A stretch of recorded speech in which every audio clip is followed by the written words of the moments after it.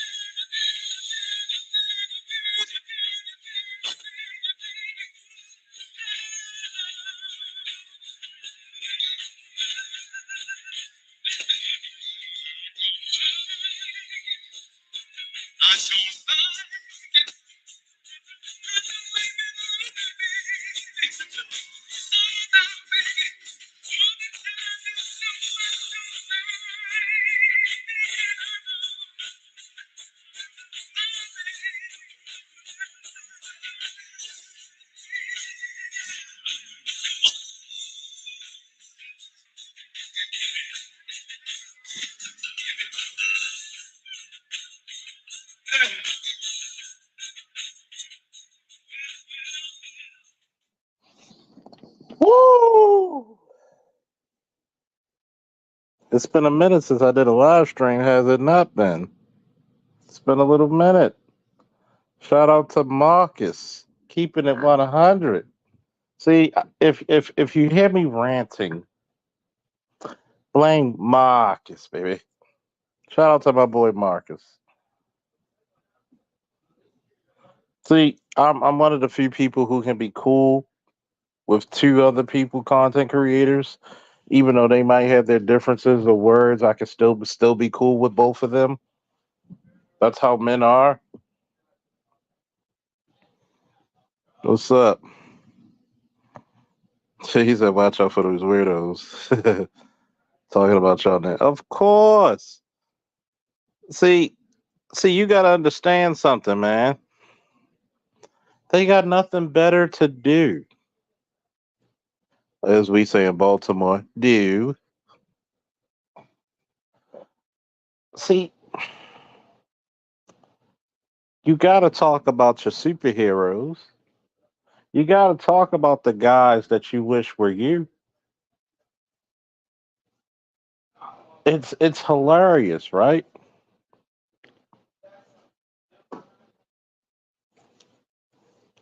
It's sad, really, if you think about it. You want all this attention, you want all this drive, but guess what? You don't stop a man being a man. What did Buster Rhyme nigga say? Die, little nigga, we on the rise. Give me some more. And the sad part about it is this. That one conversation with Marcus proved to you what type of a man people like Gabe truly is. A man like that, I don't have to respect you. No, no, no, nigga, you need to respect men. And see, when you make statements like that, you are actually counterproductive of this fucking space. For real, for real. Right, Nigel? For real, for real. When you can't give another black man respect, what the fuck are you doing here?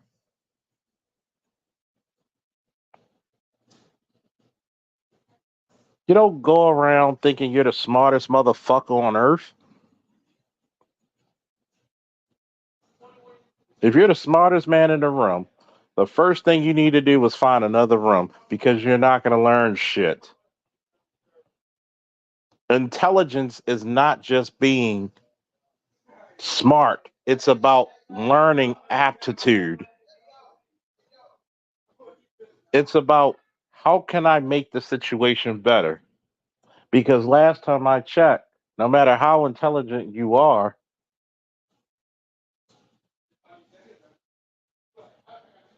the combined effort of all the minds are better than the smartest mind by itself.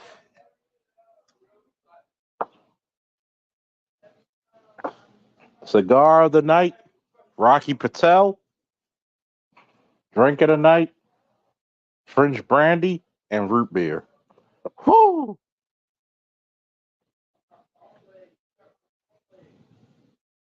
I got some Italian sausage on the damn electric grill,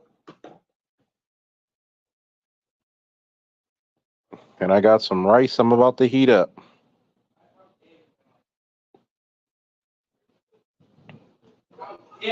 Hot Boy 97, excuse me, 95, goddamn liquor. He states, I'm convinced that dudes who allow these clowns to troll gotta be, gotta be getting paid to let dudes do this shit. Ain't no way in hell this type of clown shit is coming on my panel. Well, I'm gonna answer this. I'm gonna answer this very thoroughly. Yeah, keep that shit down a little bit, man. I'm gonna answer this thoroughly. Sometimes, and I agree with BGS. I know him and Marcus may have difference of opinion, but they're boys. Believe it or not, they're boys. And sometimes when you're boys, you're gonna have a difference of agreement, which is some man shit. And two men can't always agree. It's cool. Me and Snowman may disagree. I'm a Ravens fan. He's a San Fran, 49ers fan. Doesn't mean we don't hate. We just gonna have difference of opinion or difference of seeing things, which is cool. I'm gonna say this. Sometimes you gotta allow stupidity on your channel just to show motherfuckers what the fuck you should avoid. Because a lot of people who are not familiar with my channel, I'll let anybody come up here, no matter how stupid your comments may be. And of course, we're going to debunk them. But what happens is that you have to make a fundamental stand on which side of the blade of grass you put your terra firma feet on and say, I'm either for this or I'm against it. And shout out to Marcus once again. There is no middle ground when it comes to respect and disrespect. See, when Gay Baby said, and see, this is how stupid Gay Baby really is. Because all you have to do, somebody put this in the chat. My daddy told me this shit when I was 4. Somebody be the scribe of the day. Please be the scribe of the day. Never interrupt an idiot making a mistake. All you have to do is let a dumb motherfucker keep talking. And yes, there are some people too dumb to be stupid because stupid is actually on the intelligence quota. I don't have to give you respect. Then why the fuck are you here? There's only 2 times, okay, 3 times I had direct verbiage with Cynthia G. First time was BGS. Second time was on her show. Third time was on The Breakdown with Sister George and Concrete Rose's show. Each time I embarrassed that hoe. Each time. People may think I'm wicked for this. Well, they should shut down Cynthia G. No, they should let Cynthia G keep riding with her shit. You know why? Because when you point young men to that shit, I said just listen to her for 15, 20 minutes. Does that agree to your soul? No, then never ever ever ever never ever ever deal with a bitch like that. See, Gabe A, man, shout out to my man R Jizzle. Man, you know what R Jizzle gonna get on this channel, man. Man, where my man All Might? Talk to him, All Might. Where you at? Put something in the man. Put a comment. There you go, R Jizzle. This for R Jizzle, man. Thank you for donating, man. I'm blessed, man. Now for a lesson. You may have heard these words before, but I'll teach you what they really mean. Go beyond! Plus!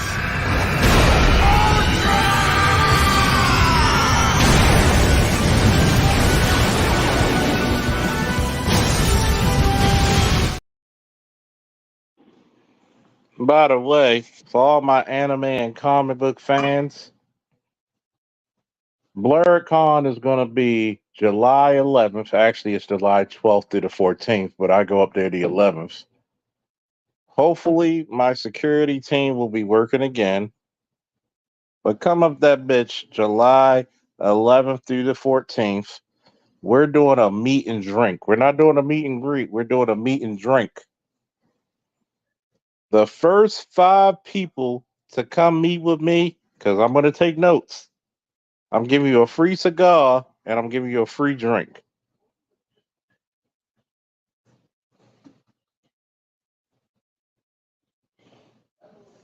And this is how I know if you really listen to my channel. When you see me, you got to do this. You got to tell me the 3 things the black community doesn't care about, and you got to say woo. You're going to get your free cigar and you're going to get your free drink.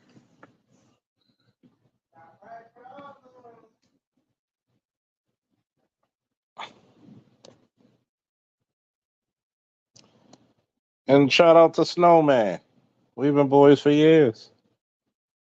We got to get Matt back on these joints because I saw Matt, when he was talking about Stephen Bonner.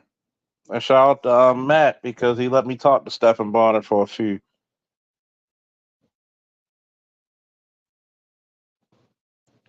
I'm going to say this. Make sure you go to the Hyatt, get your rooms, by the way.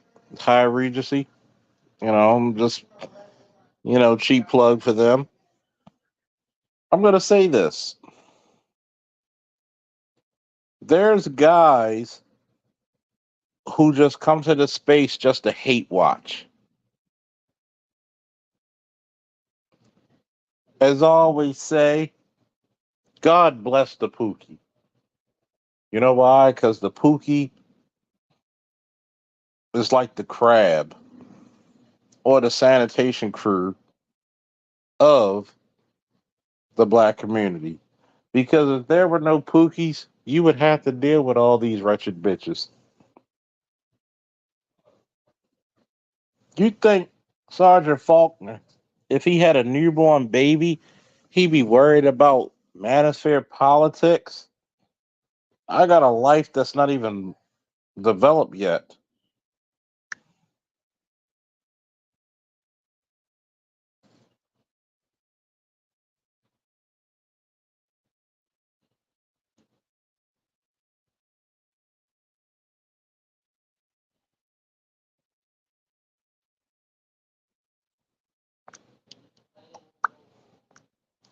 You really think that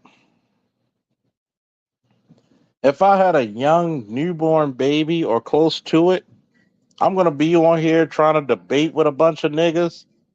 No. When Charles Lawrence Faulkner Jr. III was born, I was in the police academy. The only two things I was concerned about was getting through the academy and making sure my son was good. At least let me get this motherfucker to be a year old and walking before I come back to these YouTube streets.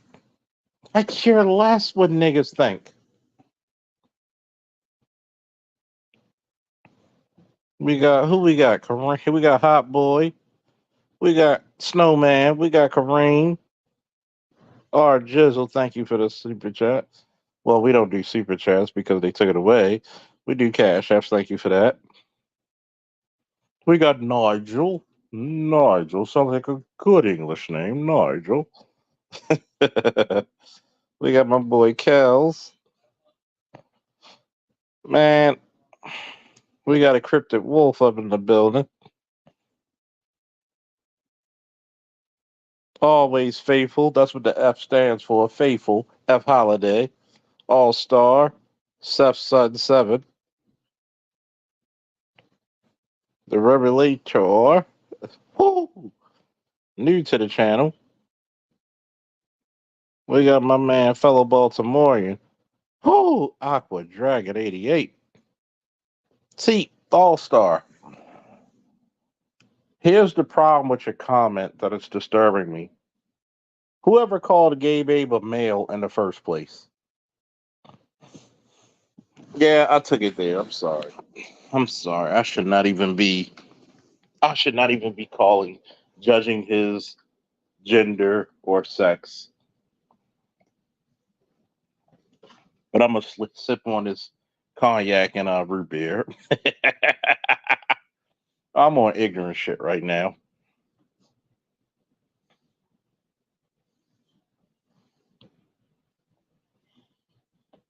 See, the problem is right now, Jizzle, we're gonna change your name to R Drizzle Drizzle. That'd be so cool. R Drizzle Drizzle. Is that their mamas don't even know how much bitch they have in them, but they invested into that bitch to be in them, so they can't get a bitch of their own to establish their families. Be more stand up. Woo! What it is, dummy. Or whatever the young kids say nowadays. Think about this. As intelligent as that people claim that I am, not once will you say that I'm the most intelligent person in the room. Not you'll never hear me say that because I can learn from anybody. Everyone has something to give to the greater plan in the world. The sad part is when you underestimate folks like Gabe always and shall forever do. You want to go around here talking about your tech and cybersecurity and all this. Look, one of the partners for my security company, he has a master's in cybersecurity and homeland security. Okay? Match wits with him. I take pride in bestowing the knowledge and experience that I've gained through the military, security, and also the law enforcement world. My godson is literally a special police, has his gun permit, security clearance, private detective, all before he was 21, and he turned 21 on the 2nd of June. And happy birthday to him, and happy heavenly birthday to my boy Leon. We love and miss you.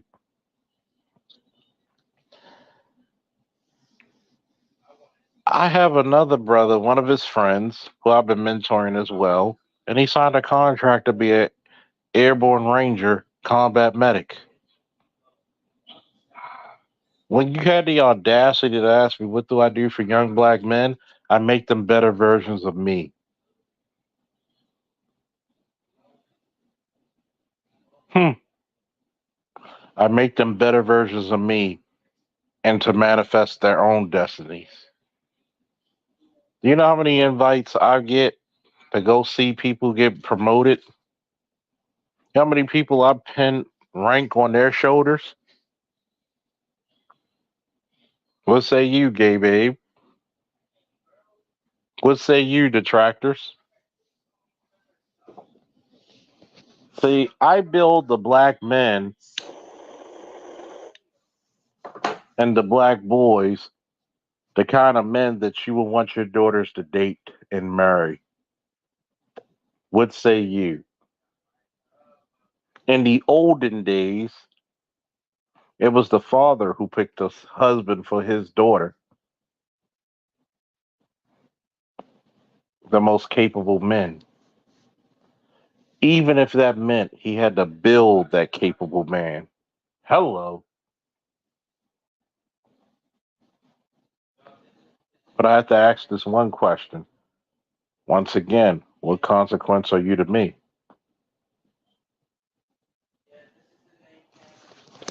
Mm.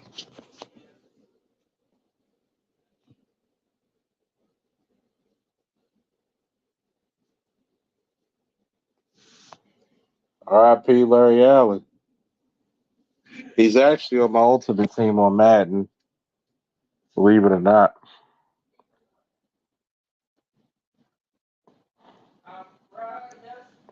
It's kind of crazy because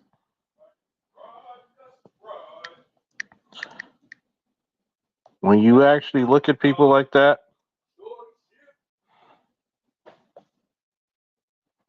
hmm, Larry Allen died 2000 June 2nd. Damn, damn, Larry Allen died on your brother's birthday. Hmm. I wonder if he lost the weight from his playing days, though. I'm glad they put him in the Hall of Fame, though. Larry Allen. Ray Allen. Larry Allen. Probably one of the greatest offensive linemen ever. He played for Ravens. No, he played for the Cowboys. If you put him and Jonathan Ogman on the line, boy, you protected. All right. Allen was considered the strongest man in the NFL ever. He had a 750-pound bench press. Not only that, when a dude intercepted the ball, he actually chased the dude down and tackled him at 330 pounds. And he did that against a corner. That's how athletically gifted Larry Allen was.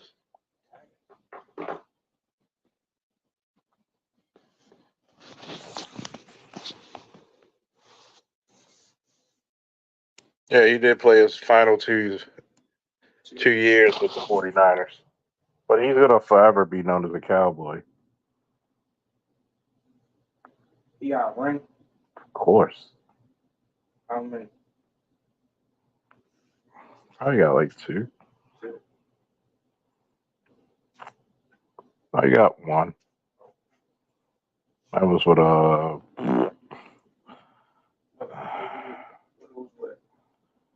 I think it was, Cowboys. I think it was With the Cowboys.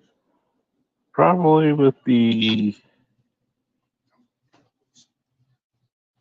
Cowboys, I believe. But the point is this. You got guys coming up. Yeah, he just got one with the 94 Cowboys, right? You got guys out there thinking they know more than old folk. I don't claim that I know more than everybody else. I just claim that I know what the fuck I'm talking about. And yes, I know what I'm talking about. Just like I told you, majority of people who go to college work full time. What was the percentage? 74%, right? Let me tell you why. Because a lot of niggas don't get scholarships. Not only do I research this, I live this shit, man. Pull those blinds down real quick. I don't want nobody seeing it here. See, the problem is with this. It's not the fact that niggas don't understand your generations. No, just the blinds. It's the fact that this is the cardinal sin what your generation does, right, Cam? Your generation needs to learn to listen. Because you know what these teachers have done to fail you?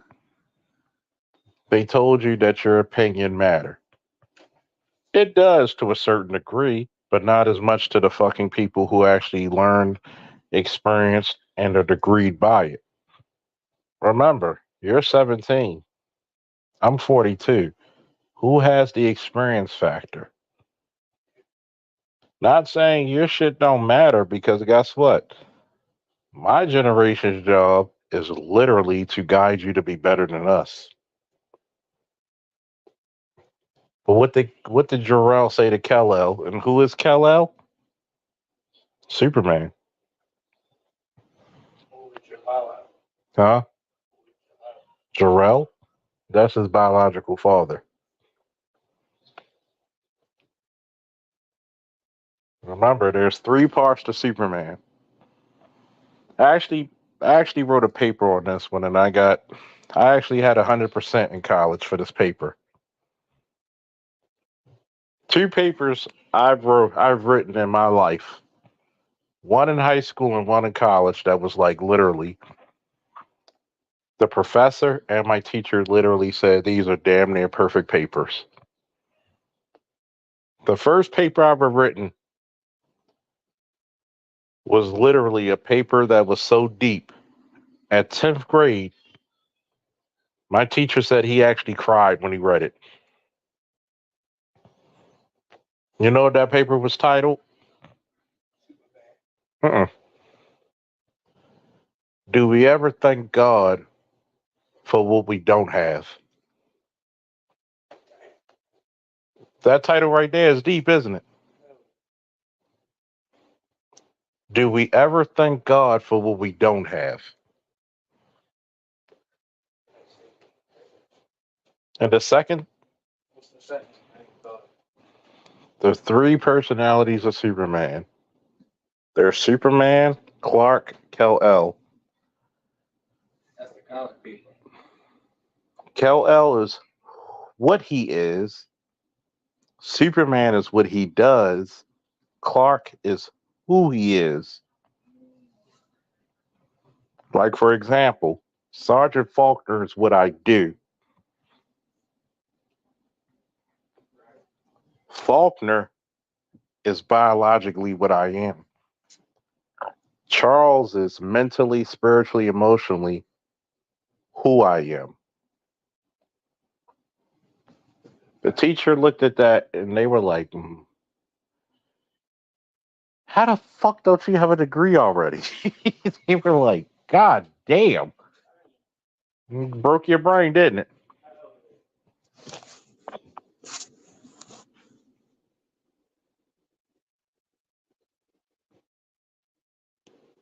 Yeah, I appreciate that, man. Think about that.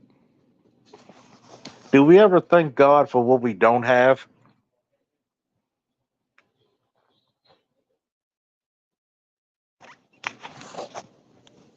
I'm not the type of guy to come up on here and tell you shit that I don't experience.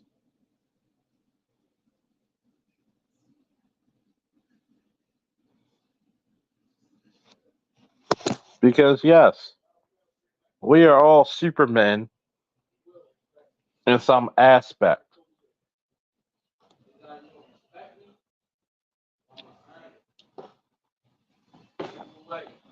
If you're going to quote me, Cam, it's either you're going to give me respect or I'm going to take it. But think about this, right? You got men like eBay and their little constituency coming over to the manosphere. Shout out to Embrace Villainy, my boy, Bay.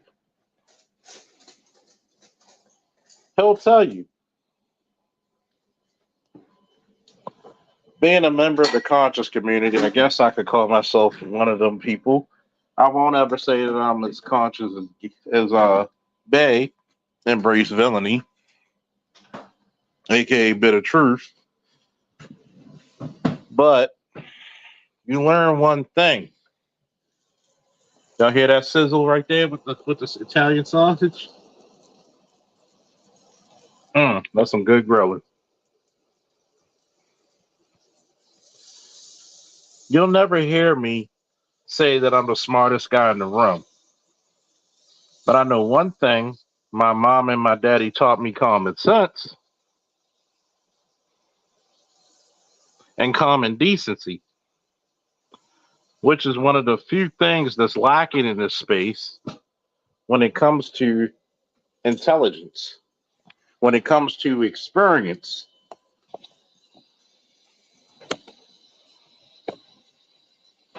See, I'll never tell Bay how does it feel to run a bookstore with some of the most intelligent people the black community ever produced, because Bay got about a good 10 years on me. Yes, Clark Kent is who he is. That's his personality. Kal-El is what he biologically is. Superman is what he does. That's his job. That's his duty. That's his call to arms.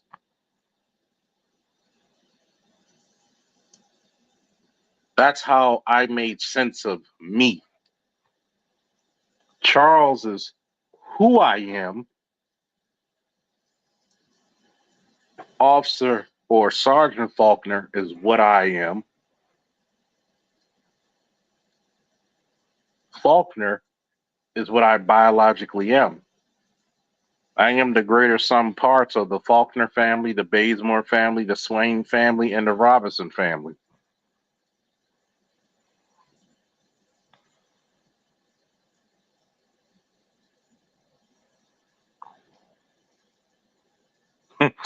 And I'll never tell you to hop in a hop to hope to get a human being in one strip.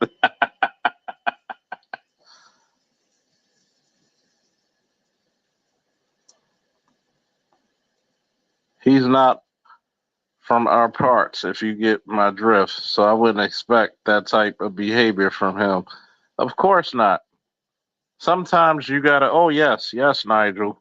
As big as, notice how they strategically, esoterically, though, put L on his name. Well, you gotta remember, his creators was an American Jew and a Canadian Jew. Superman was the combination of Moses, Jesus, and the Golem. El, which means of God. Not a God, but of God. If you put the Kel in it, it roughly translates God is with us. That's why when a lot of people go to synagogues and shit like this, they treat me, and when I go to temples and different other places and different religions, I'm well respected and well accepted. See, I don't just go off of my knowledge, I go off of also my experience. And see, because I have enough empathy and respect for people of other cultures, even if I'm not of their faith or their country of origin, I still give people of the Islamic faith the respect of saying Assalamu alaikum. When you look at people like Gabe Abe, who make the critical mistake that says, I don't need to give you respect, this is the reason why wars have been fought, you idiot. This is the reason why I can go to my Eritrean brother Namer and empathize on the Civil War that his people fought because somehow, some way, his people, I have the blood of his people flowing through my veins. See, the greatest intelligence is not IQ, it's EQ, emotional intelligence. The most emotionally intelligent people run the planet. Why? Because they can move the planet. One of my favorite books of Superman.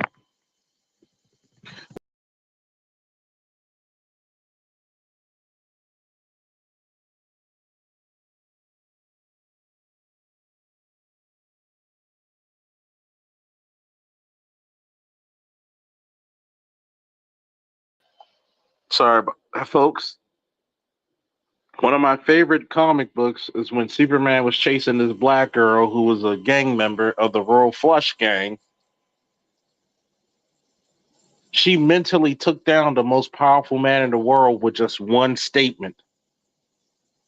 Just because you have the strength to move a planet does not mean you have the strength to move the people within it. Somebody put that in the chat, please. Woo!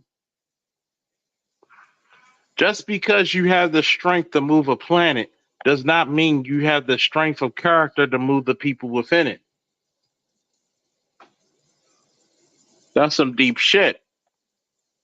And if you're new to my channel, we do deep shit. Shit's so deep that we got a compost heap fucking 14 fucking yards high.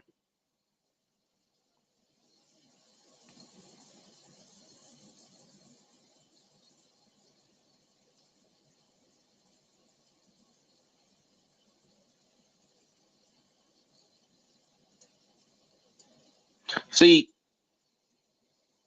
when you come over to my channel, and that's no disrespect to anybody else's because you see me support other channels, donate to other channels. And those same channels have donated to me in some of the hardest times. And I thank each and every one of you through your monetary donations, through your encouragement, especially during the loss of my grandfather. You know, several people like Snowman Bay, BGS, Marcus, and others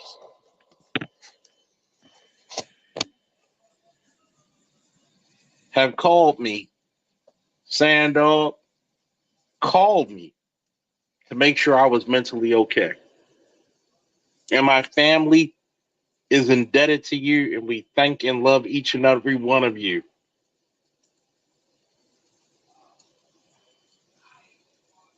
And you were forever in my love for that.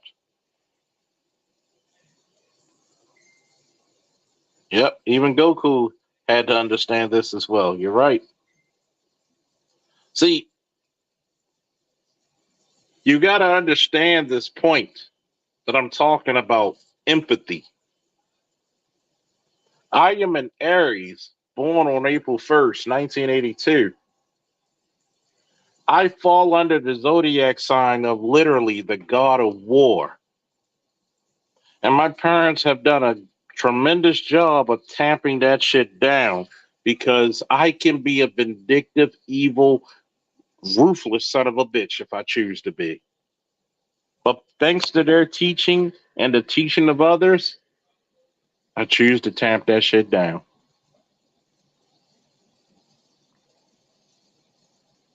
People like Gabe A, I will simply say this. Why should I hate those who are weaker than me? All I can give is my pity. Shout out to Escanor.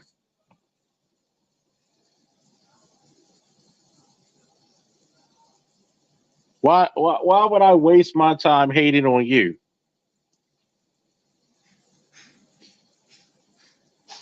Why?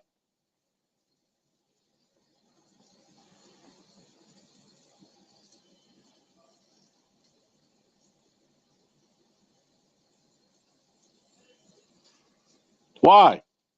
There's so much I've learned from each and every one of you, not just content creators, but also people who subscribe to me. I am blessed and enthralled to know such great men and women that I had the opportunities to interact with for the past decade on these YouTube streets.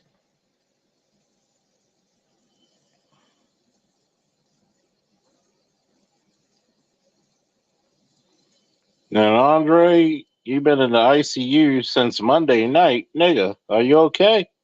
We praying for you, nigga.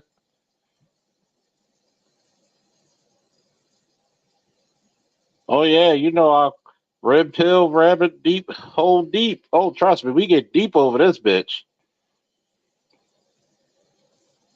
See, no matter what holy book you read, it says lean not to your own understanding. And people like a gay babe and others have done so. And I pray that nothing happens to his family because I want nothing to happen to mine. But because you talk about you don't owe respect, then that means I can tell by your vernacular and also by your demeanor that you never truly been in the real world with real men. Because respect is the only goddamn thing we ever craved, man. One of the biggest hurdles for this space is the fact that you can't respect another black man.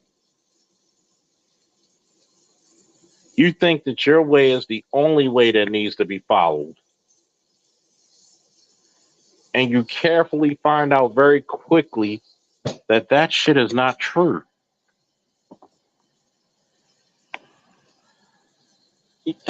Namer said, and I will state, I think the importance of manners and being cordial is lost among people at Charles Faulkner Jr.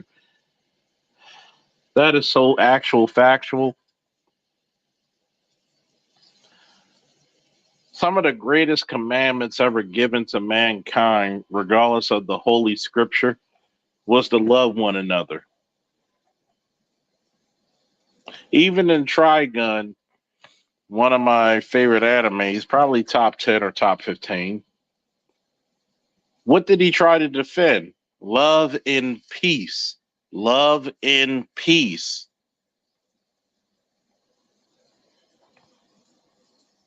You have to defend love and peace. Why? Your children, your nieces, your nephews, anybody you care for cannot thrive unless you're in an environment of love and peace. Your elderly cannot thrive unless they're in a situation of love and peace. Even as a god of war, you cannot thrive. Anybody who's a warrior craves peace, and they're vengefully vindictive to protect such. But because this man has no empathy, I don't have to respect you. Then why the fuck are you here? This is the craziest thing I find about detractors of our space. Why the fuck are you here? If what we're talking about is such bullshit, then leave us completely and utterly the fuck alone.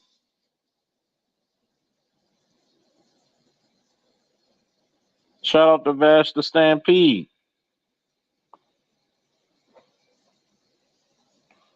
Man, y'all better be writing this shit down because I'm giving y'all some fucking quotables. Only thing I ask, give me my credit.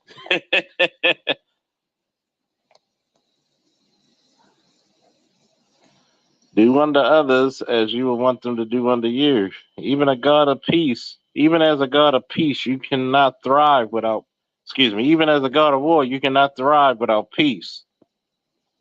This is the reason why I made that comment, Snowman, is because a warrior knows how valuable peace is. Because the warrior was the person who had to put the most on the fucking table and said, this is what I defend. There are men out there now who are giving their lives their sanctity, their sanity. So children of the next generation don't need to see that shit. But yet, you're right. This is older Kratos. See, yeah. Let me break. You want me to break this down, Dapper Dan's, about Kratos? Give me a woo.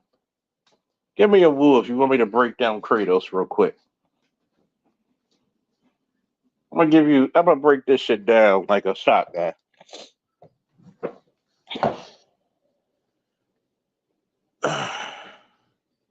Everybody, give me a woo in the chat if you want me to break down Kratos real quick.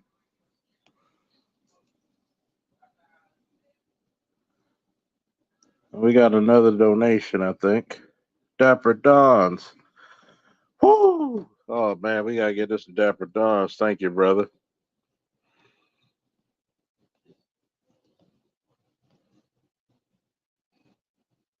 Oh yeah. Plus you donated shit. Talk to him, Prince Adam. Talk to him. You know, Dapper Dons want us to speak. By the power of Grayskull.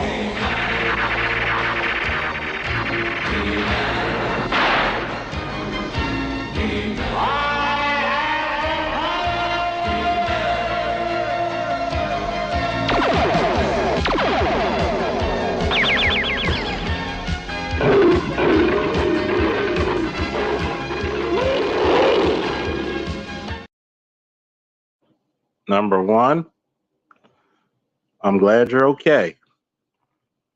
Number two, Andre, you lucky you're in Canada because I'd have slapped the living cowboy shit out of you. Don't play with your fucking health. We have too many black men trying to be tough playing with their health. Make sure you're okay. We're glad you're safe. Get healthy. We love you. Now, going back to my man Kratos, you know, Dapper Dawn statement.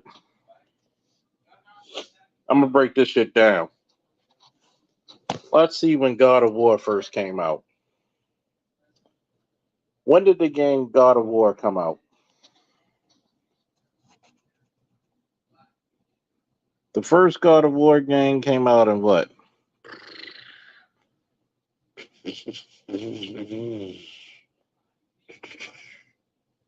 2005. So, yeah.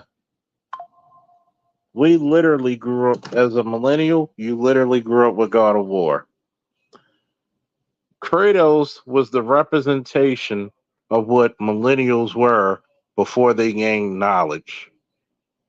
I want you to put that in the chat, people.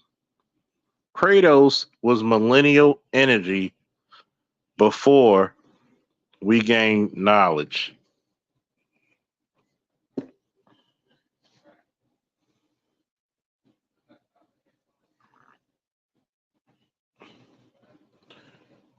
Kratos now in the God of War is a father.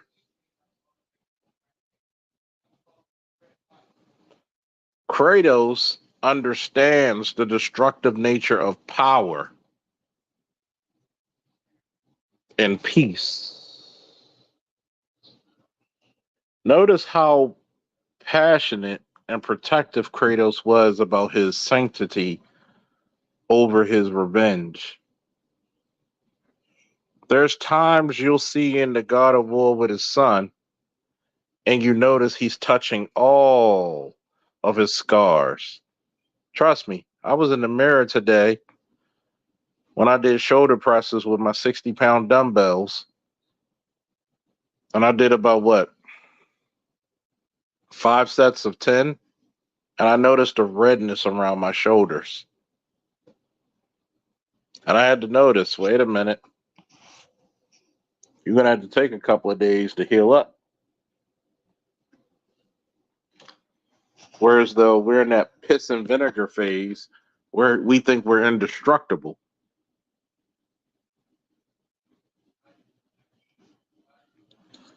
Kratos in the current iteration of God of War is the millennial man once he gains that knowledge.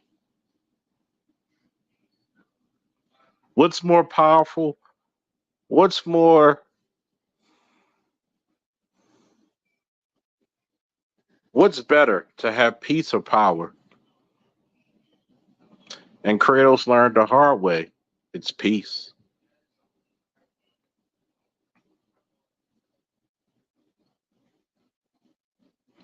Kratos wished to teach his boy the ways that is opposite of vengeance.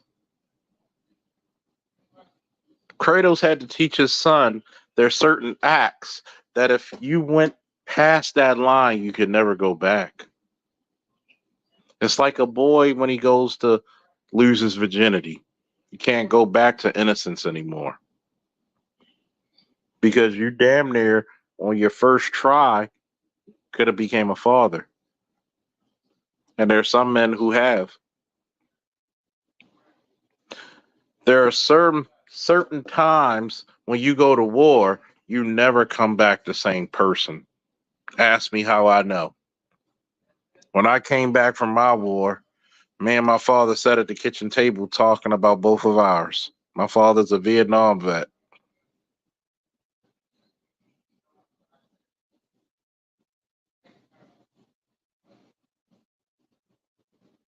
There are certain things you don't understand about the vulnerability of men.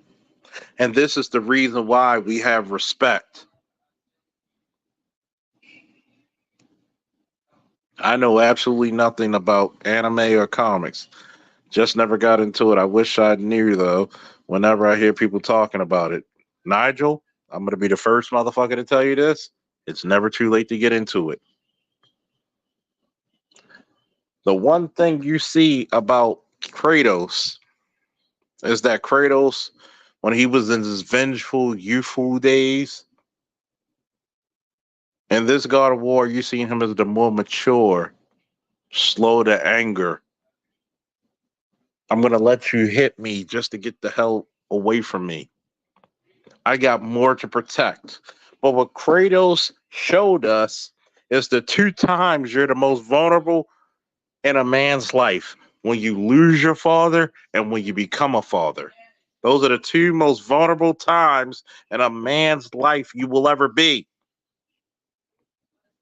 Even as assholic, and I made that word up, assholic, as Gabe is, I even had enough respect for people not to talk about his daughters not being his.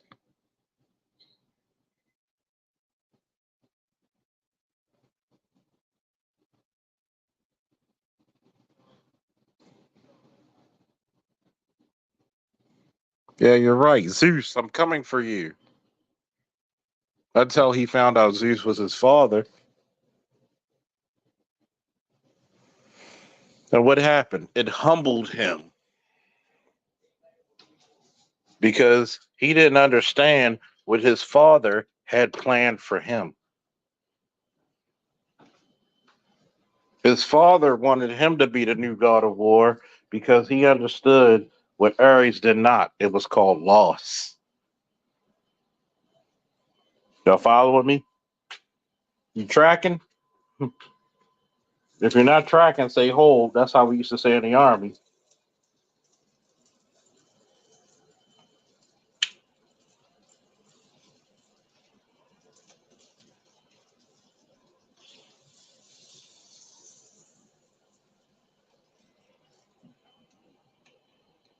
Hold on for a second.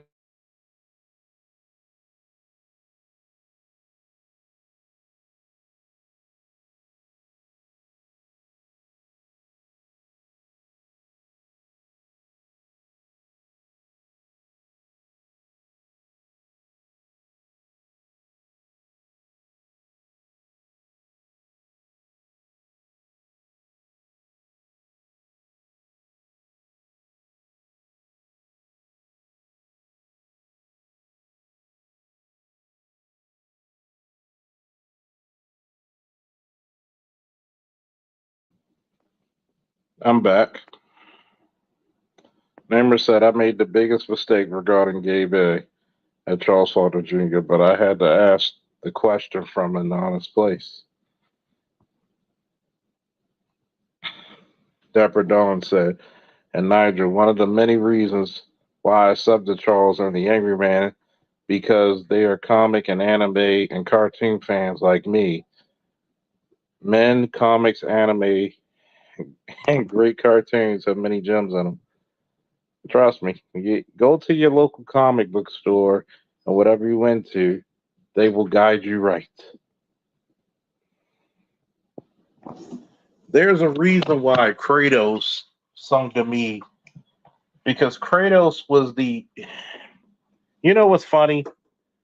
I'm going to join Dr. T. Hassan Johnson, BGS, other PhDs, and I'm even talk to Angry Man, who's a brilliant man in his own right.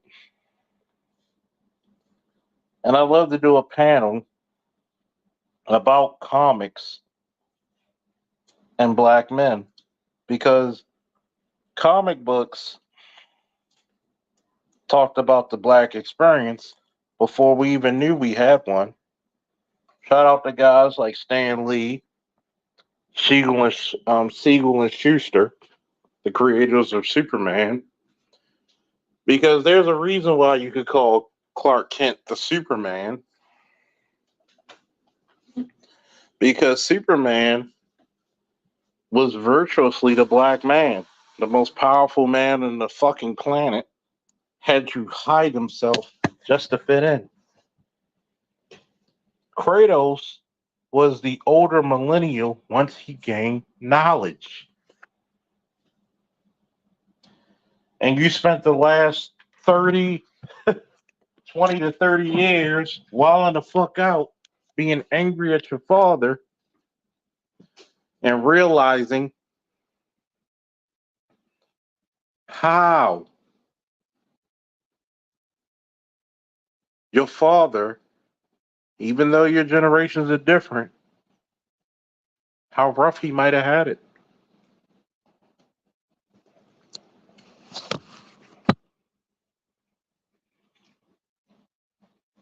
You know what? And you know why? Because when Kratos became a father, if you notice the time, that's when a lot of people in our generation became fathers. Boom. Somebody put an explosion in the chat. Boom.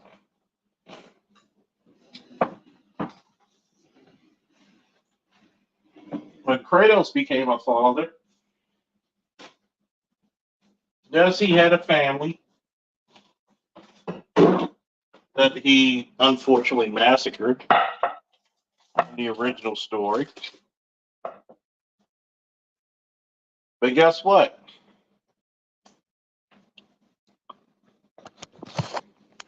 He truly did not become a father until the latest iteration of God of War, because his journey was to fight his father in the first part.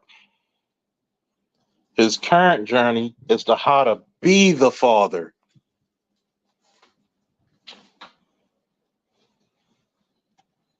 We on some deep shit tonight, aren't we? We on that deep shit tonight, aren't we?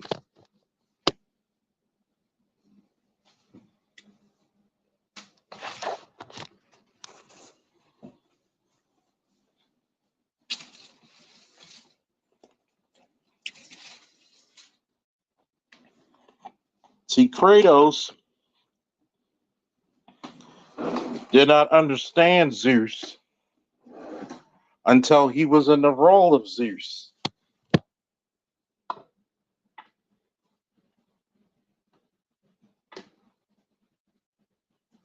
You get me?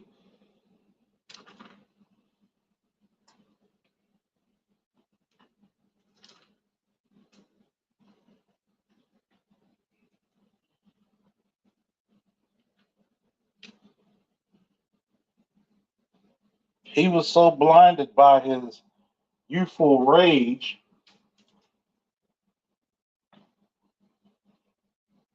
he didn't even understand his own father.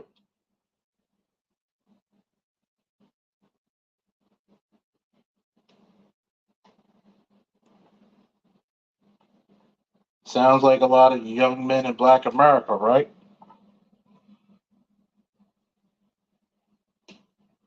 How many young men? Shout out to the Dr. Thunder. Hey, Dr. Thunder. This is how every time I hear your string go. By the power of Grayskull.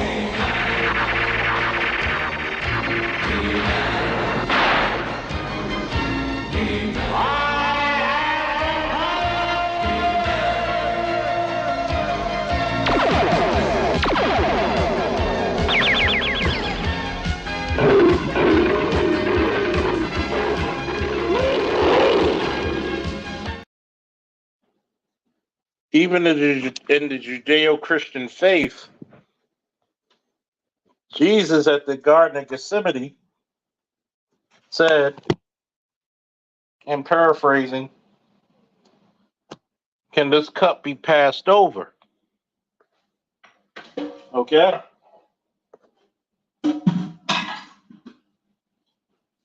And this is where I tell a lot of people, notice Jesus never said, if my will be done. It's always, will my Father's will be done.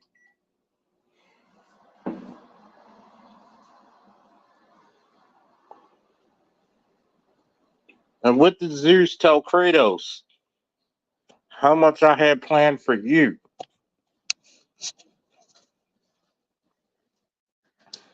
Every father truly wants their son to be better than them.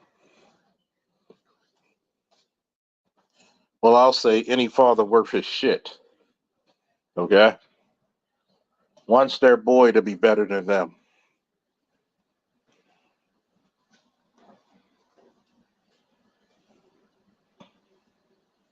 Kratos was blinded by that youthful millennial rage. You don't respect me as a man. And the whole time, his father was telling him, I'm trying to teach you how to be a man.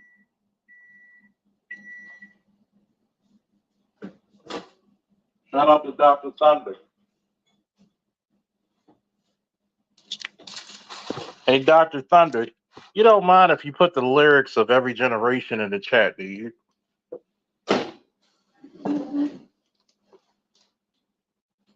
There's a reason why I think a lot of men need to listen to Ronnie Law's song called Every Generation. It's a pretty good smooth jazz with hints of R&B in it, but it talks about that masculinity. It talks about how a boy grows up to leave his home to be a man,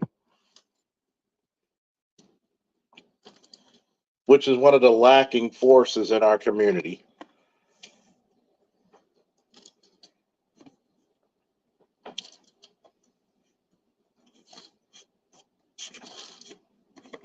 We're the only culture that's scared for their boys to grow up. And the super dichotomy of that shit is we expect our boys when they reach 15, 16 to act like 30, 40-year-old men. I swear that I wish I was making this up.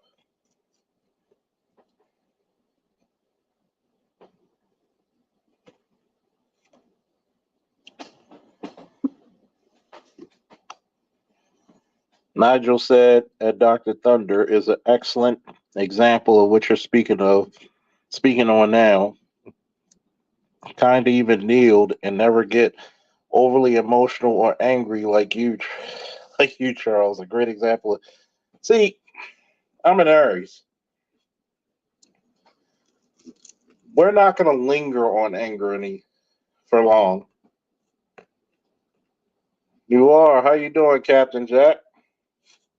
Meet me down by the railroad track with that 40 in your hand. Oh Lord, he gonna be a shooting man. Um, I'm an Aries. I'm not overly emotional, but I have emotions.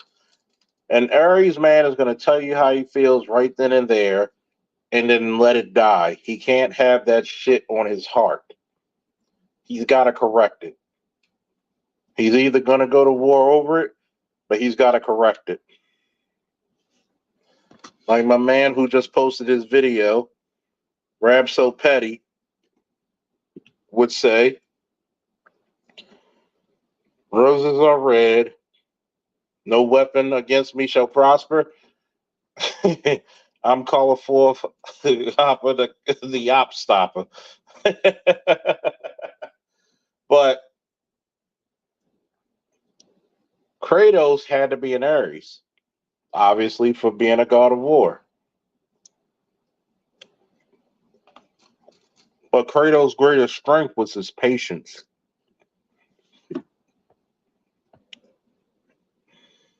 And you're right. Aries tend to be the leaders of men because an Aries man does not care to be the center of attention much, but an Aries man cares about if the mission is actually successful.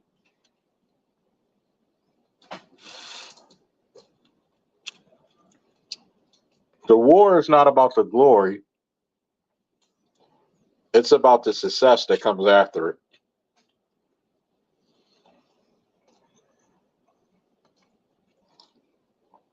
Ask any of the military men in my panel, in my chat right now.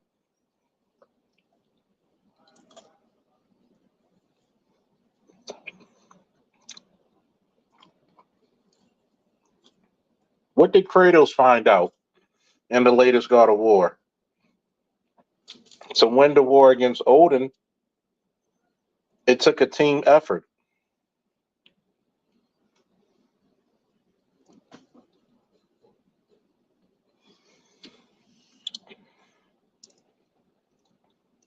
He learned not to lean to his own understanding.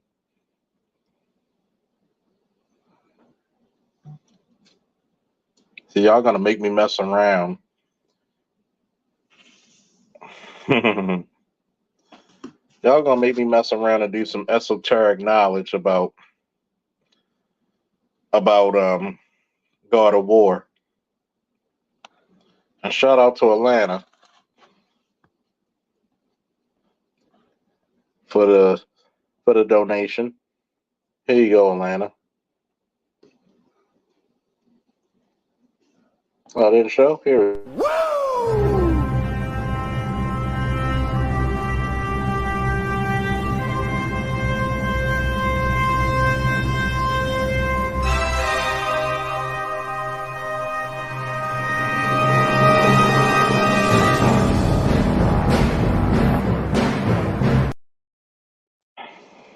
Thank you again for supporting.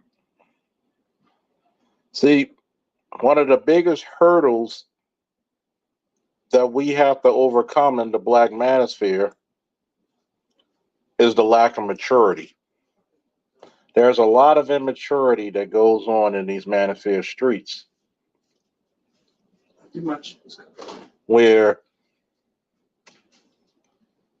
a lot of young men are seeing what these 30 and 40 and 50-year-old men are doing, and they're going to make a decision to say, do I want to follow that?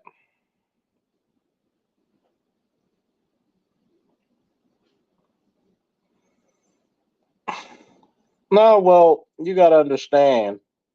Shout out to another of the faithful few. You are truth and electrician 480. Woo! When Aries men get mad, they're going to get it off their chest. They don't really keep it in very long. They have to get it out. And then once they get it out, they're cool again. You know, it's like the Hulk Hogan's theme song, Real American. The lyrics, I don't take trouble for very long. That's Aries.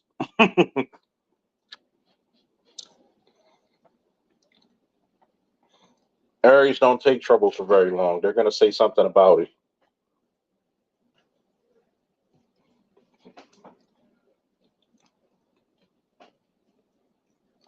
Oh, that's Bria Miles on New Law Truth. That's Bria Miles. Just for my man. Just for my man, Captain Jack. We're going to play this again.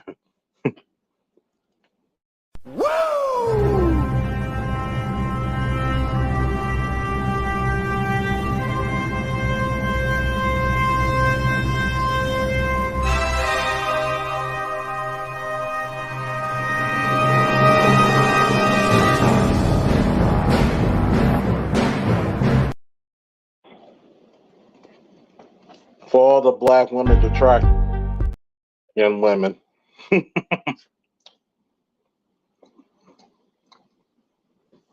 For those who say we don't like dark skinned women. Yeah, do you motherfuckers look like Bria Miles?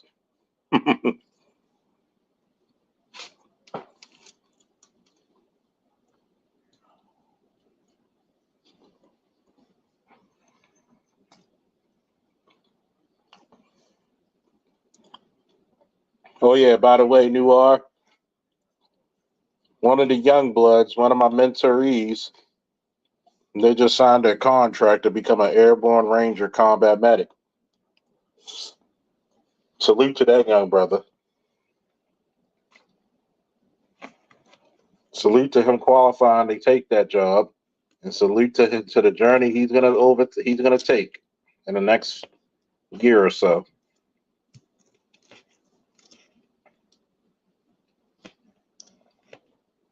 But yeah, y'all gonna make me do a esoteric thought process with BGS and Dr. Thunder about Kratos from God of War. And also Dr. T. Probably even definitely get Marcus up there. You got to think about it. Kratos and the first set of games was a hedonist. He did things for his self pleasure. And by the way, I'm a self proclaimed hedonist. Judge me not.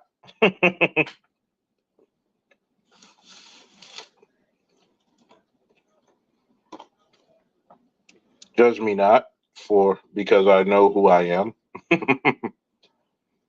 Kratos was a hedonist. He just did things for his pleasure, for his indulgence, his excitement, his revenge.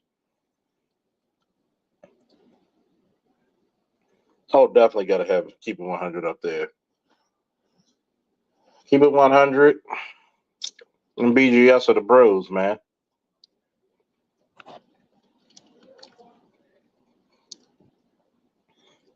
See, even if you disagree with people, doesn't mean you don't stop loving and respecting them, even if they're strong disagreements. What we have to understand here when we take Kratos and Superman, and this is the reason why I'm going to give everybody a homework assignment, including Dr. Thunder. And congratulations on your full professorship. Congratulations to Dr. Thunder's his full professorship. I'm going to give everybody a homework assignment. Go look at Man of Steel and tell me what parallels does the movie Man of Steel have with the black male experience.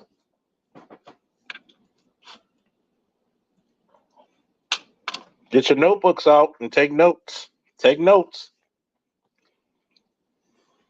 All Star G said, Brother Charles, I want to inform you and the chat that my health has been improving greatly ever since I left the hospital a couple of weeks ago. I'm starting to work out this week. Fucking A, man. Good shit. Good shit. That's what I want to hear about. Congratulations to you. And may your health journey be awesome, man. And if you need any help, just hit me up. If you need some words of encouragement, or as we call it, a foot in your ass, let me know.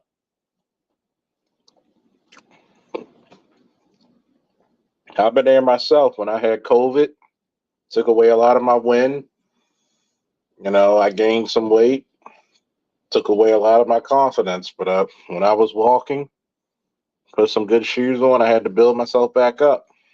Took away a lot of strength, but I built it back up, man. God bless you. He's giving you another chance. Creators and the ancestors gave you another chance on life to get it even better. And we like to live in abundance. Damn it. Snowman said, I got some exciting news myself. A chance to broadcast a state championship this weekend. Hell yeah, that's what I like to talk about. Black men living in abundance.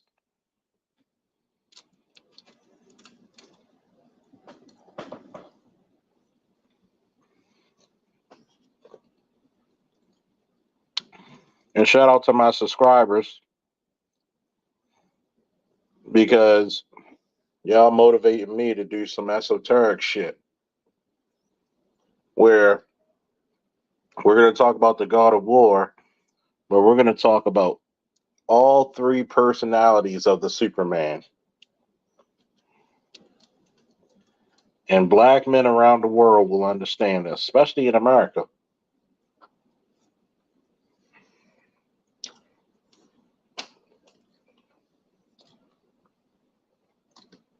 Who you are, what you do, and what you are.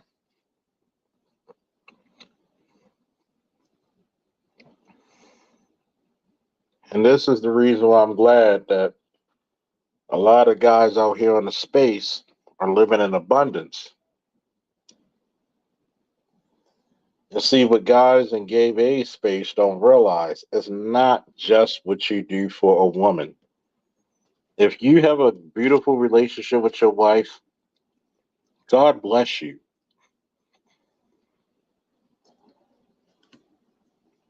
But this is what Marcus was talking about. Look, dude, nobody says don't be married. What my man Gal said on Street Fighter 2 when he wins, go home and be a family man. Be that man. There's no shame in being a family man.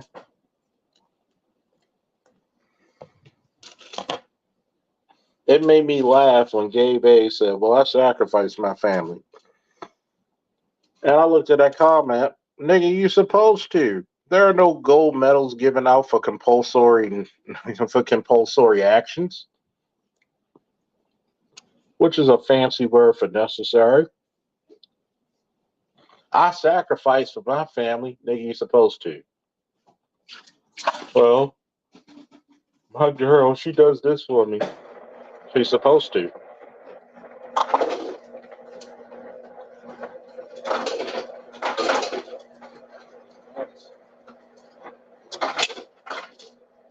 First thing I'm gonna ask you when you with a wife, what the hell are you doing for each other?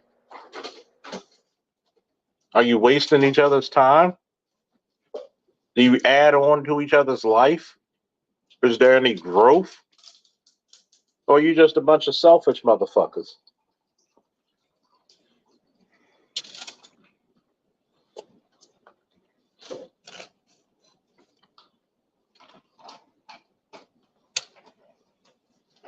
It takes mature people to see what it is, but it takes an even more mature person to see what they're capable of losing.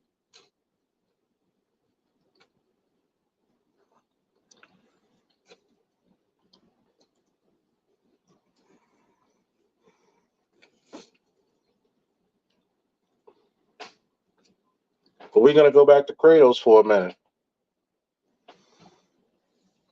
Kratos literally had the combined powers of the Olympian gods. And you know where Kratos was truly at peace? When he was in a humble shack.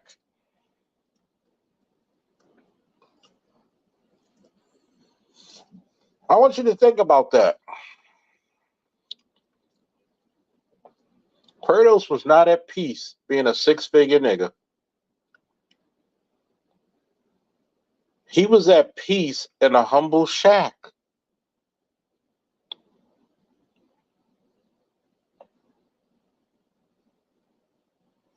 You're right, Namer. Take my kids. What do you want? A cookie? You're supposed to take care of your kids. Chris Rock. He was a minimalist. He was most at peace in a humble shack. When Balder came to Kratos, did you notice the maturity in Kratos when he let him hit him? He was more like, all right, man, go. You want your jollies? Okay, strike me.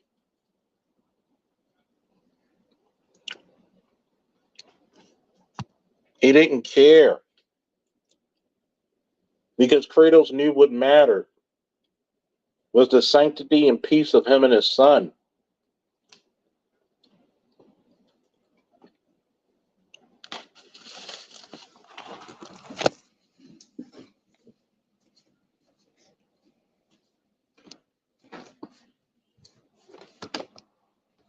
That's all that mattered.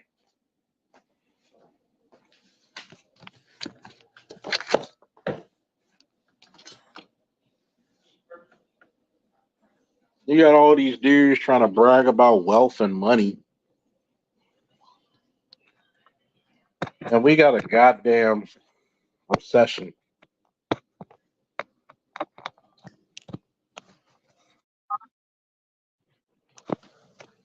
We got a goddamn recession going on. I just gonna think about that.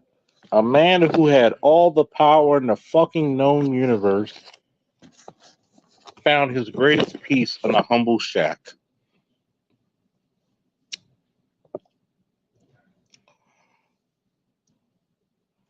If you really want me to humble you, Christians, I'll humble you with this statement.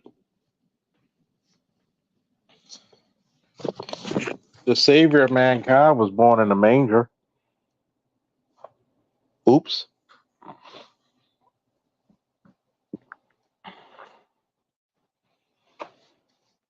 The savior of mankind was a minimalist. Oops. The savior of mankind rode into town on a donkey. Oops. The savior of mankind starved himself for 40 days in the wilderness. Oops.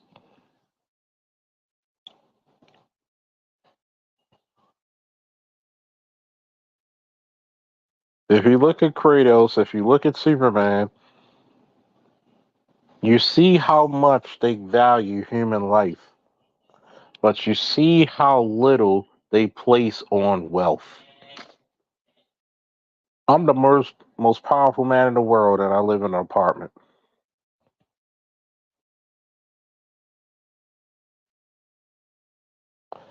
A lot of y'all need to go back to that Superman, the New Adventures of Superman series, and I think it's one of.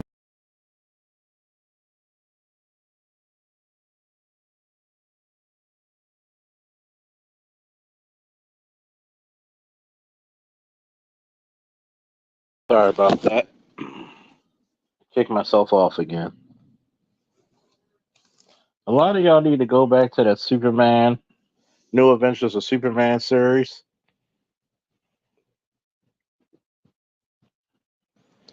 and go look what Superman says about he only eats and drinks and sleeps only because it's habitual.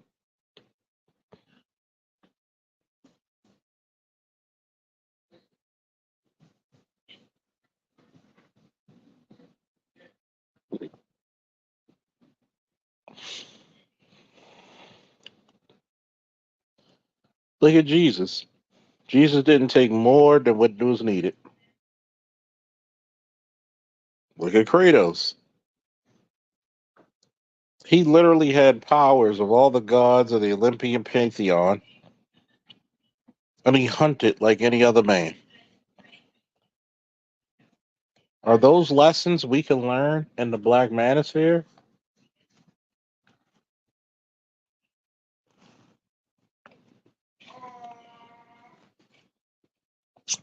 I wonder if Dr. Thunder is still here. But I hope he talks about this tomorrow if he does a stream, because I will as well.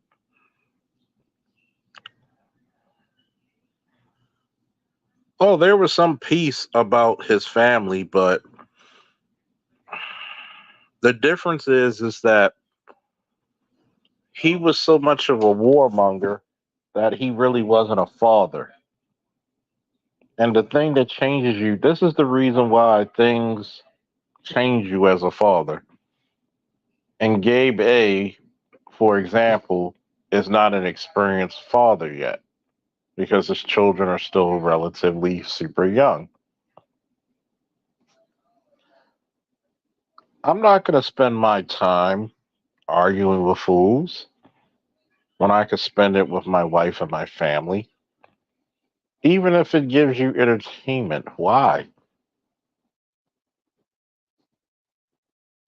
Eat, drink, be merry, be happy. If you really don't care about this space, why do you come back? I've only been around Cynthia G 3 times. I've only been to her space 1 time.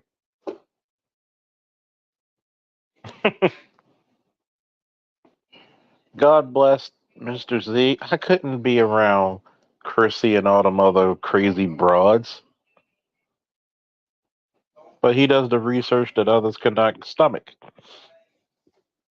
Just like people would say that about me about law enforcement and military service. Most people can't stomach it. I can't stomach stilly bitches.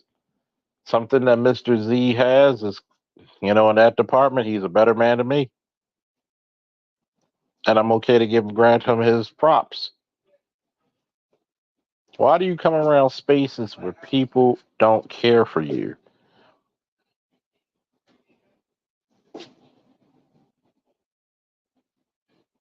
But this is what we learn about Kratos and Superman, even Jesus Christ. They crave peace over anything. These are very powerful people who literally can have the power of the universe in the palm of their hands, and they rather be at peace. And I think that's where a lot of young men in our community don't understand. Sometimes the most powerful act you could do is to be at peace.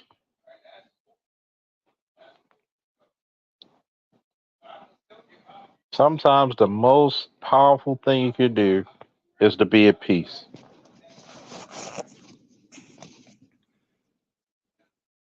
Oh, yes, Kratos is a Spartan. Kratos is a Spartan. No man said, I can't stomach stupid people talking about sports who don't bring the facts. Of course.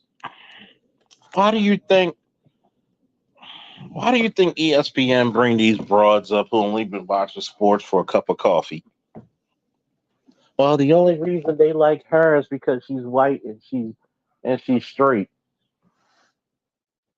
So would you rather not have the press and you doing flagrant fouls to Caitlin Clark?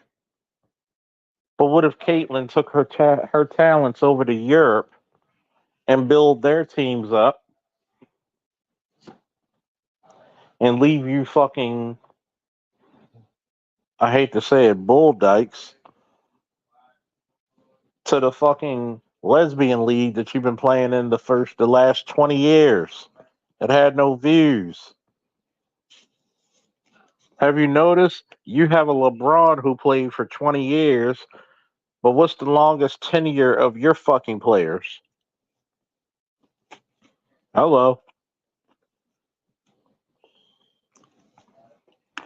Who's your Cal Ripken? WNBA. Who's your Ray Lewis? WNBA.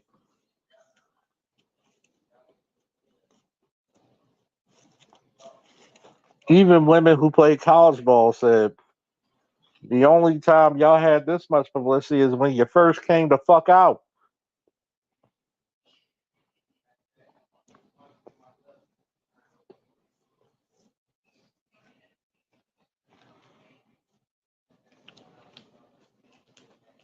Think about it. You get two gifts in one, not just one, but two gifts.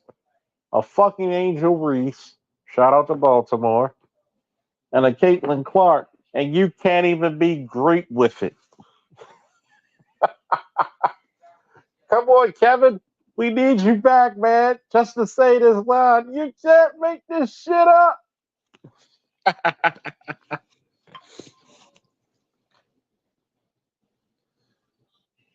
Oh my God.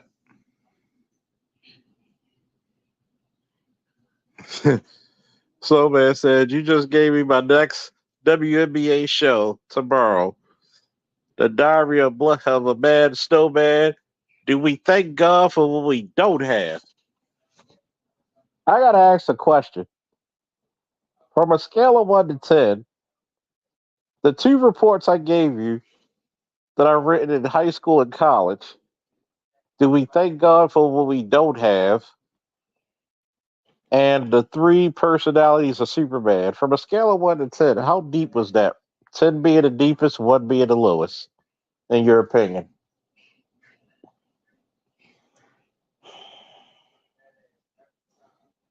Because right now, the WNBA should be thankful that they don't have a cancellation of all their games.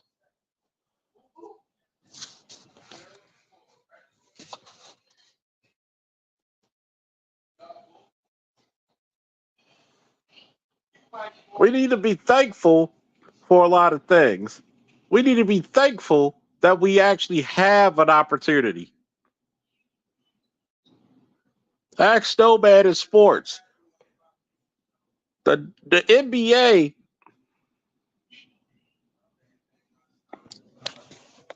the NBA does not get gifts. You don't get when LeBron James came out, that was only one gift they got.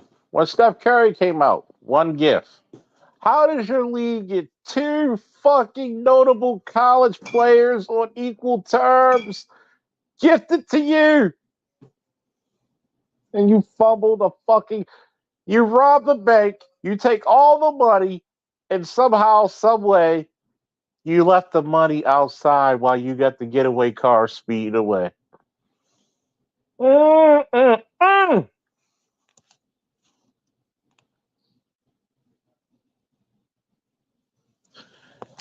That's what I think about today's world. There's not enough of you who thank God for what you don't have. I remember working one day, University of Maryland, by the food court aisle. There was a dude with no legs and a wheelchair working the cash register.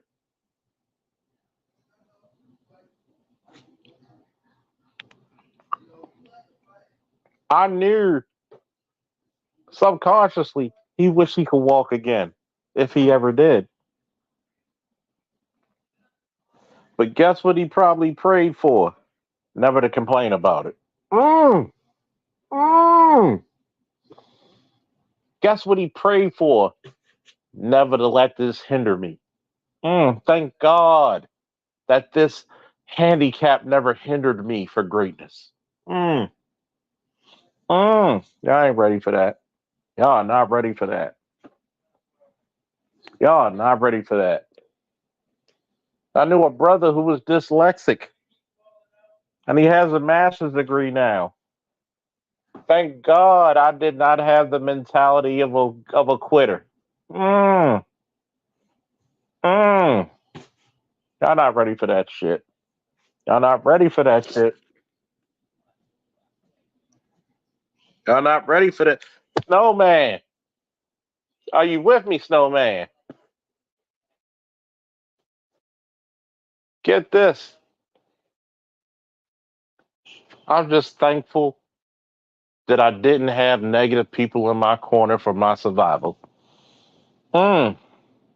I'm just thankful that I did not have any thoughts of giving up. Mm. Mm. Mm. Where my man Bluff knew our truth when he joined the military at a later age. I'm just thankful that I did not give up on myself. Mm. Y'all not ready for this good shit. Y'all not ready. Y'all not ready, man.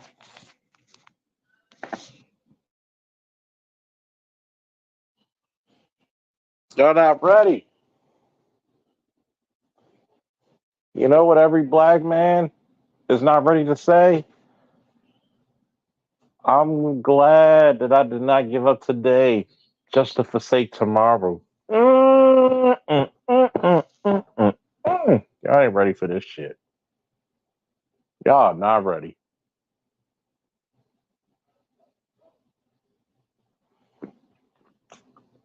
I'm so thankful I didn't give up on me. I'm so thankful that you did not give up on me. I'm so thankful that I did not give up on you.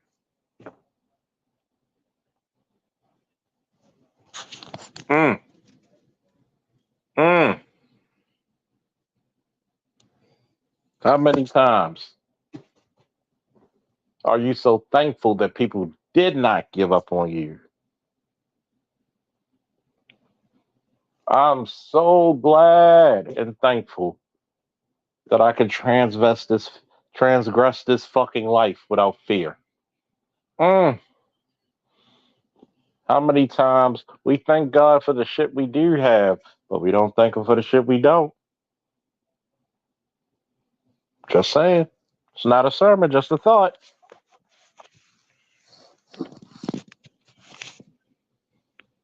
What they tell you? What they tell you, New Archer? Oh, you might be kind of old to join the military. What did New Law say? Fuck all that. I'm gonna make a way out of no way. Mm,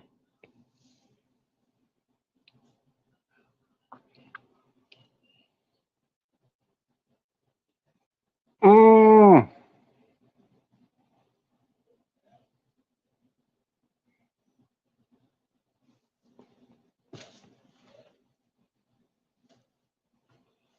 See, what a lot of people don't know. Well, I'm not a six-figure dude yet, but I'm thankful for God and the ancestors that I have $1 billion mentality. I'm grateful for my peace. I may not have six figures, but I have peace. How many brothers can say that? I'm at peace with myself. I'm at peace with my soul. I'm at peace with my heart. I'm at peace with my body. Mm. How many of us are thankful that the sun did not close on our lives today? Mm. I don't want to talk about that one, do we? We don't want to talk about that one, do we? We don't want to talk about. I'm so grateful that my legs didn't give up for me to go forward into the gym. I'm so grateful that my spirit was not quenched of his thirst of knowledge. Mm. You're not ready for that one. You're not ready for that one, man. You're not ready for that one. Y'all don't want me to get all esoteric on your ass. What do they say? I what are you thankful about? I'm thankful that nobody gave up on a wretch like me. Mm, mm. I'm thankful that the ancestors And whatever creator you think that is there taught me a valuable lesson. There are no such things as losses, only setbacks. Mm, mm. Woo! I ain't ready for that shit. I ain't ready for that shit.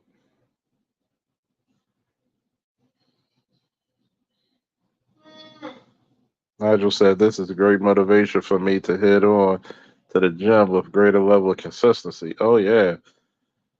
Naaman said, I'm so thankful I don't have a lot of stress in my life. That's a blessing. I'm too thankful. No more fear. Oh my God.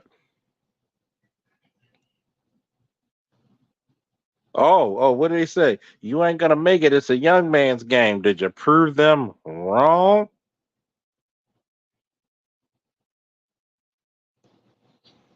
Mm. People said, damn. Gavin said, damn, that's a good one. There's no such thing as losses, only setbacks. I wasn't gonna open it, but I'll do it for a little bit for you guys since y'all asked. See, people don't talk about the stuff we should be grateful we don't have. I'm so grateful that I don't have a loser's mentality.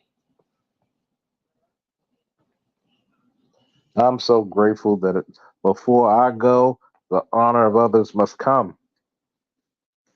Mm, mm, mm, mm. Y'all don't understand. Mm.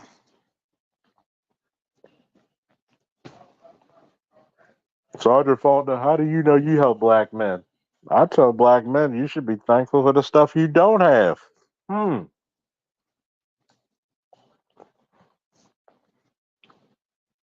You don't have any physical ailments?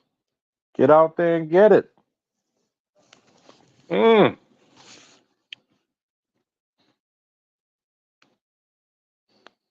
Get out there and get it. Every day is a new day to prove your goddamn greatness now. What's up, fellas? You gonna love me for this, Charles. But I haven't told too many people. There's a possibility that old Snowman and family could be moving back to North Carolina. Oh man, that's a blessing. Ooh, wait, is that for certain? Is that for certain? I will just say that there may be a broadcast offer on the table in Asheville. Mm. We're gonna put it. Okay, okay. We're gonna put it Let's out wait in till the the E air. drive. We're gonna hold on, Naaman. We're gonna put it out in the air. You're gonna get that motherfucker. I'm feeling it, man. Put that in the air. You gotta put the sword of omens up in the sky and call it thunder, thunder, thundercats. Oh, I may have dealt with All right. diabetes. I may have lost a toe. I may have dealt with blood clots and lost a few organs, but I'm going to be 52 in July and I'm kicking, period. And you a bad motherfucker.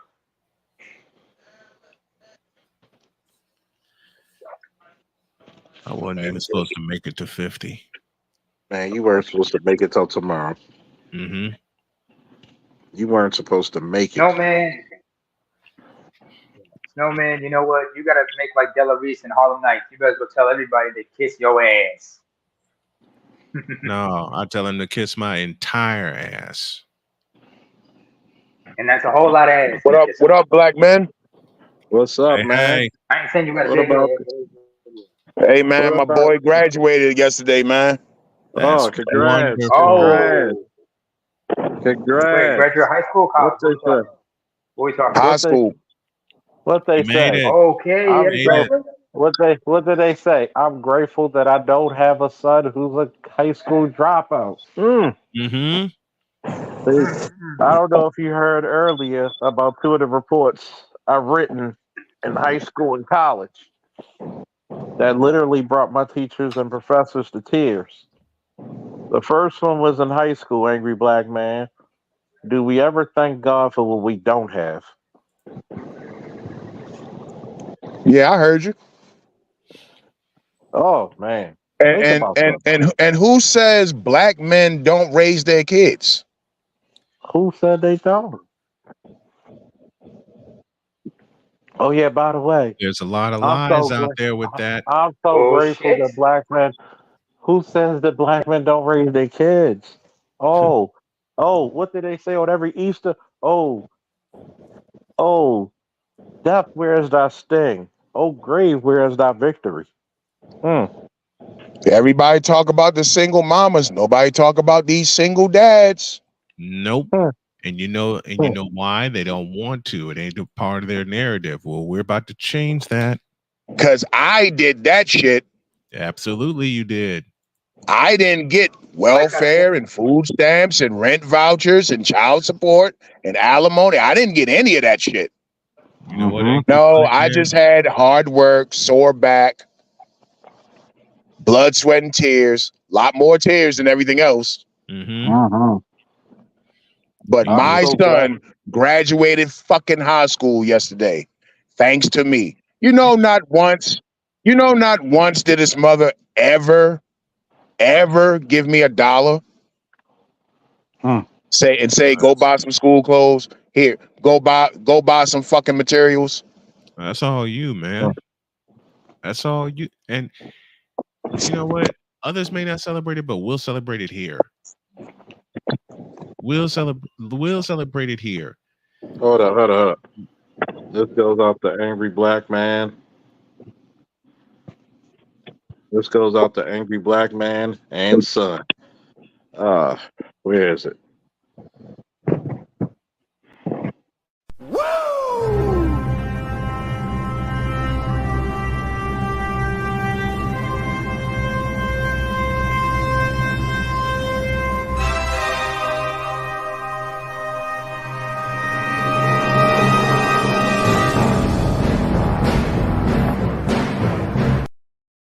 There's a real black Superman right there, angry black man. Oh yeah. Congrats to you and your son. Congrats to you both. And that's a Baltimorean school. Which school did you graduate from? Baltimore City College. Ah, oh yeah, that's a Nice. good place. Love it. See, Love people it. don't understand the sacrifices Daddy put in. And we got Dapper Dons in the building. What's up, Dapper? Hey, what's good, Mr. Faulkner? How you guys doing? What's up, I'm just, Dapper Dons? Yeah, I'm doing just trying to fine, be man. fine. I'm just trying to be fine, blown and dandy. Hey, I'm with you, brother. I'm with y'all, brothers, man. Mr. Faulkner, I just want to send up my condolences to you and yours, man. The way Well, you thank spoke you, highly of your grandfather, it thank you. kind of hit home for me because I never had the chance to meet my grandfather as well as my great grandfather because, I'm a millennial. I was born in Hmm. 95, so and I never got the chance. So it's great to hear you speak so highly of your grandfather. So I just want to send my condolences to you and yours, man. Thank you. I greatly appreciate it. I tell my son, you don't know how blessed you are to see your great grandfather because traditionally black men didn't live that long. Hmm. And all that wisdom he bestowed upon you, I hope you hold it sacred.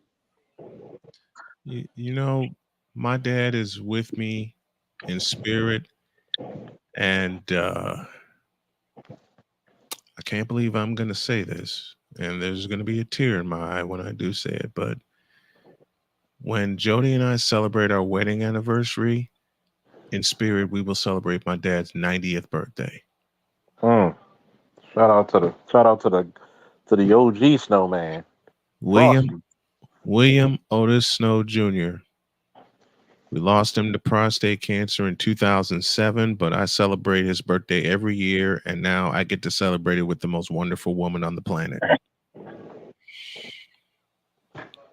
You might have lost a father, but you gained a one good damn wife. I, I damn sure did. You And know, dad kind of smiled down on me that day. I mean, I'm sorry, y'all. I'm gonna cry, but you go. Man, fuck that. good. Let it out, Fuck man. that. Let it out. I'm gonna tell you what was funny about you crying, right? Yeah. My 10th grade teacher, but besides, I wrote that paper in the 10th grade, by the way. Hmm. My 10th grade teacher, but besides, I wrote that paper in the 10th grade, by the way. 10th grade teacher. But besides, I wrote that paper in the 10th grade, by the way. 'Professor, my teacher, and this is Lake Clifton boy, right? By the way. Yeah. He was so touched by that letter that he said it touched. He had to pull me outside and said, "This touched my soul," because I had to thank God for what I didn't have and what I did have. Because he was married twice. He lost his first wife to cancer and gained another wife a couple of years later.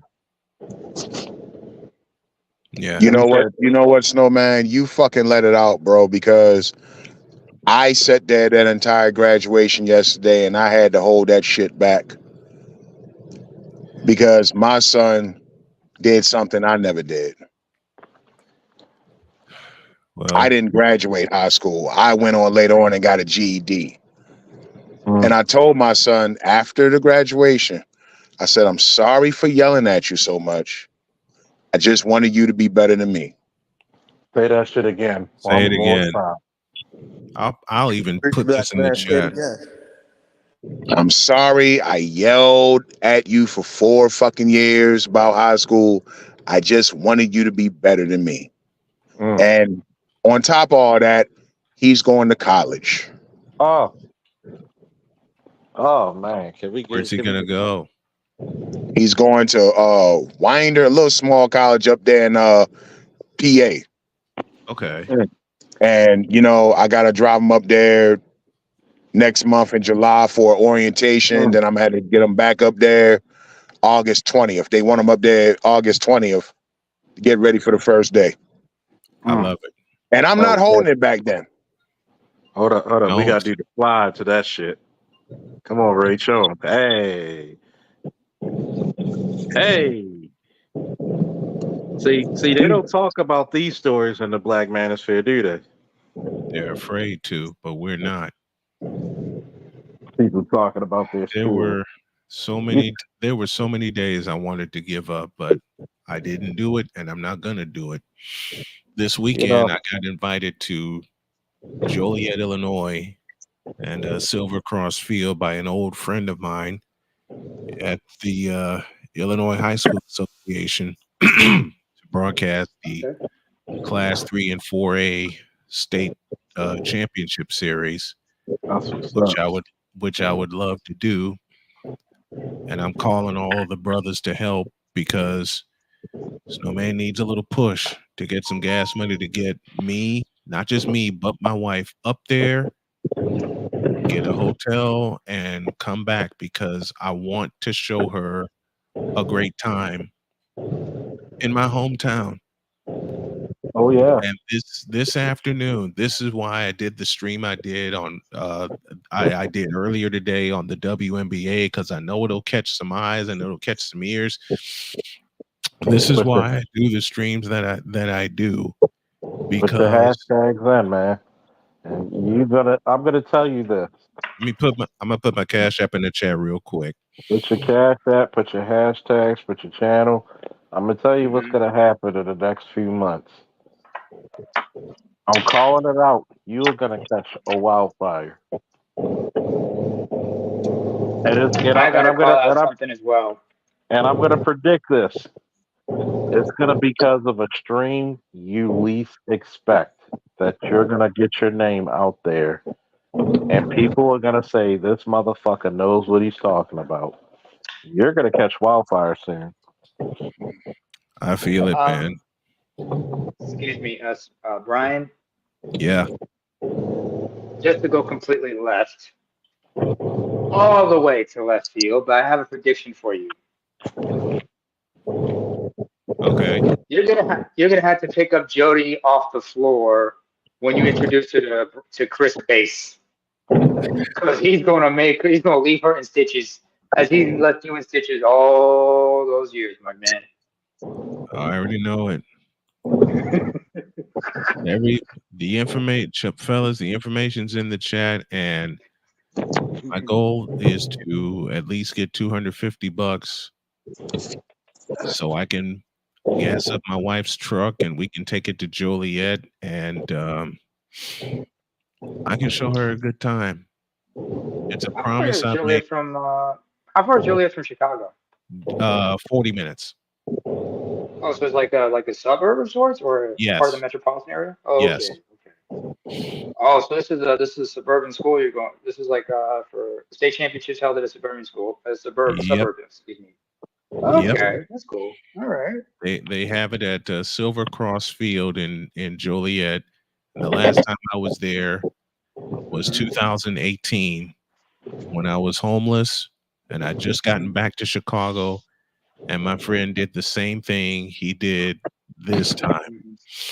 And here, Charles, here's the kicker that you're going to love. I messaged him and I asked how much the broadcast fees were. And his next sentence to me sent me to tears when he said, I'm waiving your broadcast fees because I know you've been through a lot. Sweet.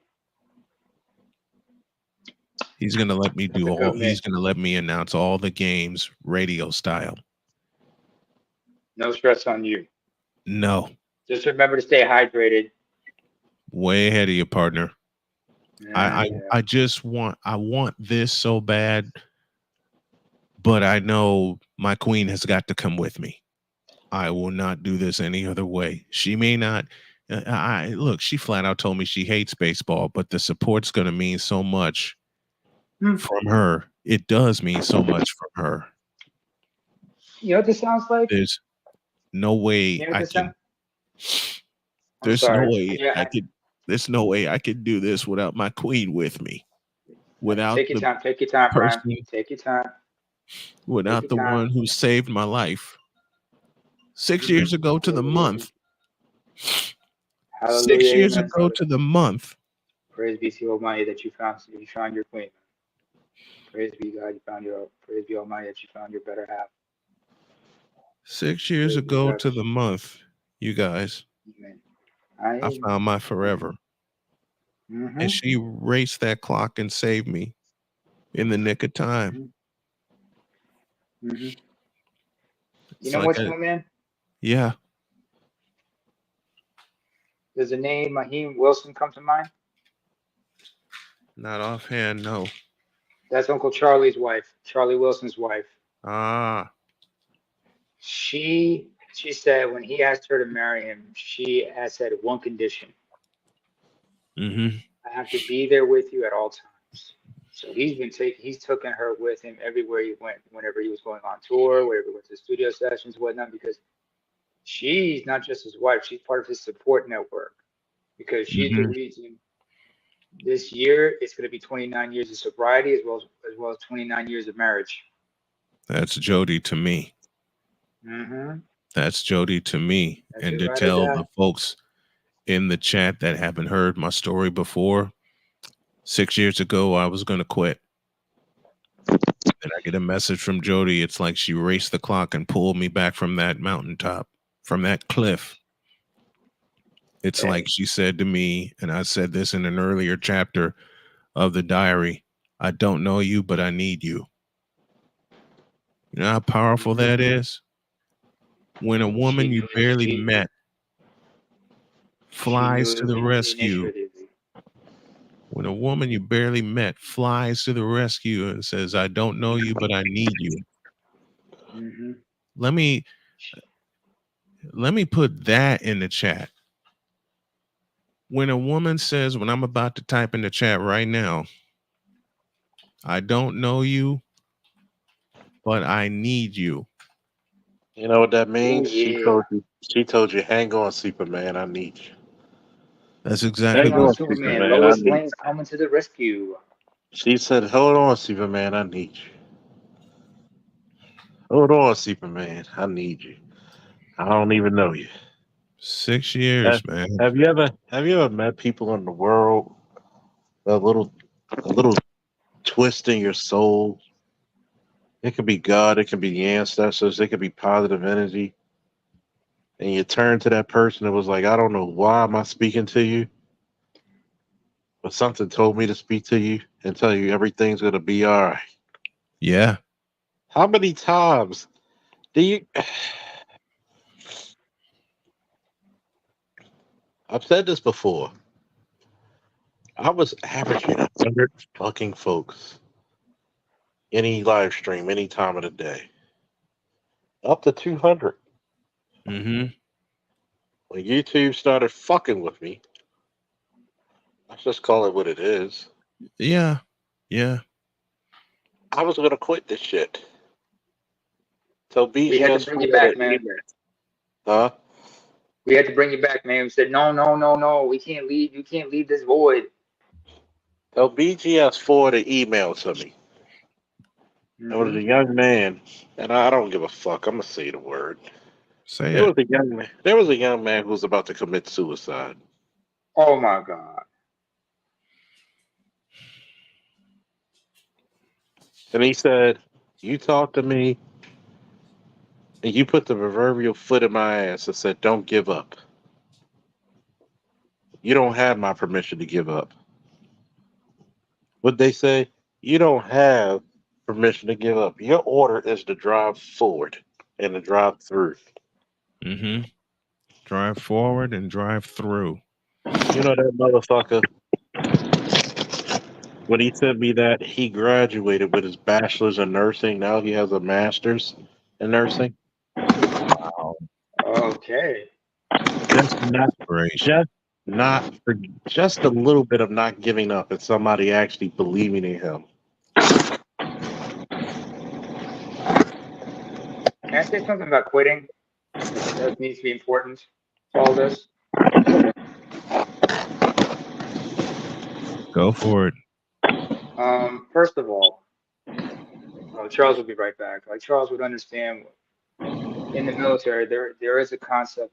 I know people say there is no retreat, there is no falling back, whatnot, but there are times when you must have a tactical retreat. Sometimes when you look at certain things, like you got to put that down and walk away from it Mm-hmm. because certain things are not worth it at the end of the day. It's not mean you quit. It's just you understand this is not worth my time, especially if you see the futility in it. It's so I look at more as like a tactical retreat, or sometimes like things get difficult, Mm-hmm. put everything down, Mm-hmm. walk away, and come back to it when you're right set up in the right frame of mind. I was doing that and fighting for my daughter. Hmm. And just about the time I was ready to finish the fight, unfortunately, lost her to death.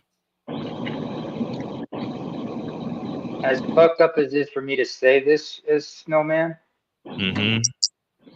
I know it's painful that she's no longer with us, but be glad that she's in a better place. Be glad that she is not raised in a dysfunctional society, because who knows what kind of person she would have grown up if True. her mother's family had their way. True. True.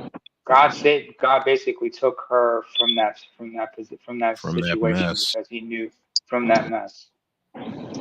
He took her I'm from sorry. that. He took her from that mess. You don't be sorry for saying that, because you're right. He took her from that mess because I was going through a mess in a form of a fucked up abusive relationship at the time. Mhm. I know one thing for sure. I'm fairly sure my dad has probably met that little girl right now, and he's probably having a good laugh with her, telling her what was it like being my sister. Because My she dad probably too. reminds him of my sister. You know, I'm sure. Yeah, yeah. He's snowman. Grandpa. Hey, don't forget Grandpa Snow. They Hey, probably look at this little girl like, she's hey. she I'll tell you, is your making daddy was your grandpa. age. You was like this. She is making grandpa laugh And like great crazy. grandpa. Mm-hmm. And great And great grandpa. grandpa. Grandpa Tiny. Tiny's just going like, hey, come here, young lady. Let me tell you something. Mm-hmm. I'm a. And great I grandpa. don't even know what the man sounds like. What am I doing? You had it right. Great grandpa, aka my Mhm. grandpa, is from Macomb, Mississippi. Yeah. That's So probably why I he have such a southern tie to everything, because my he's from grandpa's from Mississippi. Mississippi. Charles's family, they're from North Carolina. Wait a minute, Charles, where are the Faulkners originally from? Virginia. They're from Virginia. Virginia. Okay. What part of Virginia? Sacks. Where? Sack. Blackstone. Okay. Okay. Okay. Okay. Okay. Native. I got family in Virginia. I got family in Half my Virginia. That's family, why. half my family's natives. Most black Oh. people, most black people in the United States, if you go back far enough, you got family from fucking Virginia. Yeah, Yep. yeah. That's why it's such a shocker to see over 300 acres of land still. When we buried my grandfather, my son asked this question to me and my second cousin, and he was like, "Who own all this land?" You know, we told him we do. I'm sure he was discombobulated in a motherfucker. He'd be like, yo, I gotta The come to this shock on his motherfucker. face, the The shock on his shock and face awe. is crazy. If I head back home later this year to take that position, Charles, your Rudy Poo candy ass better make your way down there, and you better bring Peanut for a visit. Oh yeah, I mean every word of that. oh yeah. Granddaddy would have been proud because I drove 5.5 hours nonstop. My mother asked me, "You want to take a Hmm. break?" I was like, "Hell no! It's gonna kill my groove." Yep. I better step away. I got a little dog here that needs to go out, and old snowman needs to go to bed. Oh But yeah. All right. don't be mistaken. Tomorrow I will have not one but two award-winning streams coming. Oh And hell yeah. remember, folks, Charles, if you would put my cash up one more time, and I would appreciate it. That's what that's what I'm working on to show my wife a great time this weekend in Joliet, Illinois, because I've been invited to broadcast the Class 3 and 4A baseball state championships. And for once, I want to have a trip since I've been healing. For once, I want to have a trip where I tell Jody, relax, I got this. And I go pay for the snacks and I go pay for the meals. I want to Mm-hmm. do it just this first time. And I will say it that way. This first time. The only thing she has to worry about is nothing. I don't want her Just to worry show up. about anything. Just Just make sure you show have a up. Just make sure you have a comfortable ass in the seat. Yep. And that's it. And if I know Matt, oh, y'all know what? I just read this.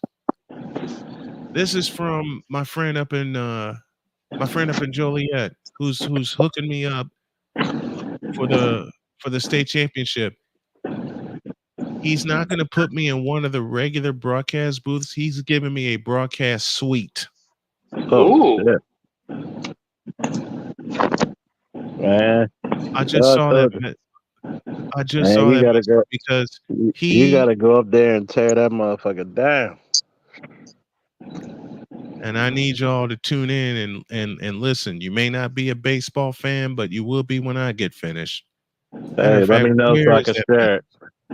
message? Let me know. Where You send it to me so I can share it because I will. And all will you gotta do? do is tell the crowd I'm having a hard time holding these alligators down. Not There only is. is he having a hard They time, said not only is he having a hard time with those alligators, we had the distinction of seeing a black man wa- walking and doing a perfect impression of Phil Jackson walking in and out of the basketball court, And walking on no and off the basketball court, and everything. and no shucking and jiving, no kissing nobody's ass, just being him. he said to me their Wi-Fi can get spotty, so to be safe, either bring a hotspot or a really long Ethernet cord. Since you're doing Bring the all the Ethernet games, cord. we're going to since you're doing all the games, we're going to put you in a suite to broadcast from. Yeah. Wow. Get the Ethernet cords just in case. I mean, Yep. the hotspot thing could cost too much. I'm going, yeah, there's a secret weapon I'm gonna bring with me, but that's the project I'm working on is to get to Joliet for the baseball championships, the high school baseball championships, and to bring my queen with me and not have her worry about anything the entire weekend. That's what I'm working on. And if anybody can help between now and 10 p.m. tomorrow night, which is when I think I'll complete my second stream, which is Diary of a Mad Snowman.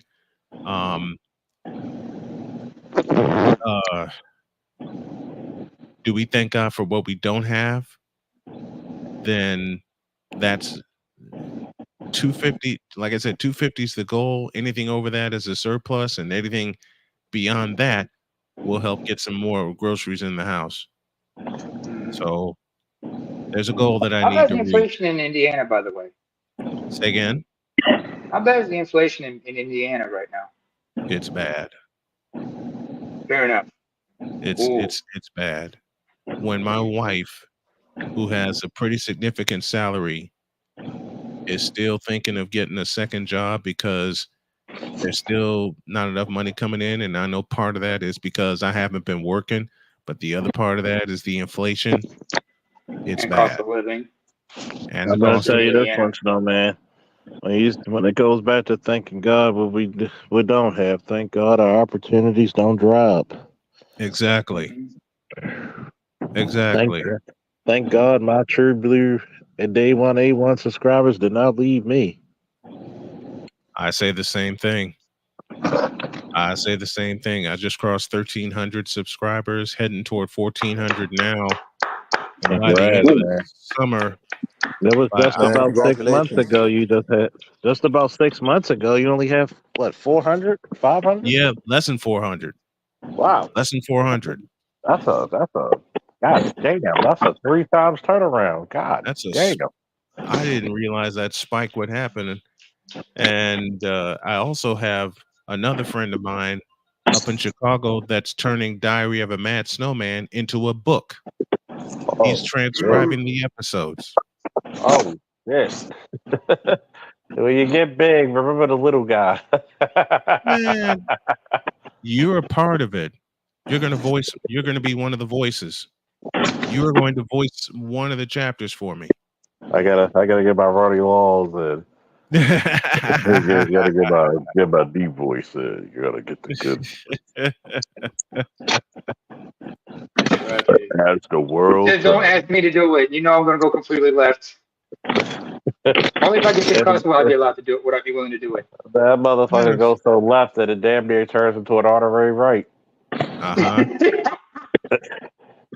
What's up? We're joined by Black There's a Noir. We're joined by Noir Truth. What's up, brother? Noir Truth's in the house. How come that's I left? got I got Hey, this. Captain Jack. Meet me down by the railroad track with the knife in your hand. Oh, Lord, he gonna be a stabbing, man. What's going on, Charles, people? How y'all doing? take a look at the We're link that's good. in the chat. Take a look at the link that's in the chat right now, and I want you to look at the gear and see if you recognize the phrase. Oh, man.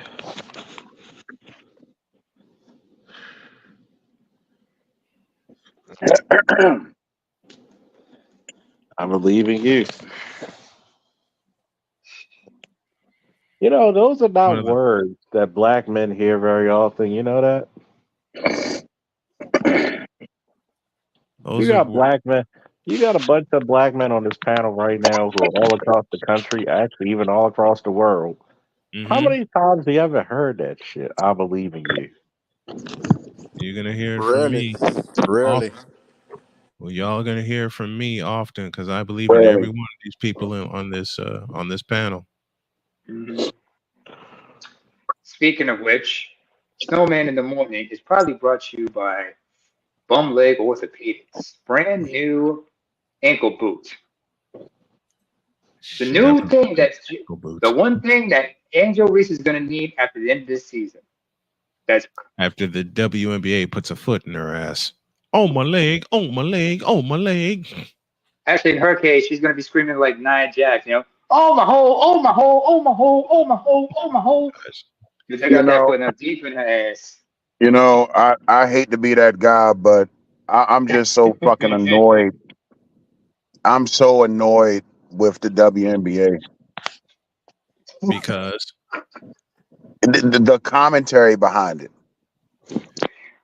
I'm so fucking sick of it. They don't even talk about the goddamn games. well, that's They where talk I can Well, that's They where I talk come in. about the miscellaneous bullshit. Hey, It's a look, feminist issue. It's you know oh, God It's a damn. lesbian issue. hey, It's hey, a Angry Black Man and Charles Faulkner and the rest of the guys. That's where old Snowman comes in oh yeah, because I keep it old school. I talk about the action on the floor and then save the action off the floor for my podcast, which has a lot of cuss words in it. oh yeah. But when I'm on the Which but when, begs the question, Snowman, if you yeah. could play that link regarding the WNBA, that one phrase from the history of violence. Oh, let me see if I got it. I know I Oh, got it. I know lesbianism. I got it somewhere. But continue, Actually, but, I'll voice it live. but Actually, continue, I angry, got you. I got you. I can do the continue. voice. Hold on. Continue, angry black man. No, I think that was Snowman. Nah, it was like what you hated about the WNBA. Oh, the outside commentary. I can I- solve that puzzle. It's It's the just outside. annoying.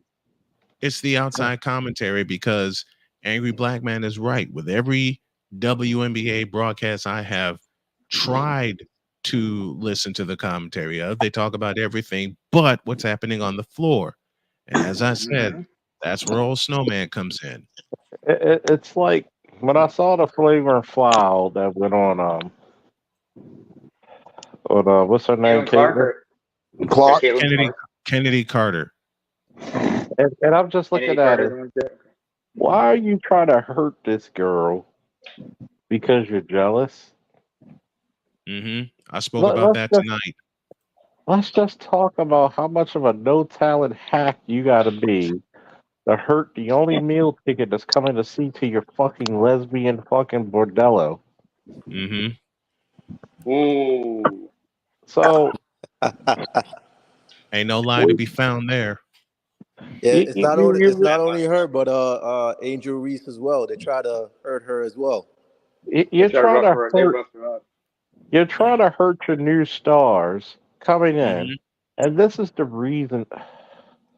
Y'all want me to Go go for it. in for a second, or should I Go just in, hold Go on? man. ahead, go in, brother. Go Man, in, go to man, fuck because Go I'm in. in, gonna man. piggyback Go in, behind it. man.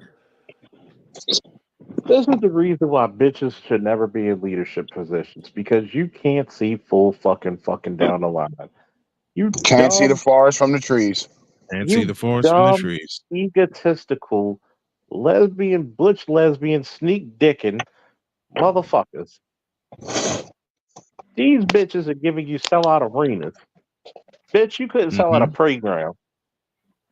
Here's the For irony the, of this. for the first time, there's actually a legitimate buzz For the first surrounding time your crappy fucking league, because that's what it is. It's since crappy. 1997, since the season it premiered. I haven't gave a damn about women's basketball since Don Staley. I haven't hmm gave a damn about women's basketball since Cheryl Swoops. How about Lisa And Leslie? damn, I need to I'm know. not saying let her score, let her win, and all this shit. Right. Play hard, play physical. hmm Try to win Yeah. the fucking game. I get it. I'm not saying hmm give the girls anything, but just it's the fucking audacity of it all for me. Hmm? It is. Hey, real quick. It is. Can y'all hear me? Yeah, we Yeah, Yeah. can we hear you. got you. Okay, just want to make sure I'm using my cell phone right now. I was So am having a I. conversation. I was having a conversation at work with this guy, and I was trying to change his perception on how to look at stuff like that, right?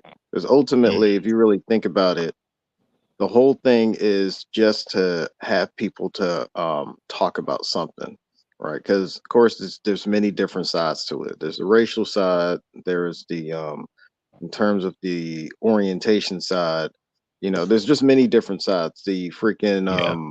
Yeah, there is. equal what is it, I was talking to him mainly about the freaking equality versus equity, right? And then how it goes hmm back and forth. And I said, hey, I mean, I was like, dude, you really have to look at it from the standpoint of, is it just there just to be entertaining? And then if it's entertaining, and say if I was outside looking in, and like you and this other person was talking about it, right? I said, Are you just doing this just for the sake of entertainment because it's something to talk about, which is your habit? And if it's not, then why are you wasting your time? So he kind of kind of looked at me a little bit because he didn't understand where I was going with it. I was like, Mm-hmm. dude, I said, look how much buzz this is. I said, what was happening in 2018 around this time? He was like, I don't know. Not I said, much. exactly. I said, exactly. I said, ultimately, right? The point I'm going to with this is the fact that Caitlin Clark gave these individuals that all they want to do is be relevant and just complain, complain, complain. She actually gave them something to complain about. Yep. Because before that, right, I used to watch WNBA here and there. I'm a Mystics fan, right? I'm a Okay. Washington area fan. Mystics hasn't. I mean, they won a couple of championships. I mean, when I had time to watch and stuff like that. Mm-hmm. Correct me if I'm wrong. I can't even remember. Just because when stuff started getting more and more toxic, where just like what the point that you all are alluding to is that it's never about the game itself. It's like, I No, mean, it's not. who was the scoring champion in the last 5 years? And these individuals won't be able to say it. I mean, I was watching Cynthia Cooper, and I was like, there was some buzz around Same. her, but then the thing was, is like they weren't really uplifting her because they were expecting men to uplift her, and then they go after the men, right? It's always everything always has to be connected to a man. Anything wherever any type of activity, sport, whatever it is, it has to be, something that they want to go into if it's men centric. Think about it. What have they created that they have uplifted themselves? Because Mm-hmm. if you look at the demographic, especially if you look at the census, the women outnumber men. So that means that even when it comes to voting or whatever, it's like if they actually support it, it will actually get traction. So what's the Yeah. real problem? I And just to wanted to answer add your that piece. question, the Mystics have one title, 2019. Thank you. I think that's when I Which brings stopped up something watching. important. I, That's something to bring up because y'all know me. Y'all know me. I stay doing research because this is what I do. yeah, But yeah, Snowman, you can back me up on 2019. what I'm yeah, Snowman, you can back me up on what I'm about to say. 2 years ago, around this time 2 years ago, the only buzz there was regarding the WNBA was a certain Brittany Griner Yep. being arrested and tried Getting him. because the Yep. ass was too stupid to stay at home like the rest of them said they should. They did. Mm-hmm. And you're right. And they used and here's the thing. I remember when Jon Stewart, we had his own show called The Problem with Jon Stewart on Apple before he had to part ways and go back to doing the Daily Show Mm-hmm. because they wouldn't let him criticize these certain groups.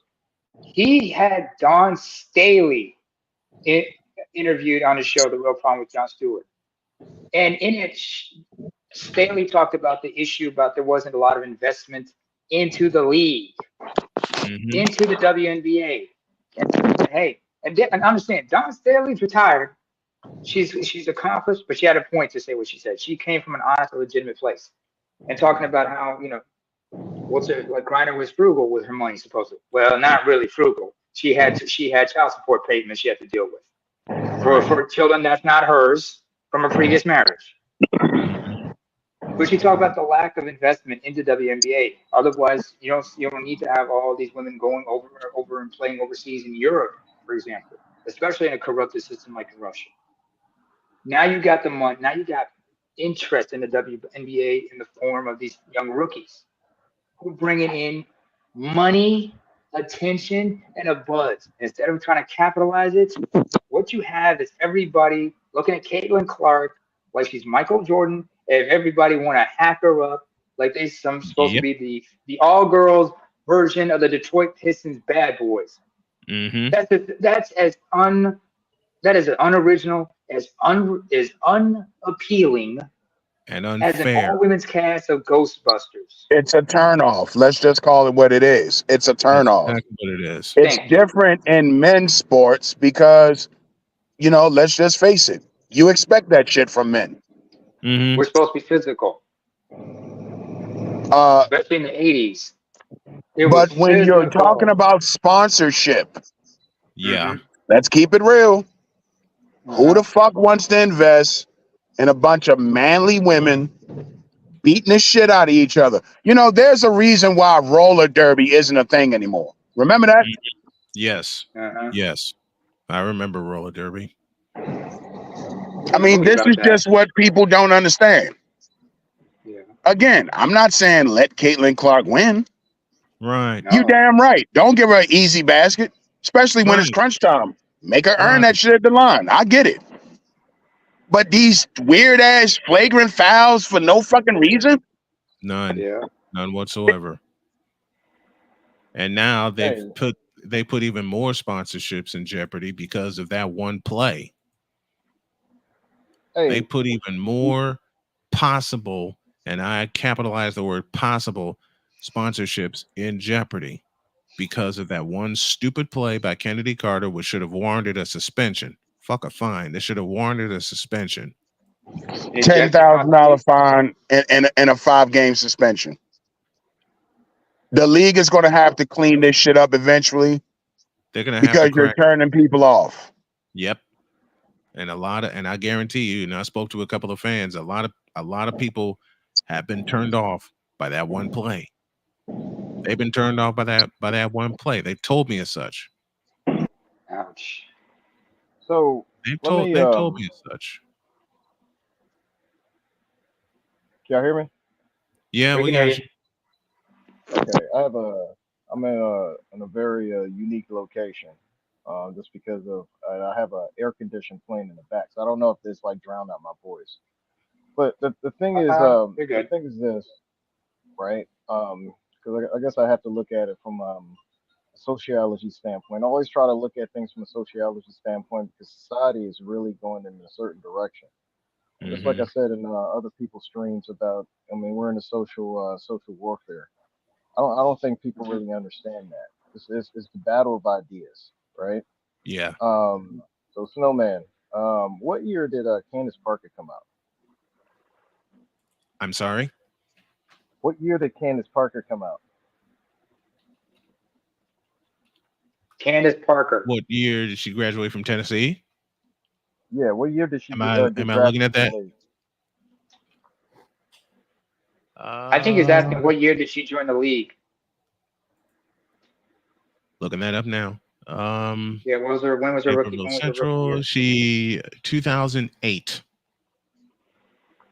You remember the buzz around her, and then Absolutely, I the, do. the and do you remember the jealousy because she's like she's light skinned and all the dudes are liking Hmm. her. You remember that buzz and I Yeah, how they were did. kind of I pulling her remember out? she was straight.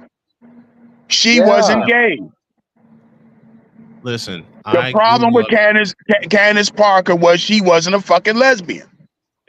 and it's the same problem with Kate, and it's the same problem they have with Caitlin Clark right now. even even That's if the it is same about problem that, they have.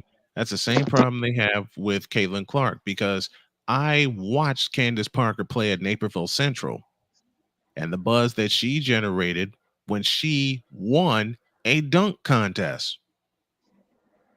Let me repeat that. She won a dunk contest So because she doesn't While fit playing the at Naperville narrative. Central. I had a I chance to mean, interview Candace. I had a chance to interview Candace Parker, yeah. I mean, one of the sweetest girls I know. But yeah. when it's time to I mean, lace them up and put them on and go play, she she's was a ready to play beast. like she was ready to it go. is it is a jealousy thing, and they're Big they're time. really starting to expose exactly how they think about each other. Mm-hmm. You It's see where I'm going at? politics. And Mm-hmm. this is the reason And why they oftentimes don't like, referring to history because you don't hear people talking about Candace Parker, Cynthia Cooper, Cheryl freaking Swoops, Cheryl Swoops, Lisa and all those Leslie. people from the original Olympic team. How often do they bring up the women's Olympic team from back then, They don't. the Olympic I do, Dream but Team? they listen. I do, but they don't. So it's not about giving people their flowers or anything like that. Even right No. now, when freaking USC won the freaking championship. Mm-hmm. They're not really talking about that. It's all about them grasping for straws for attention. And then now, especially within the black community, you're having a serious issue where everything has to be racially inclined. So you Yep. have a white girl who comes in here who actually practice, and now it's like it is on TV that you're doing cheap shots and you're still trying to justify it. So let it be Draymond Green. You, you know where the real you know where part, let me say this correctly, and then I really got to go because Lucy's shaking in my lap here. You know where part of the real jealousy comes from? The fact that the Indiana Fever have the most games televised this year with 36. Why is all that possible? Caitlin Clark. They were, Snowman, we talked before. I yeah, brought up Larry Bird, yes, you did. and I'm just Kalen for Clark is busy. just a quick reminder for all Hmm. those who may be a little too young to remember. There was a time when the NBA was struggling. Until Hmm. 1979. The NBA was struggling because it Yep. was the same shit. It was fights all the time, Hmm. And they were on the verge of and bankruptcy. we just gonna have to address the elephant in the room. The majority of the people in this country are white folks. Hmm. Big, muscular, strong black men beating the shit out of white players. That's scary to white folks. They don't really like saying that. Hmm. When Rudy Tomjanovich damn near got killed on the fucking court, that hurt the NBA big By time. Kermit Washington. Until Larry Bird came along and made white people tune the fuck in again. And Hmm. Larry Bird and his blue collar quote, blue collar town Boston Celtics with all the other white boys, Danny Ainge, Kevin McHale, old Bill Bill Walton, Walton. versus the black, flashy Magic Johnson and the Los Angeles Lakers. That Hmm. shit made great fucking TV and then put the NBA on the fucking map. And until 1984, some of the playoff games were still taped. Taped. Yeah. They were taped. The championship series was aired live beginning in 1982. Hell, Okay. even the World Championship Series in 1981 was taped.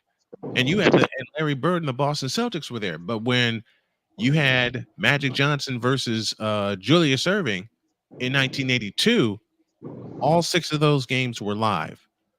The next year, same 2 teams, all 4 of those games were live.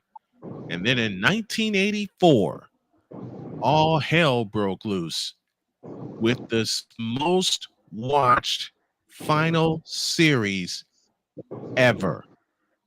To this And day. whom did it feature? And the record has never been broken. And whom did it feature? Larry Bird and the Michael Jordan. Celtics, Magic Johnson and the Lakers. Ugly, Ooh. pasty, pale white Larry Bird. Yep. Say The what you hick want to from say. the Licks. Won a Th- champ. This is And, this is how it works. and I got Bottom that line. that 7th game And in the I'm Boston sick of Garden. black women. I'm sick of black women Oh, not please. being honest about what this is. You're jealous because it's a white girl getting all the fucking shine.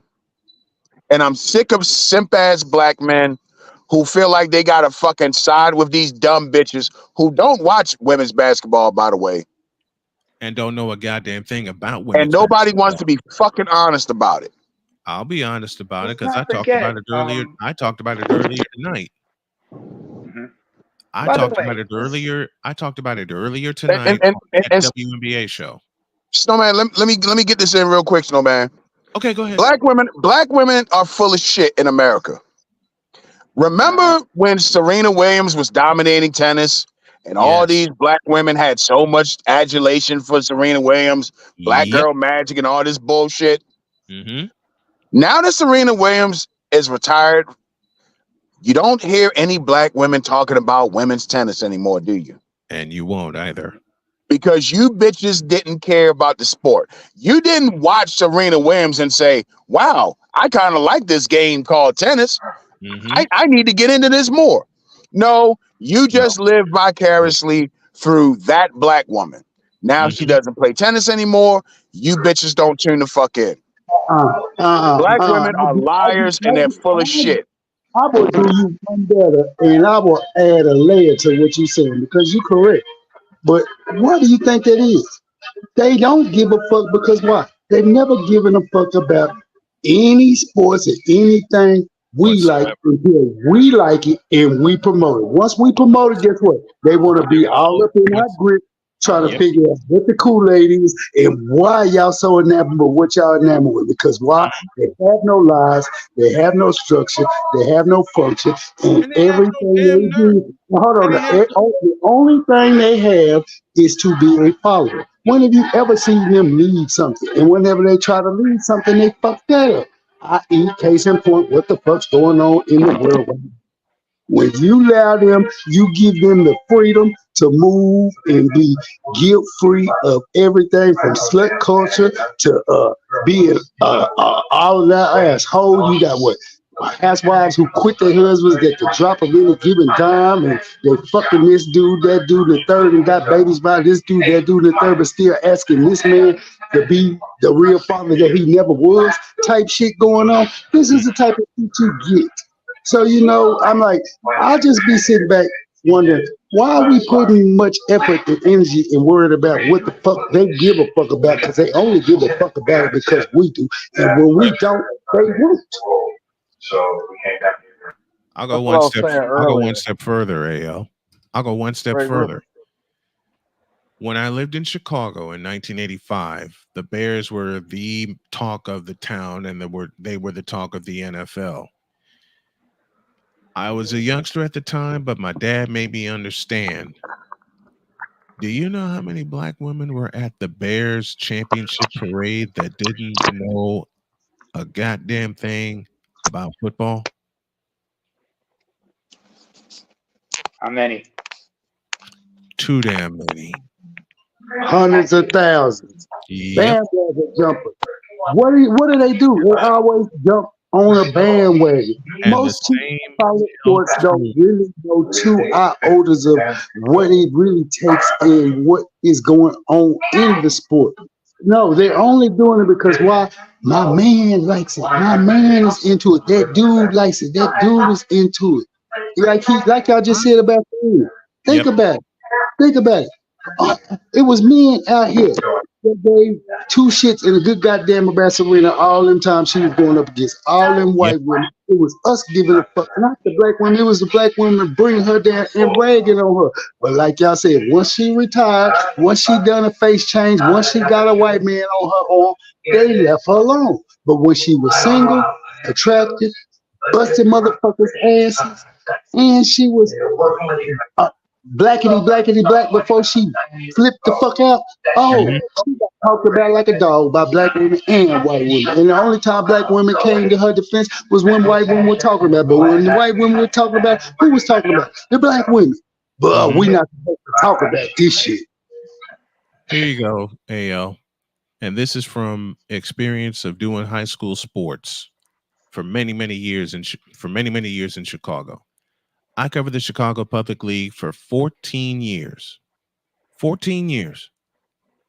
Do you realize I never saw a sold out crowd at a CPL game ever in 14 years?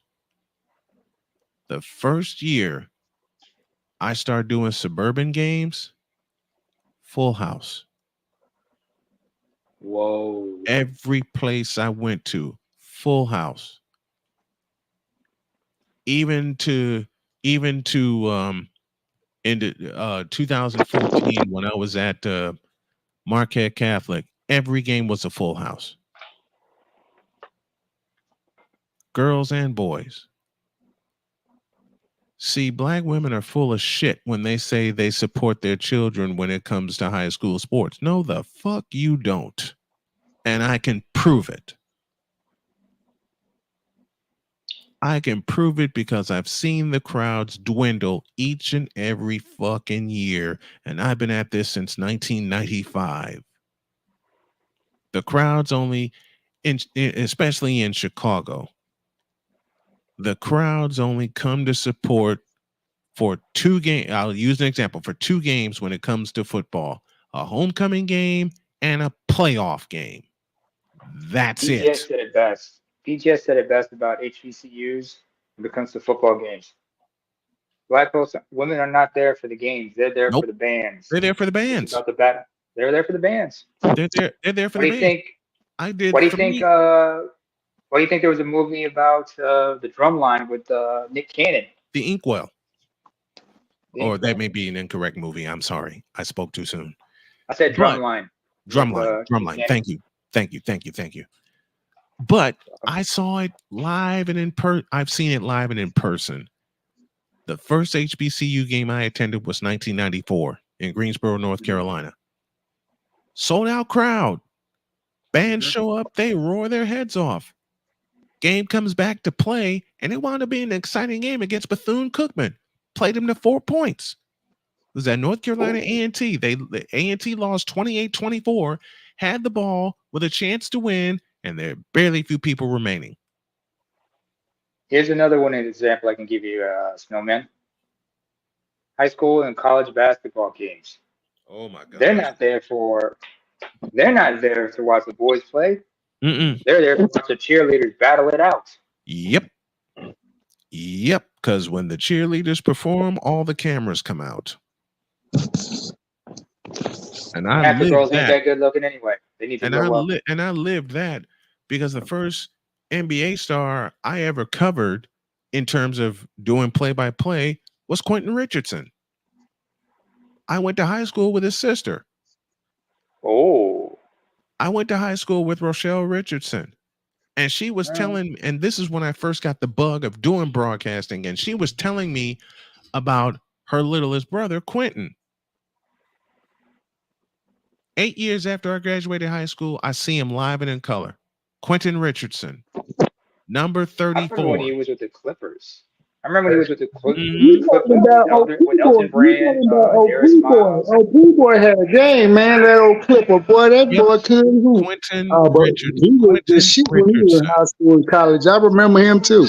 The first star, the first player that became an NBA star that I ever covered and had the pleasure of doing games for 2 years was Quentin Richardson. Yikes. Call that nigga Pooh because he look like Winnie the Pooh, but he's gonna assassinate your ass on that basketball court. Matter of fact, the first in-season special that I covered featured Quentin Richardson and Corey Maggette. Played to a full house at Northwestern University.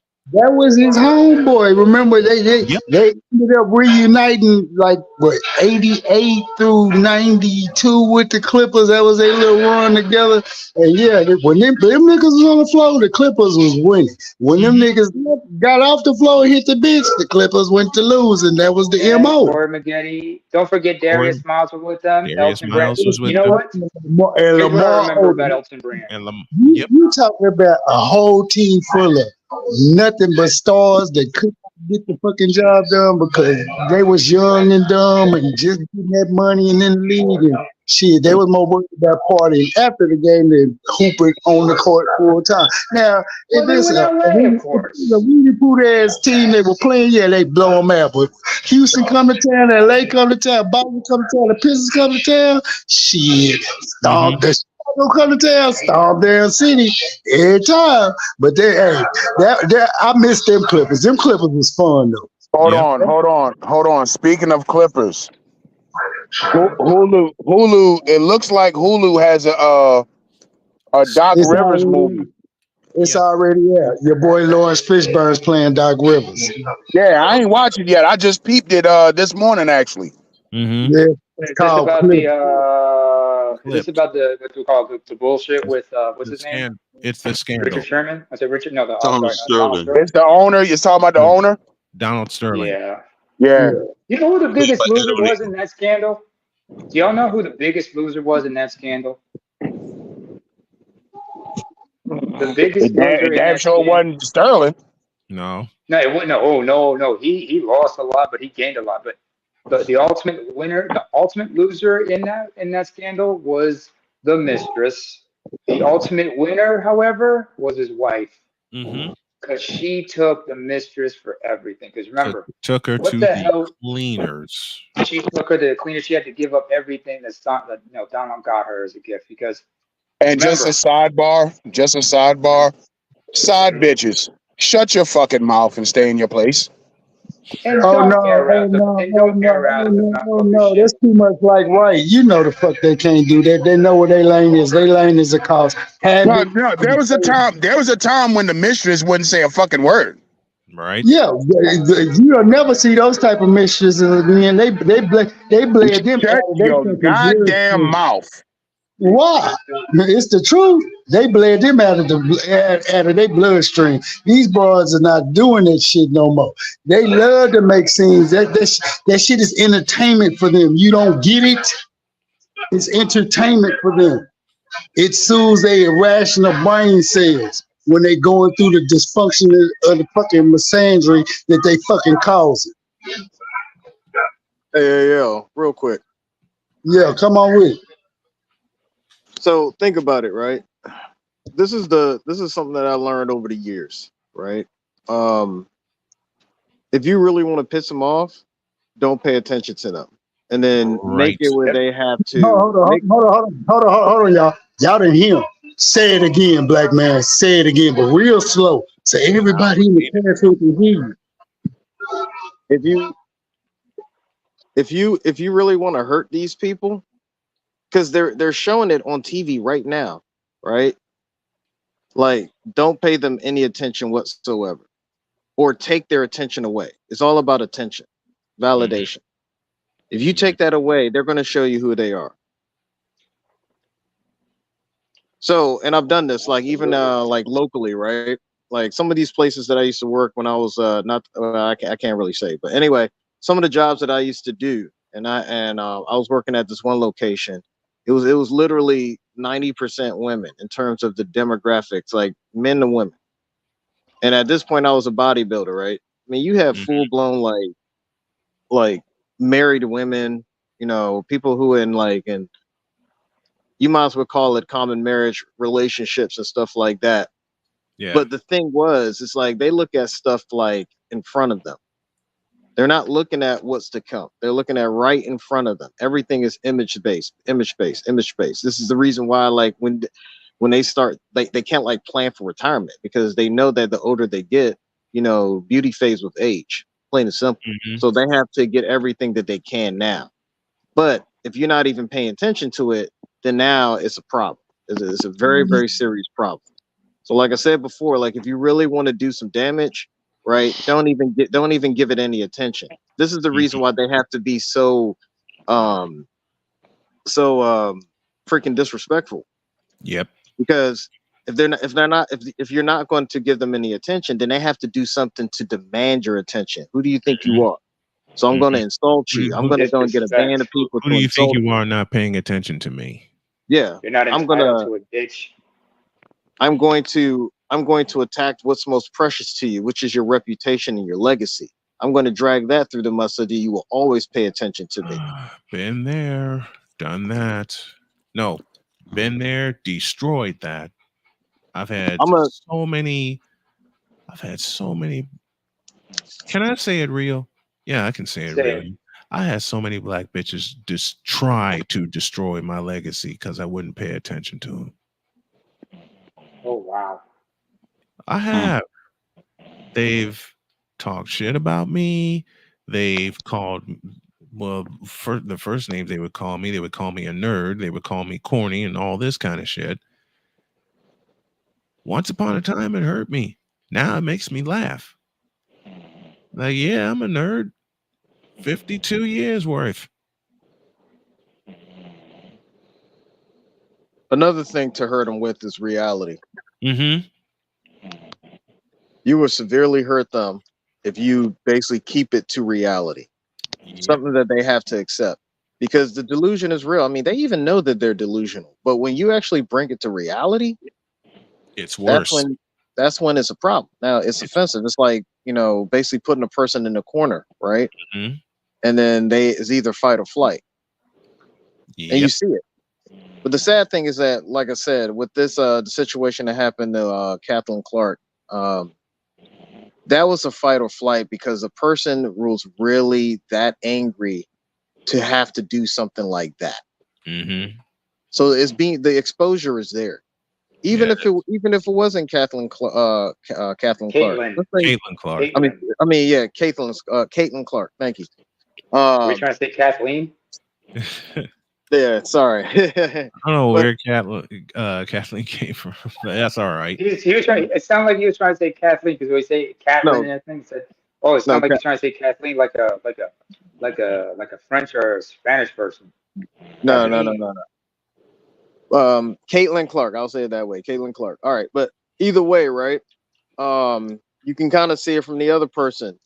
Freaking Angel Reese. Let's say Mm-hmm. that Oh yeah. yeah, let's just say Caitlin Clark never existed. Then she would have been the person. She would have been getting all the attention that she wanted. You know, I'm queen this, queen B, blah blah blah blah blah blah blah, and then she would have been like, oh, they just jealous just because they're not where I'm at. Probably would have, even to demand even more attention, she would have probably took shots at freaking Don Staley, Cheryl Swoops, and all these people, or even freaking Cynthia Cooper. It's just you see it all the time. That's just how they Mm-hmm. are. I demand this much respect. I demand, well, excuse me, wrong word. I demand this much attention, regardless if it's going to be positive or negative, because I know it's only going to be for a short time, and no one's going to give a fuck.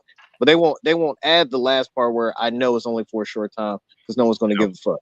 I'm gonna Because hit Angel Reese's comments tomorrow hard because she said in a recent press conference, it was after Saturday's game, as a matter of fact, she's not the only one drawing attention to the league. I'm doing it too, Shut which up, is a dumbass. lie. I plan to Shut up and smack sit that. down, Louis. I No, no, plan no, to. no. You should have looked at her and said, "Sit your ass down, Angel," because you sounding like a devil. Mm-hmm. yeah, she's bringing attention. I'm gonna find the actual soundbite and play it Mhm. during my podcast. Also, here's something people forget about. People forget about this. What is Angel Reese most known for? Beat. Besides that, no, besides that, winning the national championship with LSU in 2023. Does anybody remember? There's a certain image, a certain meme that had a big buzz. That's the one where she's pointing to her Yes, ring yes, finger. yes. Yeah. She's Do pointing to her you ring. know how many women in the WNBA who realized when she was coming, they did a Google search on her. Besides watching her play at LSU, they did some they did a Google search, and they saw that gesture, and they're like, oh, this little girl thinks she got some. She thinks Mm-hmm. she's gonna come in here and get some championship. All right. And the way they tripped her, the way she landed, she could have dislocated her elbow or Yeah. separated her shoulder. But you can see it on her face. She was holding a brave face. But Angel, you need to shut the fuck up. It doesn't matter that Caitlin's the face right now. And here's the funny thing about Caitlin. You look at Caitlin Clark, she's not really that attractive. She's just a plain Jane brunette from the Midwest. Mm-hmm. Imagine if she was a hot, blonde, blue-eyed sensation. Then everybody would have made a big deal, wanted to take her fucking head off. It's like when they had Ronda Rousey in the UFC initially. Yep. Well, as it stands right now, they want to take Caitlin Clark's head off for being white, homosexual, and a damn good basketball player. Heterosexual. She's a Heterosexual. heterosexual. Thank you. Hetero. Not to mention, here's another thing we got to remember. Caitlin Um, Clark is also in her personal life is a practicing Catholic. So Yep. people are looking at her like, could she be a conservative and such? Mm.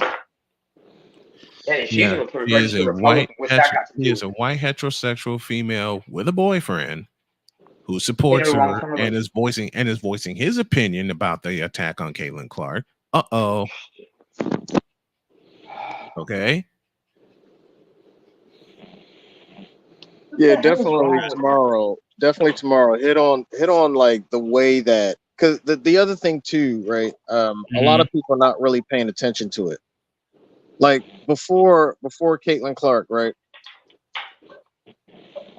Yeah. you can see what demographic was actually supporting the sport in terms of how much money and revenue that was being poured into it. Right? Yeah, people keep talking about sponsorship this, sponsorship that. The sponsorships is there because of the fact that they want to attach their image and their name to that whatever activity it is to that person, because whoever is Brand recognition. yeah, so whoever likes it. So let's say, for example, before the whole situation happened with freaking Anheuser-Busch, right? Mhm. They thought that that's the demographic they were going to get because that demographic was going to support it, and I mean, you saw exactly what happened, and it almost tanked their freaking stock market, right? So when you see Caitlyn do what she does, and then you go into these comments, and I've done a lot of social experiments to expose a lot of bullshit.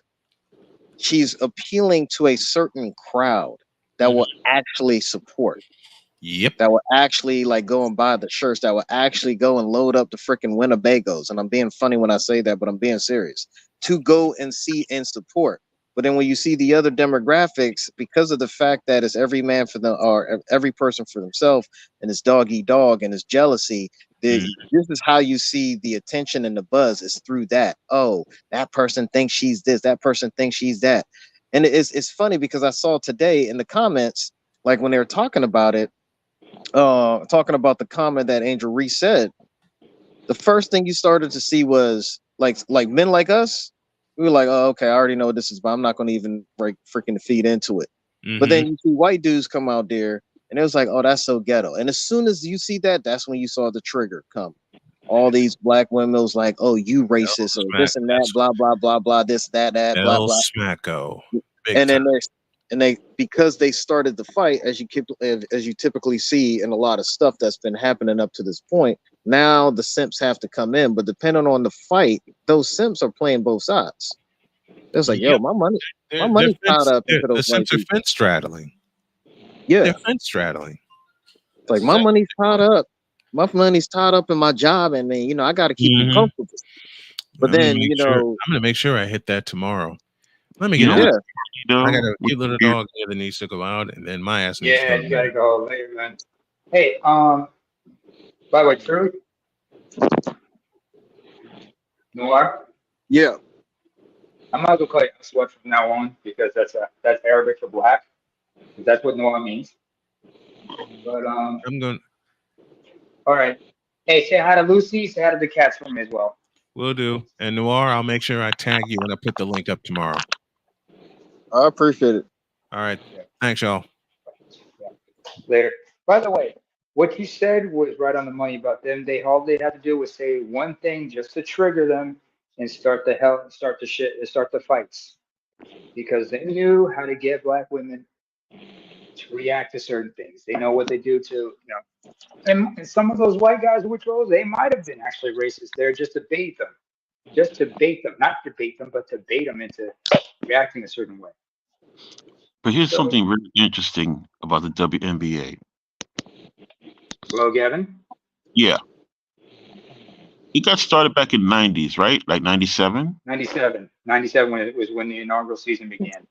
Okay, and who was the reigning queen of media in '97?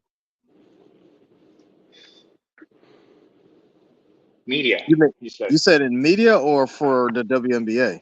For In sports. media, which could have helped the WNBA.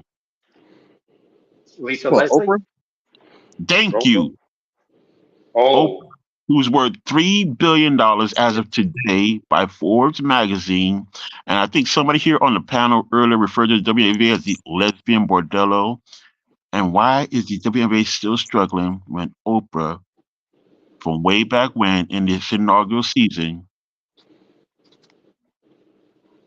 ain't done a damn thing to help lift them up? yeah. When you think You of know what? anybody, she would be the one to step Hmm. up. She has her book clubs, which she's having on her show, but the WNBA, another lesbian organization, she didn't help out. Shonda Rhimes, and both of them are on ABC, and Yeah, the but W is still struggling. where is Oprah's money tied up in, or what is it tied up in? Hmm. What is the majority of her supporters? White women. Exactly. That's the issue. Oh, bear in mind, a lot of women were watching Oprah overseas. I know because my mother was one of them, and I grew up watching Oprah. If you follow the money trail, then you know exactly Oh what yeah. the reason is. And then when it comes into their social dynamics, like I said, I'm probably when I find time, I'll actually will start putting stuff together and I'll explain like social dynamics and sociology and the way that they operate. It's like so easy to see it, but then when you start talking about it, they get extremely angry because they don't like being exposed. That's why they have to live in delusion and stay in delusion because they don't want people know who and what they are. And I'm talking about So, in the women's circle because so because Oprah's the thing, money comes from white women, but the yes, mouth comes from black women. yeah, the Wow. victimization. So she makes money off of victimization, and she makes money off of sympathy, or excuse me, Don't empathy. Who we forget her talking role about? in The Color Purple. Who we Don't talking forget the about? movie Color Purple. Oh, we're talking about like fan brought up when the Oprah. WNBA began. We should look at the interconnection between Oprah and the WNBA and Oprah's a how we're fucking received fraud. her. Oprah based her whole career off a lie. She's a lying Yeah. bitch. Let's not forget also The Color Purple, that movie that she and Whoopi Goldberg did together with Danny Glover and everything, based on the Alice Walker book. Hmm. I mean, but here's the thing I would also mention. Since you guys talked about, women not being really interested or just not really giving a fuck about women's sports, and me being the only one here who's been into soccer. I remember 1999, 4 years after the men hosted the World Cup in the U.S., it was the women's turn, and the women won, and the U.S. women's national team won. Nobody talks. You never hear black women talk about Brianna Scurry. Brianna Scurry, a black woman, was the starting goalkeeper, and she was one of the heroes of that World Cup. In fact, when the finals went to a penalty shootout, she made a crucial save in that penalty. But no one talks about her. No one talks about how important she was in that. And no, you don't ever hear black women talk about her. You Because ever ask them soccer why in you just America because soccer mhm. in America is not mainstream. Black women Not in that much. America, they don't know what the fuck Not to isn't mention on the the women television. also 3 years before that they won the gold medal at the Olympics when they were hosting it in Atlanta, and They nobody don't said anything care. about it. They don't care about stuff They like don't give that. a damn. The reason why they're talking about the WNBA now because it's a buzz around it. That's it. Attention, because of When attention. there's no buzz, they wasn't talking about it. Like I brought up Serena Williams. Black women Yeah, wasn't worried about the WNBA. They was yeah, talking that's why I about brought it Serena up. Williams. That's Hey, why I you brought know it up, what? man. Gymnastics and Simone Biles. You know what? Hey, let's take it all the way back because, like I said, I guess I'm in for the shits tonight before I have to go to work. So yeah, you talk about 1997, right? 97. Yeah. Yeah, 1997. What also was a buzz back then in 1997? Uh oh. Uh oh. Well, Biggie the Smalls Olympics getting was killed in March. 96, Freaknik. 97. You had Freaknik, Last but Freaknik. Freaknik. let's not forget March of '97. Biggie Smalls gets killed. Well, in terms of sports, there was something that was basically becoming a buzz, and you're going to see where I'm going to go with that. Let All me tell right, you, all right. what year did the Williams sisters come out, or what year did the Williams sisters really? When did they really start taking notice of the Williams sisters? Somewhere 90 around late something. 90s. Yeah, Yeah, like 98, 97, 99. 98, right? They Oh, were back then they had all teenagers. them breed them. They all had all the beads in their braids and shit. Yeah, I'm about to tack a point that they really want to, they really want to down that hill about. So when the Williams sisters came out, they were teenagers. The first thing they started talking about, just like they do with every young black athlete, well, let me say young black female athlete, they The started hair, attacking their hair. the hair. Instead of supporting, they started attacking their hair. They started attacking their tone, their skin tone. Same thing with Simone And Biles. Thank Gabby you. Douglas before that.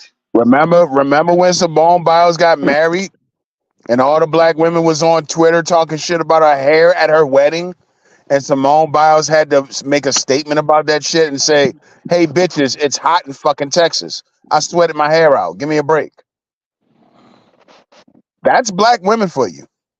Jealousy because of the attention. Shit. Let's I not keep forget. making the focus on that. Let's not But forget. when Serena blew up and Serena was getting all this, sports attention, she was on magazine covers and she was in rap videos and they were showing her tennis matches prime time.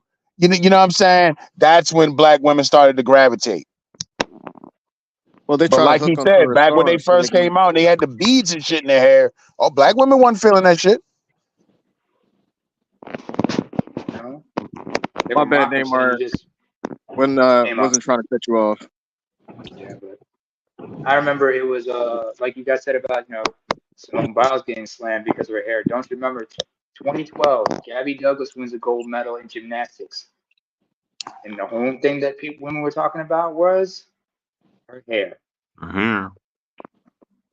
They just dumping on her about her hair. I'm like, bitch, I just won a gold medal. First black woman to win a gold medal in gymnastics. Because if it wasn't, because remember, Gabby Douglas paved the way for Simone Biles. And you just look at this like, what the hell is wrong with you? I can't You You know, even don't want to do a remember shit on. the. I can't even remember the other black gymnast before her that they weren't really giving her support. They were Dominique just Dawes. simply. What was her name? Dominique Dawes. Was it Dominique Dawes, the one from Silver Spring, Maryland? I think so. Let me look Yes, her up. Dominique Dawes. Yes. Yeah, Mm-hmm. same thing. They were talking about her hair, and I'm Mm-hmm. sitting here like, are y'all serious? Y'all Yep. not the way that the way that they were giving their support was talking about their hair. That's their support. You want me to talk about you? I'm going to talk about your hair. Oh I'm yeah, going to she talk won a about gold medal your. with the she won the Olympic gold medal in '96 with for the teams in the team event. Black women in America have a weird fucking obsession with hair. Yeah. It's Has fucking weird. anybody has anybody ever seen the documentary Chris Rock's Good Hair? Yep. I did. Oh, Boy. that. Because that is right. No. That explains everything. And you remember, Nia Long was being a fucking ass in that movie, trying to justify and trying to rationalize black women wearing, other people's hair extensions and shit. You had what's her name? I think was that Melissa Ford? Yeah, that was Melissa Ford in there with them. One of And the women Megan she Good. interviewed. Megan Good, Raven Simone, Chris. You know what? But here's the thing.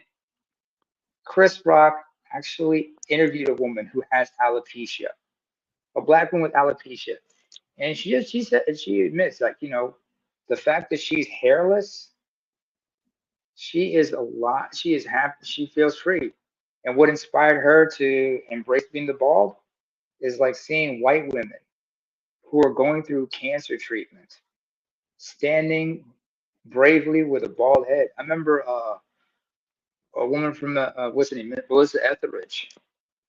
When she Mm. was undergoing treatment for cancer, she performed on stage with a bald head despite going through chemo and shit.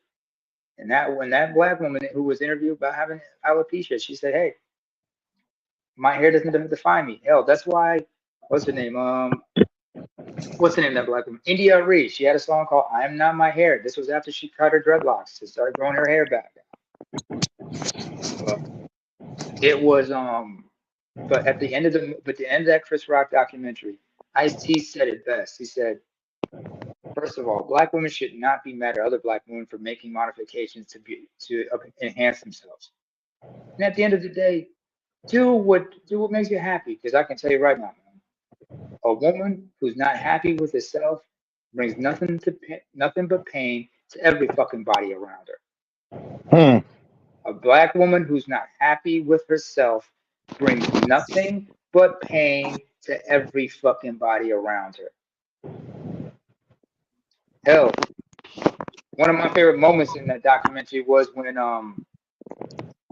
when Ice-T gave the breakdown about the hair rollers, because he said like you knew how big the hair roller was by the color of it. Said this color was this, that, and the third. He even bragged he had a mug shot with him with hair curlers in his hair and shit. Motherfucker was taking. Now, You had to be so kind of gangster to have a mugshot of yourself with hair colors and a what do you call it, shower cap on. This nigga. It's just fucking strange. Like no, and you know, it makes me think about that Bruce Lee movie Dragon. Mm-hmm. Enter the When Dragon. no, not Enter the Dragon. This is long after he died, and You they mean the one made with like Jason a Scott Lee? biography about him. Yeah, it's called Dragon, the Jason Bruce Lee Scott. story. Oh Oh, yeah, okay. Jason Scott Lee. Yeah, with Near the what's her end of name? Holly Hunt with Holly. What's her face as Linda Lee. Go ahead, sorry. near the end of that movie, there's a scene when Bruce Lee is living in China, and one of the movie producers come to see him at his house, and he says, "Hey Bruce, I got this movie for you, man. You know, let's I think it's gonna be good for you. Let's hop on this." And Bruce Lee tells him, "Say, nah, I can't do it because I'm going back to the States. I'm getting ready to do this movie called Into the Dragon." And this movie producer guy asked Bruce Lee, he That was said, in Hong Kong. "You're right." And he He was in the says, States. He says he's going back to Hong Kong to do a movie called it was with Golden Harvest, if I'm not mistaken. no, Go he ahead. was in China getting ready to go back to the States to film Into the Dragon. What And was the anybody there? yeah, this Hold was on a a second. this he was in China, He was in and Hong it was Kong. He an couldn't have been in Asian. China. It was It Hong was an Kong. well, yeah, and it an Asian producer, Chinese producer, movie producer came to see him, and he said, "Bruce, let me ask you something." He said, "Here in your homeland, you got everything a man could want: women, power, money, fame. Why do you go back to them? Why do you want them to love you? And why is our love ain't good enough? Why do you need their fucking love?" I'll never forget that scene as long as I live. Because that's a lot of black people, particularly black women.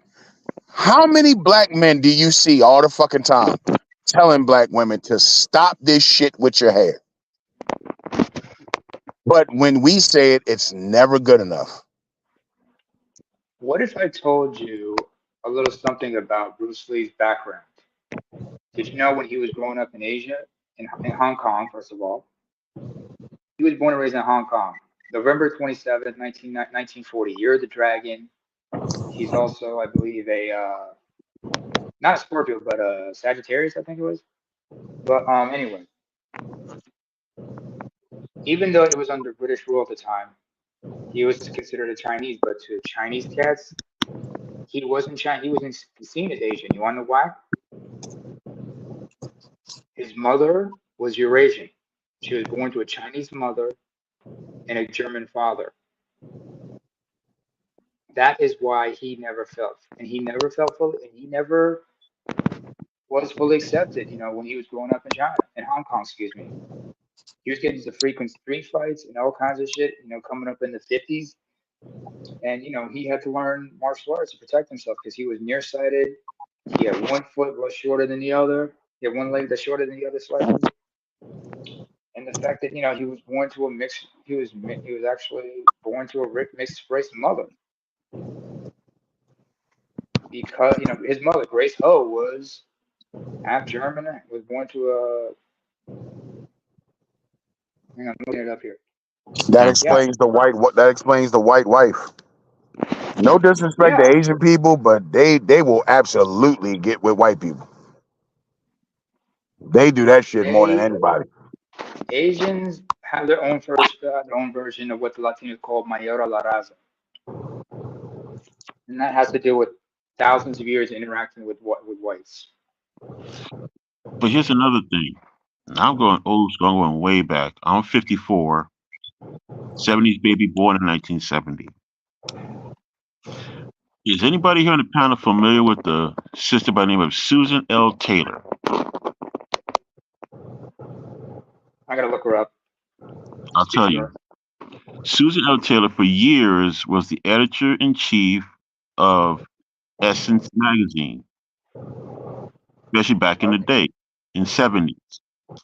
And she was the one of in 70s growing up. She was one of the few black women I used to remember having braids, nice long braids. She would show in her articles. Black women weren't even in the 70s weren't into braids that much. They were still rocking afros for the most part, or they were wearing wigs. Now, when did black women really start to get into braids? The In the 90s and 90s, right? 2000s, No, Man, shit. 80s, no. in the 80s. Yes. When exactly? What catapulted it? What really started it? Bo Derek. Bo Derek. Thank you. Thank you. Thank you. Yes. Yes. 10, 10, 10. Running on the beach, nice and slow, with them braids blowing. That's when you saw black women just say, oh, wait a minute. She wearing this, and this is our culture. Well, bitch, before that, y'all weren't rocking it all that much. Y'all was wearing wigs. And that's just like a nearsighted thing with a lot of black women because You real? braids Wait. I'm looking at the braids braids. is I'm not looking at the braids. solely black women. Yeah. White women have their own styles of braids, by Now the way. maybe here in the States you don't see a lot of white women rocking braids, but you go to Europe, you will absolutely see that shit. Yeah, But you but know not what I like meant those, when I said that? but not like cornrows. I mean, I'm talking like them like French braids and shit like that. You might see them. They have their own styles of braid. They have their own styles of braiding hair. You know what I'm saying? Also, I'm just looking at these pictures of Bo Derek with the braids, right? Mm-hmm. And about 30 years later, I'm not sorry, about 20 years later, you see Alicia Keys when she first came out, rocking almost the same style of braids, the same style of cornrows and shit, if you remember. And then black women were like, yo, I gotta. And Alicia Keys isn't fully black. You know, she's black. She's a black woman, but let's not forget, her mom's not black. Light skin is hell, but fine. Hey, for those Truthfully, people that's in the states, truthfully, if you can ever What get I the say? opportunity, What I say, BM? no, I was saying, me personally, I don't really remember black women in braids too heavy until like the late 90s, early 2000s. When remember when the dudes was walking around, everybody had cornrows? I had cornrows That around that that's time. that's when I saw a lot of black women with braids. Honestly, I don't remember too many. What I remember from the 80s is the Jerry curl. I don't remember too Wait a much minute. braids. In the 70s, I remember one picture of women rocking braids. It was like Patrice Rushen. She had a picture of her with braids, but she was rocking the braids similar to like Rick James. Remember dudes were rocking braids like Rick James?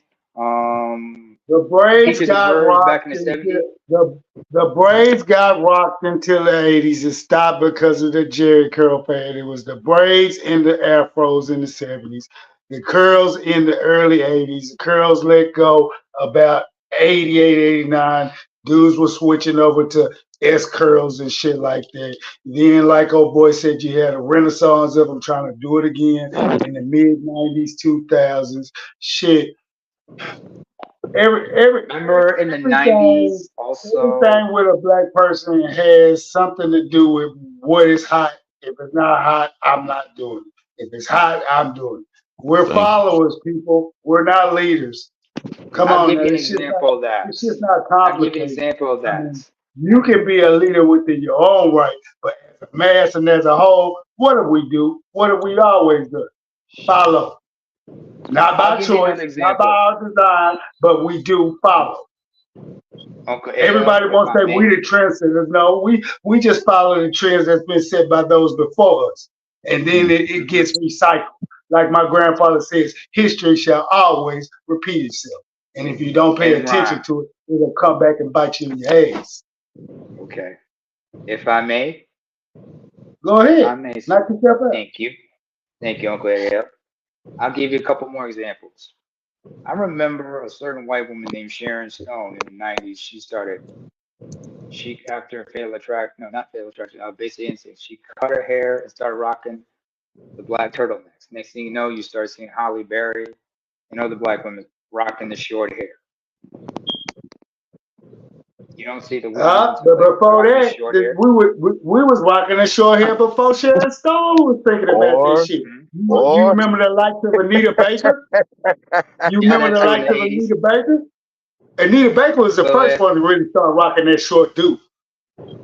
yeah, I remember seeing women with box top with with low box tops. Like remember Grace Jones with the box top, Don't get me started on flat that top. crap. Grace Jones, Okay. I think, was the first black woman I ever saw, at least a prominent black woman. But With then a you bald did see fade. it here and there. You would see it here and there. I remember I had a teacher, my fifth grade teacher, Miss Wood. She had a hot top. hmm Yeah. I Absolutely. remember. I remember. You remember after it wasn't women weren't rocking the short crop blonde until they saw Dennis Rodman start rocking it.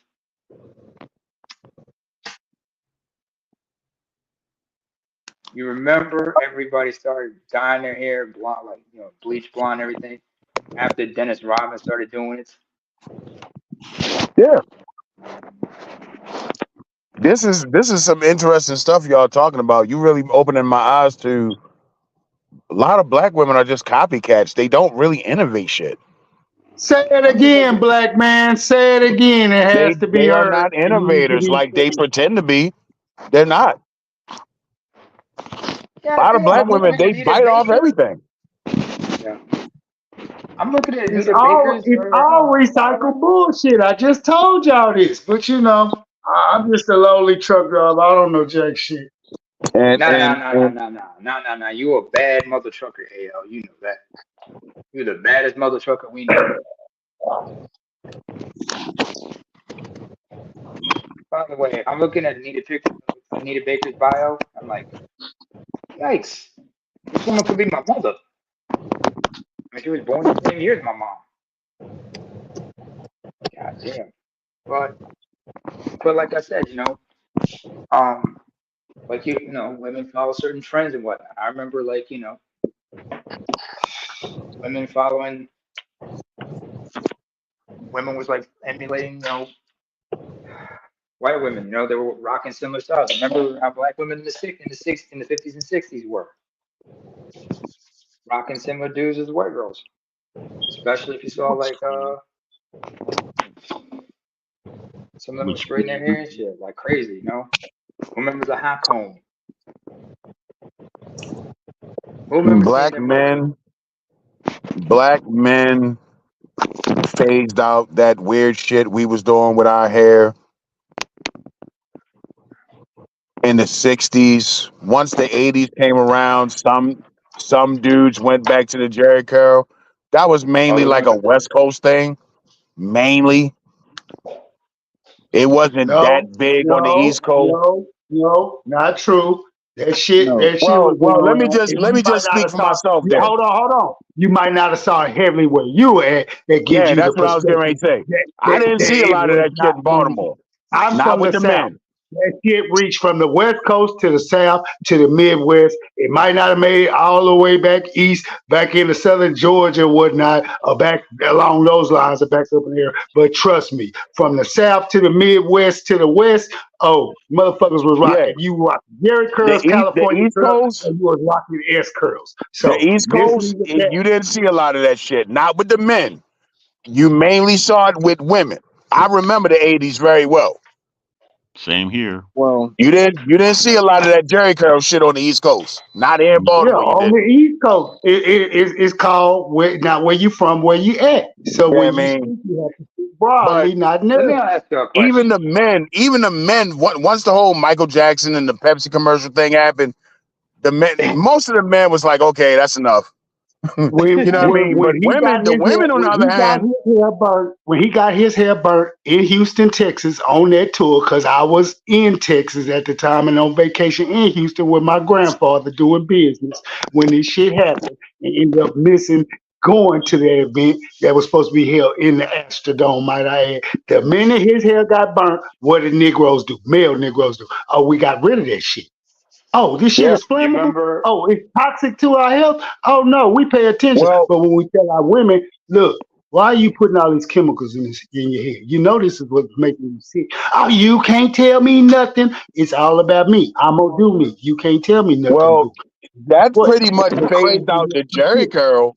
But what the women did was they just went to the weave after that. That ushered in the weave. No, Let me no, the ask y'all perm something. still stayed. The weave yeah, came in, but perms the did perm, the stay. weave, and the fucking wigs came in. See, They was wigs have perming been their hair around and then since putting the weave in it. 50s. I The remember going to popularity of school and wigs listening to girls talking. They would the always popularity of they wigs was with perming that black shit and women then putting and some weave women on it. period have Yeah. been in since the 50s. They have came and they have left. Just like other things have came and have left with the culture of black women. The shit doesn't never stick. Or if it sticks, it stays too long. That's either one of the two of the problems. Either it doesn't stick or it sticks for too long. Here's what's Or the weirdest thing. or it I know evolves. you guys probably saw it, but maybe not. I wonder if maybe you guys saw it, but never thought about it much. You remember when Black Panther came out with Chadwick Right. Boseman? You remember how Yeah, sisters yeah. were showing up at the Black Panther movie, or it's all black, and they're wearing dashikis and having little drum circles on that shit and rocking the weaves and whatnot. Yep. Now, do you remember the character in the Black Panther, Dormology, who were all bald? Yeah. You didn't see sisters coming out after Black Panthers wearing bald hair. Shaved heads. And the Shit. I fun, remember. well, hold up. The I'm funniest sorry. part about that movie, do you remember the scene in Black Panther where they were going to, right before they went into the casino, and Uh-huh. the the warrior, what's her name? She started speaking Korean to the lady at the fruit market before they get into like the secret door to the casino. Oh, Lupita Nyong'o. Yeah, thank you. Now remember the leader of the dermatology, she was wearing a wig and she was complaining about it, saying how it itches. And as soon as she Uh-huh. got to inside when it had to fight, what was the first thing she did before she pulled out her spear and her sword? She threw off the Took wig. off the wig because it Right, was irritating. right.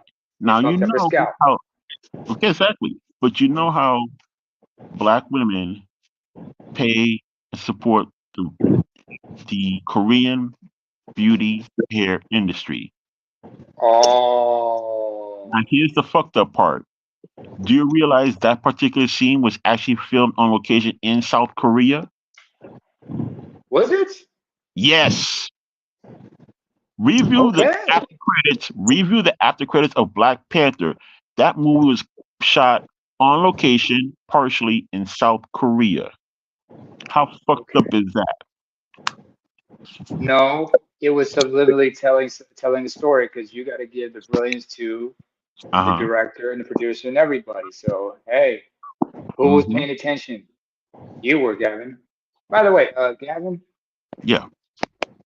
um, I've mentioned this before, but I look because I am myself African, and if you ever looked at when they were talking about the movie in the Wakandan language itself, if you look at the writing system, it reminded me of two different writing systems I've seen before. And this is where, growing up, raised where I was. One of the writing systems was Amazigh, which is a language of mostly the Tuareg and the Berber. No, the Amazigh themselves, aka the Berber. They have their own writing system, and it Hmm. dates back to the ancient Carthaginians. The other is a language comes from an ancient language that comes from southern Arabia called Sabian. That writing system. Some of the letters were from that writing system. Other letters came from Amazigh.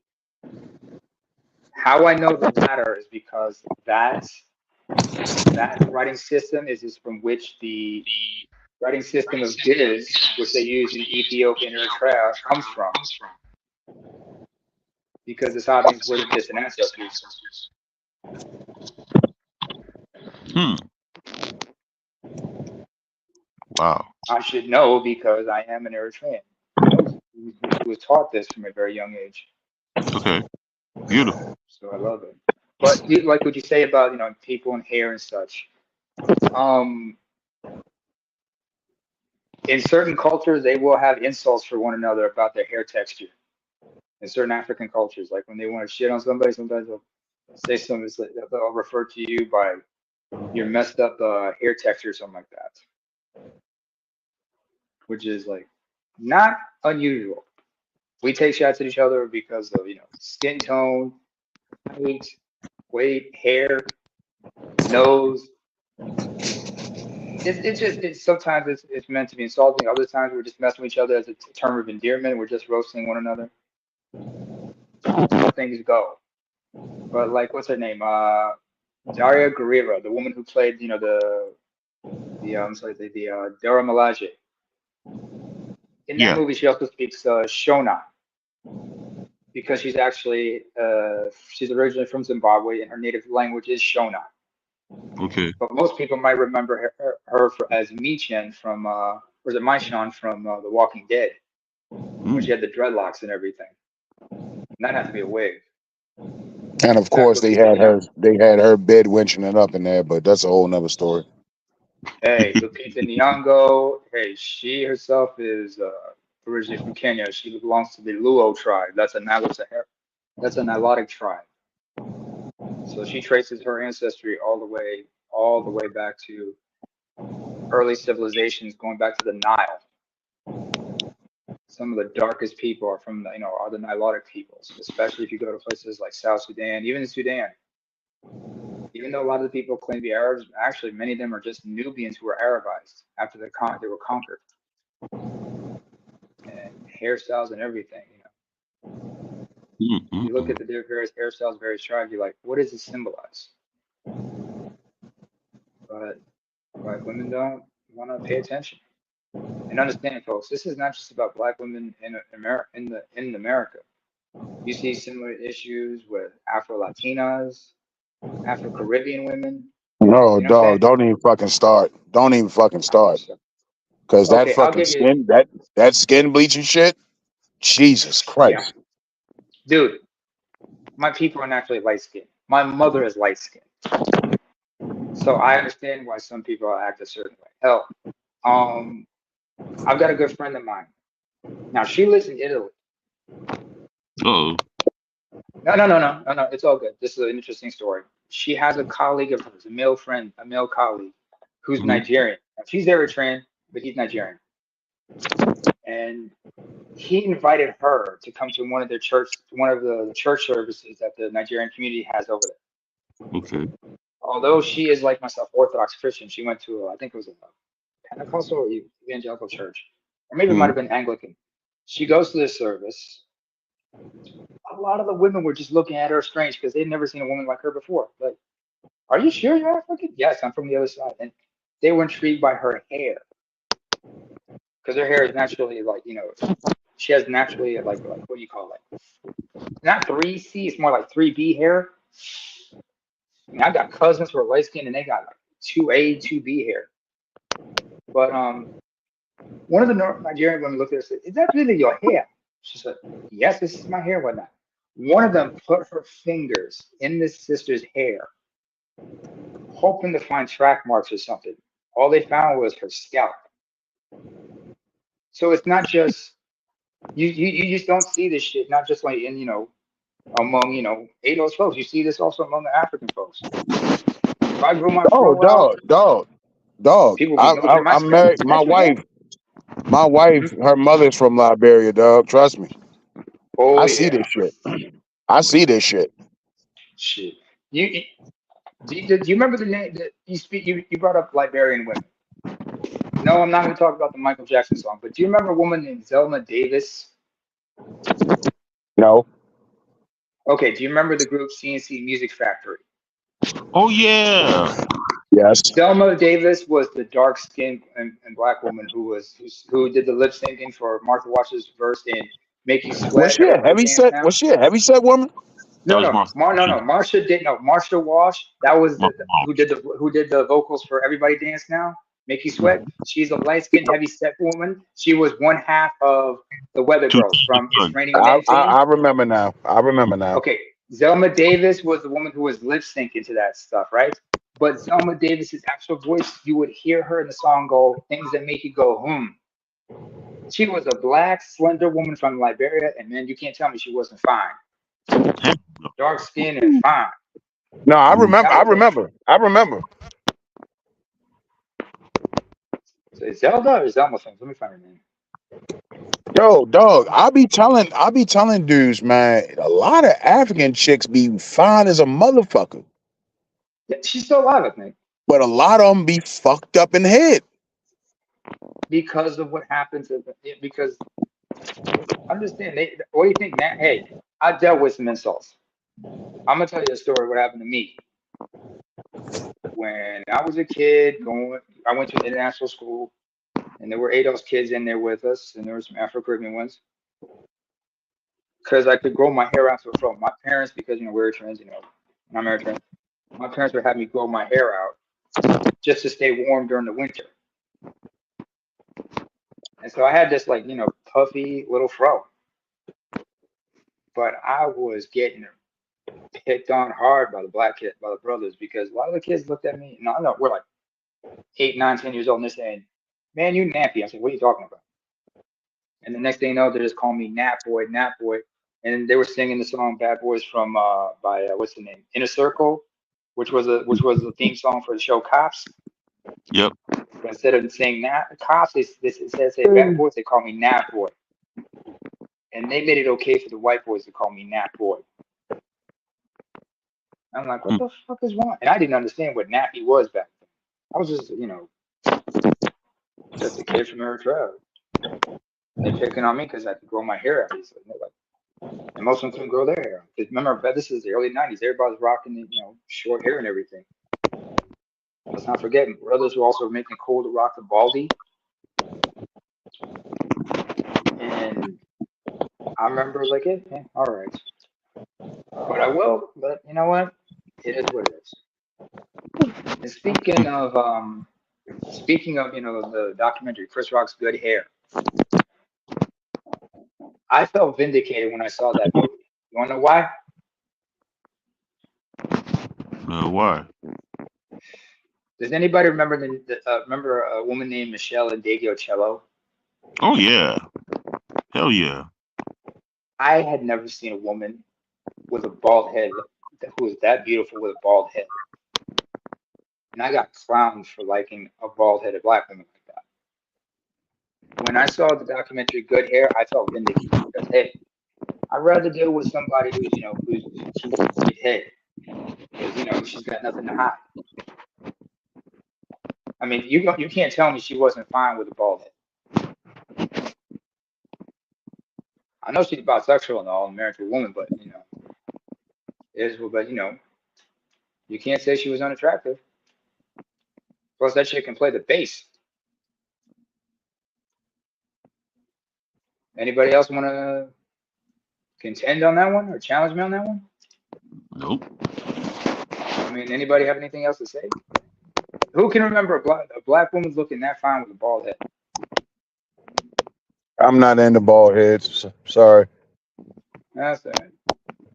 What? Not saying you can't have a nice face, but I need some fucking hair. Otherwise, I feel like I'm fucking a dude. You're scared. You go when you're hitting in the back. You're scared. It's like you jumping Tupac or something. Like that's like the same thing with like flat chested women. Like I'm not even a titty man per se. I like hips and ass, but I gotta You need have some enough titty. titty. I gotta have enough titty. Let me know you ain't a guy. Or as Martin Lawrence would say, you don't want to feel like you're kissing on Earl. Like you don't have adequate titty. It just don't feel right to me. What? Wait. What's the minimum cup size would you go for with a woman? C. I Okay. can't do nothing less than C. That's why I don't like really slim chicks. Fair Like enough. like a chick like A. Marie, beautiful as hell, but she too slim for me. Couldn't Kareem. do it. I mean, I've seen pictures. Man, Zelma has like C And cup. and and Zelma's A. got Marie C. is a fine as whatever the fuck she is. She's Korean and black. Mom's She's a mom's Korean, she's dad's a black. fine. She's a beautiful goddamn woman. Shit. Whatever the fuck she got going on over there with her race card, but she don't have enough titty for me. Can't do it. Shit. I remember a lot of dudes look at me and my younger brother funny because a lot of guys were like going gaga over Beyonce. And we are like, no, not really. You guys don't like Beyonce? And we are like, no, because we think Kelly Rowland's better. And they just look at us and say, you know what? You're good. You're right. You're right. You're right. Because Kelly is fine. But then again, I remember Latoya from Destiny's Child was also just as fine because she was taller, I guess, and had that sass, a bit of It was sass. all about Beyonce and shit, but it took me and again, I was dudes were saying it like, nah, yo, Kelly Rowland the finest one. It took me a while Mm-hmm. to admit that shit, but I came around. You got to come around your own time, man. But see, You mean again, remember Beyonce's? she had a breast job. Yeah. Remember prior to the boob job, she was kind of flat. Was it? Who? Yeah, I didn't Which one? notice that. Kelly Rowland. Kelly Oh, Rowe. Okay. You go back and watch them early Destiny Child's videos. She ain't have no chest.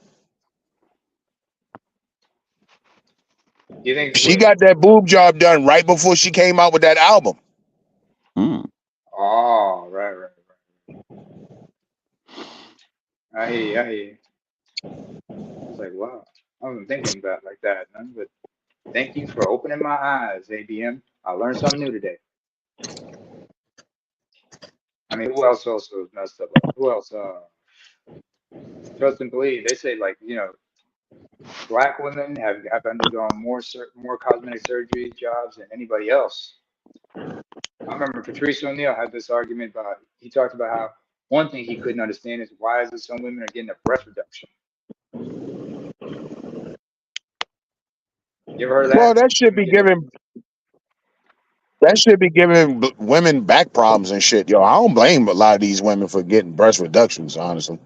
Hey, a lot of women don't want to, work on, don't work their upper bodies like they're supposed to.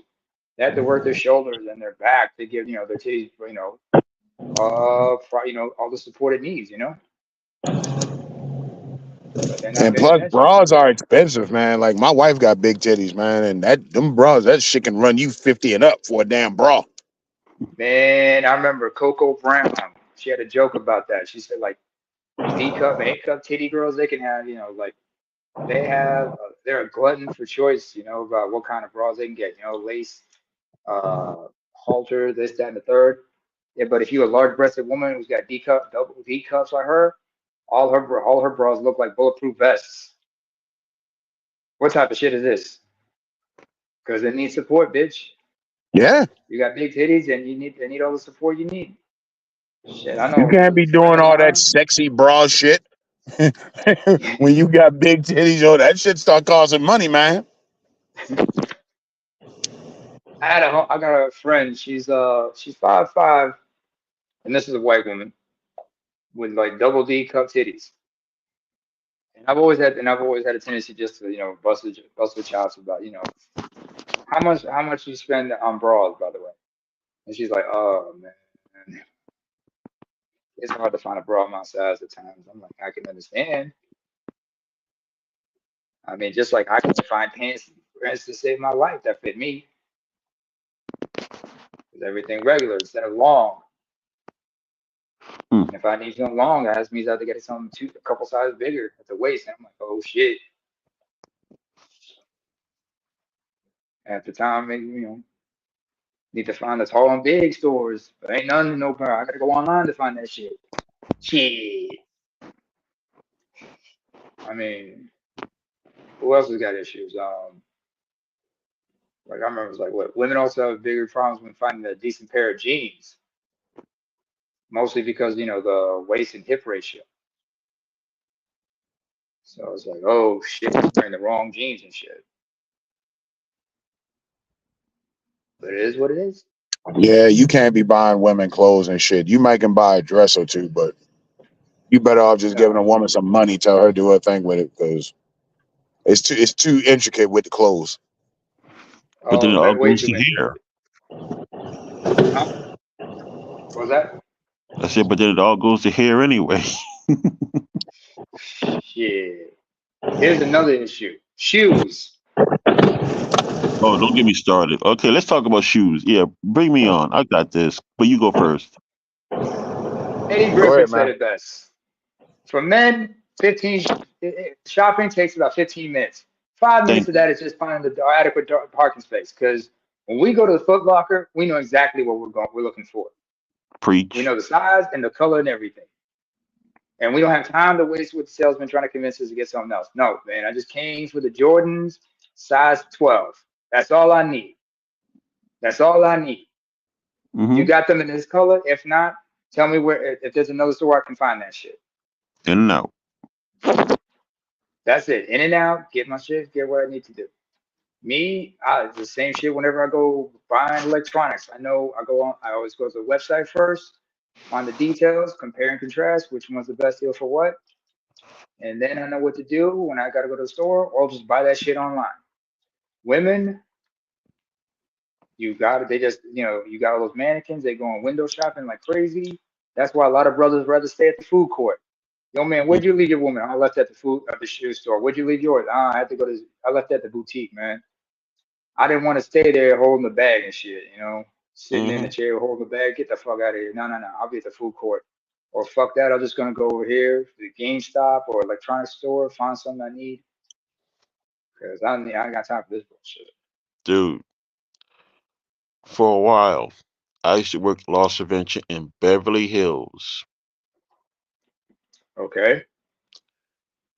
And actually, it was at a time where a company I worked for had Gucci as a client. Uh-oh. Remember when Halle Berry was Halle Berry? That's when I was working. And you would see women come in there into the shoe section of the store.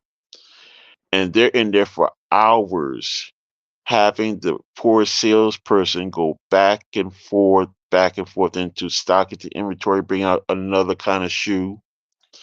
The Mm-hmm. woman will put one shoe on her left foot and then another style on her other foot, walking around, posing, looking at herself in the various full length mirrors.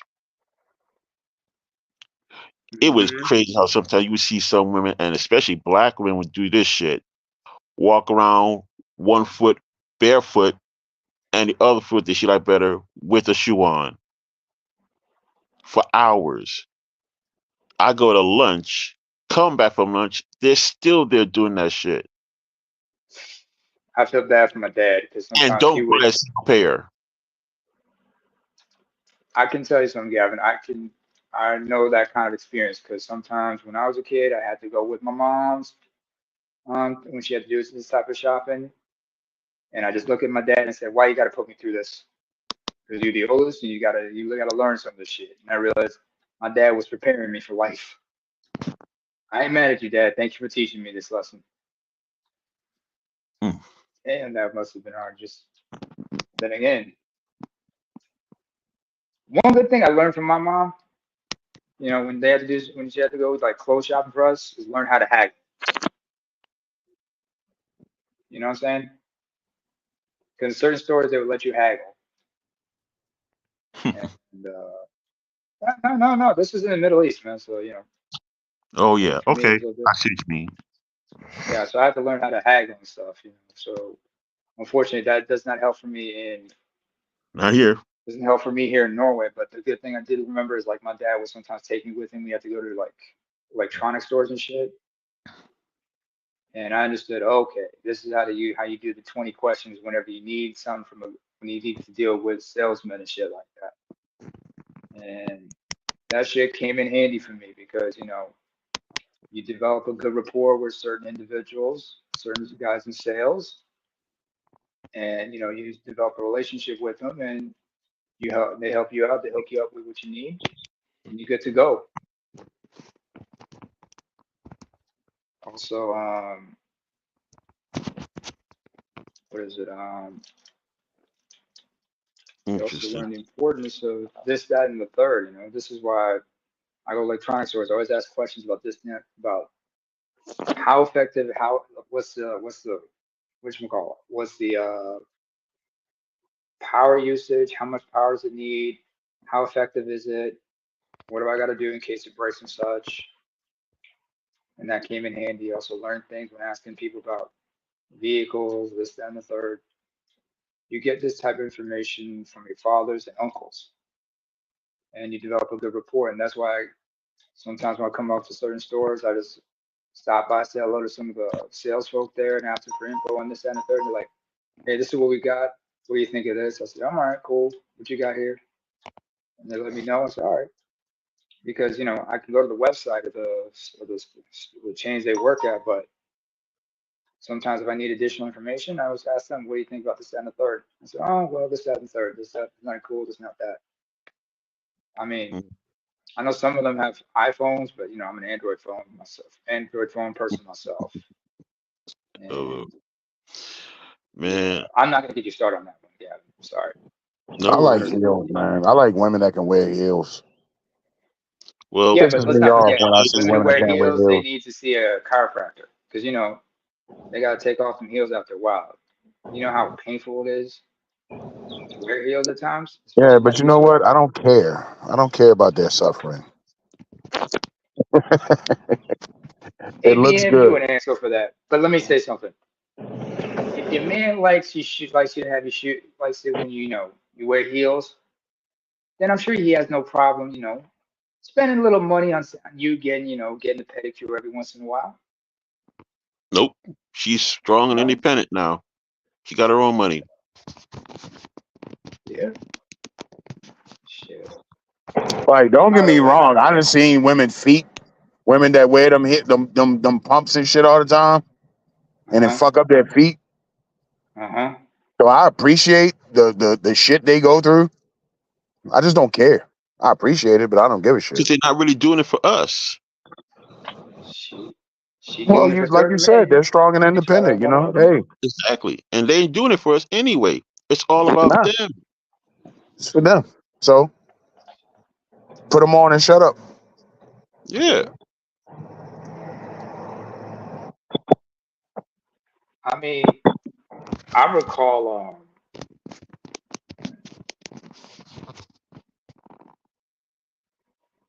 I remember somebody talked about how one of my boys he said something about that was really interesting about guys who were like the difference between titty men and ass men. And then I asked him, "What about guys who have like a foot fetish?" He said, those are just creeps and whatnot." And I'm like, "Nah. I mean, I don't have a That foot is fetish, so but I not do true, like yo. it. I mean, guys have to understand, a woman's feet. Yes, I'm not being a perv I when I say, love some pretty goddamn feet. Yes, yes, I like women who keep a guy, who like to keep their feet well, who keep take care of their feet and everything. I remember, that Boomerang. was, yeah, and I don't mind. I'm not mad if a woman wants to wear a pair of socks when she's around me. I said, okay, cool. Sometimes I think the only thing you should be wearing is a pair of ankle crew socks. Keep your feet warm. But I say something ridiculous. But I say something ridiculous. There's a point in saying this. Keeping your feet well done is good, ladies. Well manicured feet, making sure you also see a podiatrist if you got issues with your feet. Hell, even see a chiropractor once in a while just to keep your feet aligned. It's good. Hell, fellas, we should also talk about taking see a chiropractor, get our feet fit checked out every once in a while. You know what I'm saying? Ain't nothing cool about having long Chiropractor or the toenails. podiatrist? Podiatrist, both of them. Hell, what was it like? I remember was it Snowman has a good friend, Chris Bass. He had the story where he talked about how a lot of dudes would give him flack because he would go and get manicures and pedicures, right? And this is in Chicago. So he said, brothers, I will give you one name that will shut down your argument of a brother who goes and gets manicures and pedicures. And he said, all right, Negro, let's hear it. The name he said, Michael Jordan. Michael Jordan knew the importance of maintaining a good appearance. So he would make sure to keep his nails manicured and everything. Especially in basketball, you got to keep your nails clipped and everything. Get his feet pedicured because he need to take care of your feet. You know what I'm saying? Brothers have to take Well, care of that's their feet when understandable. He's an NBA player. If his feet Uh-huh. ain't working well, he ain't making no money. And there was Yeah, a time his when hands Michael too. Jordan was probably arguably the most famous black man on the planet. There was a time. Yeah, He still and is. Me still personally, is to this. I just don't like the idea of men giving too much of a shit about feet, their feet. I feel like we men, that's something We especially got to me. take care of our I'm a feet. blue collar guy. You know what I mean? I wear work I boots get and it. I shit. get it. Same here. I do I don't security. give I a do fuck my feet about all my day. feet, man. We on our I feet all mean, day. We got to take care of our feet, man. We got to keep them clean fit, and keep. I mean, how I many clean brothers them have and to shit deal with like that. episode foot, athlete's Like foot? Clean them Keep your so foot.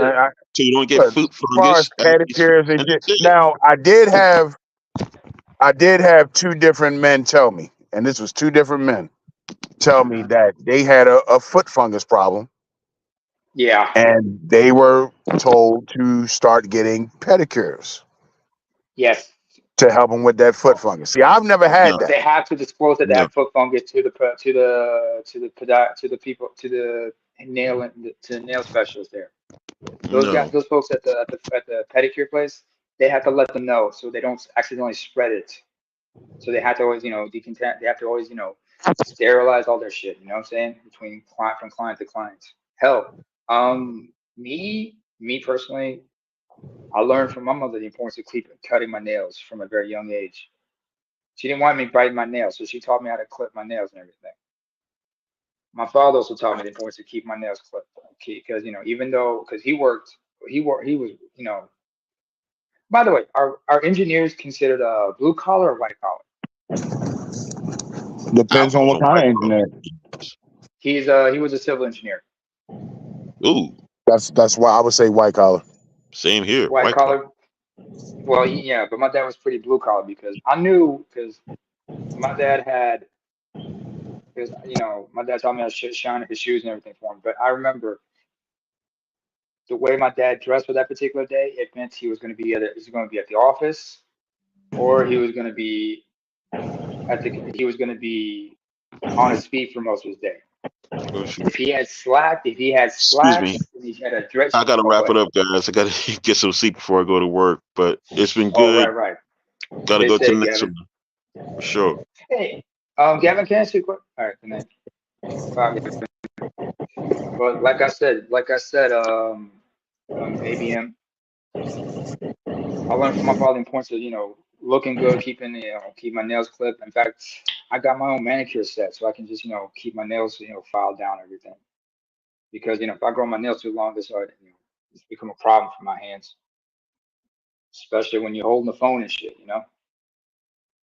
and or when you're gaming and such. But I remember my father, when he was working, if he was going to be at the office all day, it was slacks and a dress shirt, and dress shoes. But if he was going to be out and about, like he had to be at a construction site or someplace where there's going to be a lot of walking, sometimes it'd be slack with certain types of dress shoes, or it'd be jeans and a pair of sneakers or something like that. Or a work boot. And he probably had some work boots somewhere around just to protect his feet whenever he had to be at a construction site. You know what I'm saying?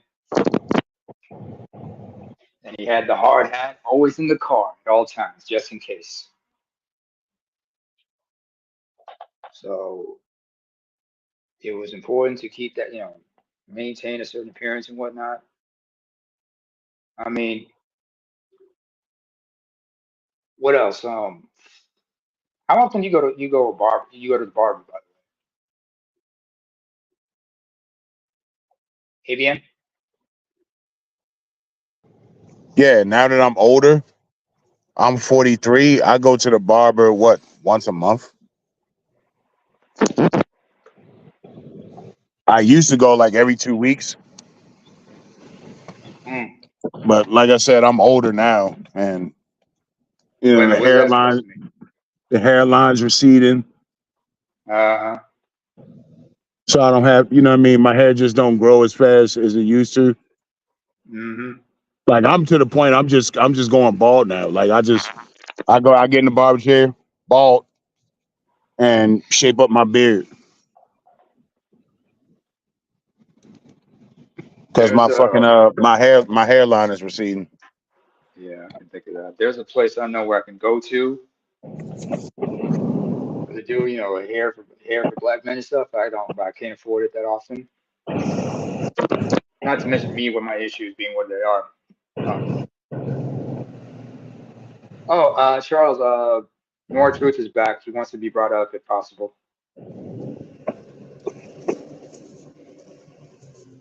Hold on, Norm. If you're still back there. Anyway, as I was saying,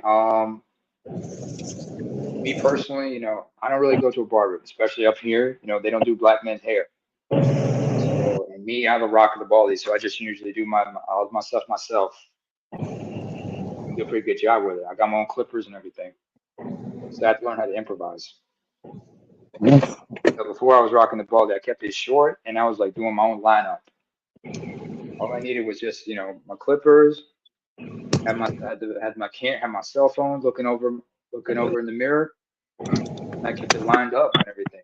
Some of my dudes were looking at me like, "Yo, who does your lineup, man?" I said, "I do it myself." Really? Yeah. So how do you do that? It's like I just I just got my own clippers and I use a phone. But I get it what you mean about, rocking the baldy. Hey,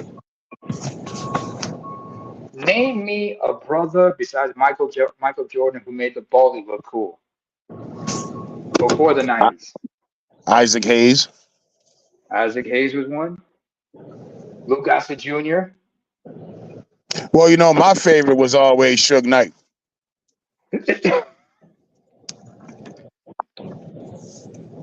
No homo, but I used to love that fucking bald look with the big beard. I always love that shit. Hey. Him, Isaac Hayes with the bald head and the beard, didn't they look good? Remember DMX? He had like the chin. You remember in the 2000s, everybody started rocking the chin strap beards? Yeah. And I remember the first cats. I remember or was it? Everybody was rocking some form of the instead of a full beard, they just get a chin strap. Everybody started. I remember, and this was back in Eritrea, in the early 90s. Because I remember there was a British cat, Craig David. Before there was Drake, you had Craig David, who got all the ladies wet when he was doing all that R&B singing. And he made it cool for young cats to start rocking, the chin strap beard. I remember one time I saw this one dude. He just was growing a mustache, right? He couldn't grow anything. Next day, he's rocking a chin strap beard. I'm looking at it because the way it was glistening in the sun. I'm like, you got into your sister's eyeliner, didn't you? Well, the big beard was the thing in the 70s, but once the 80s came around, everybody started to get on this light skinned pretty Clean boy shit. shit. The beard went out. Cool. Some of them were just like rocking mustaches or clean shade. Also, Like it would be like a pencil thin fucking mustache and shit. And Mhm. the barge motherfuckers and Prince and Michael Jackson never had hair on his face. He was always clean shaved. Lionel Richie, most he ever did was a mustache. with the big fro, with the Jerry curl fro, with the big rat's No, nest that's at the when he top. was with the Commodores. But when the '80s rolled around and he was solo, he wasn't doing all that. Like they was pushing light skin, I call it non-threatening black man. They was pushing that non-threatening shit real heavy in the '80s. I ain't gonna lie, my dad was rocking that look. Was rocking the Lionel Richie look in the '80s. I remember one time he was rocking. He kept a mustache, but for some reason, because we watched wrestling as kids, right? He was watching it with us, so he started rocking like the handlebar mustache, like Hulk Hogan. I saw a picture of that, had to laugh my ass off because my dad just looked. It didn't make it look menacing because my father was like a really relaxed personality, really joyful person to be around. But he was like one of those brothers that need the mustache. You know what I'm saying? Yeah. Oh Hey, man. are you working? Yep. Yeah, work. Yeah. I'm at work right now. How's the thing? How's the work looking right now? How things work right now? What are you doing? Uh, I'm almost done. I got to go up on this pole, see if I can get these Okay. fucking lights on. Hopefully the shit don't like shocking shit. Make sure you got the safety on. Oh yeah, I definitely You put on don't my want safety shit. I don't play around. you don't want to fuck around, especially at this hour. They Workman's should have comp killed your ass, liability, all man. that stuff. Shit. I've seen brothers working on electrical pole, and thankful they didn't get shocked and shit. But they weren't doing what they're actually supposed to do with the tools and shit. I'm I worry about my mom sometimes, about that shit. Thankfully, my uncles learned from a young age how to fix, how to repair, electrical sockets and whatnot. So we good, but you don't want to be fucking around with that shit, especially if you don't know what the fuck you're doing. Well, the thing Get it is, done, man. when you're dealing with electricity, you only get one fuck up. Oh yeah. I deal with That's high it. volt shit. I can't imagine. Man. So you gotta fucking be on your P's and Q's, man. That's why they tell you if you ain't fit for work, don't come in.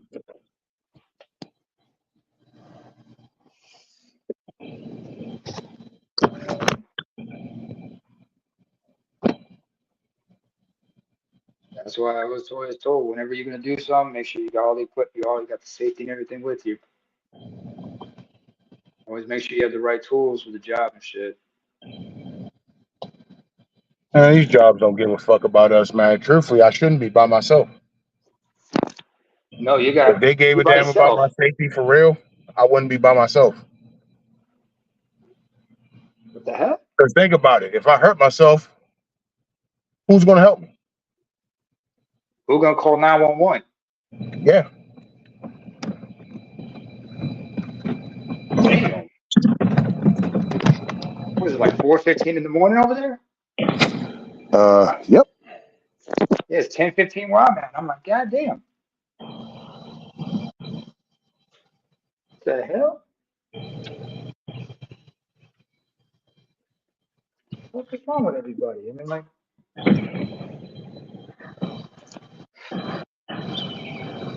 I mean,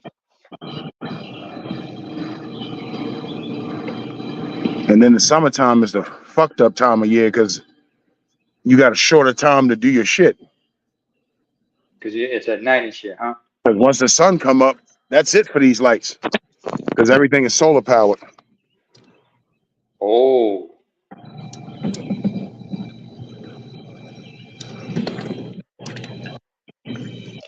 I remember like explaining to my neighbors,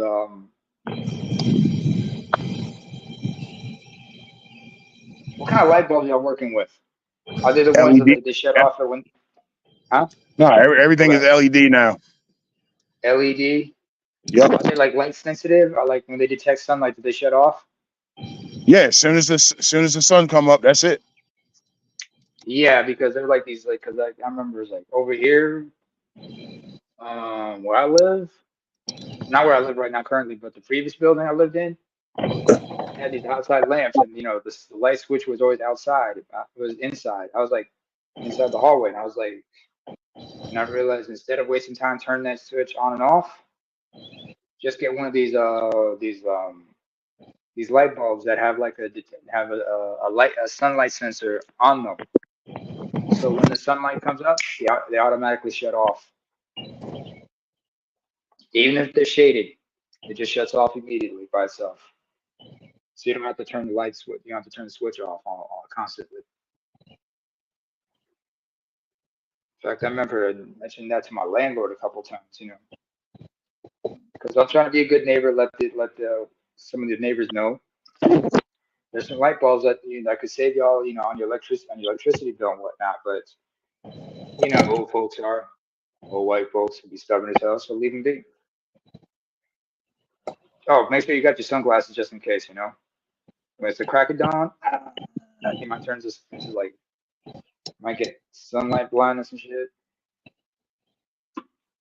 Crack of dawn, shit. Sometimes you wonder what the fuck is going on out here. What type of dumb shit is this? Let's go check a couple things here. And I'm looking at these pictures of Zelma Davis. Man, she was fine. But yeah, I hear what you're saying about, she old now. But yeah, safety, protection and shit. It took me longer to find the goddamn feed than it did to get these lights on. What Took me exactly 10 was the fucking minutes problem? to find the fucking feed. What exactly was the problem? Blown fuse. And how did and you just had to replace the fuse or something, or Yep. just Just all pop a right? new fuse in. Well, as long as it wasn't too fucked up. I don't know how it is where you is, but um, most of this shit in America, these street lights work on like a kind of like a breaker box in your house. Okay. That's how most of these shits are. Okay.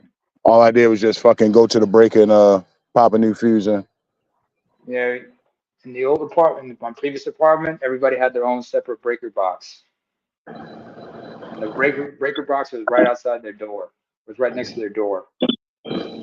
If I noticed something was wrong, I could just go outside, just go into just open the door out to the hallway, check the fuse box, and just realize, oh, okay. And fortunate for me, the local power company here, everything's digital now, so they can count the meter for me, so they can tell me how much I consumed within a month. That's how I get my bill. Fortunately, everything's now online, so I can just look at my bill. They send it to me in email, or send it directly to my bank. I do online banking. I'm right as rain, so I don't have to go to the bank every so often. Less hassle, more for more peace of mind. It is what the fuck it is. I just want to make sure everything's on the up and up.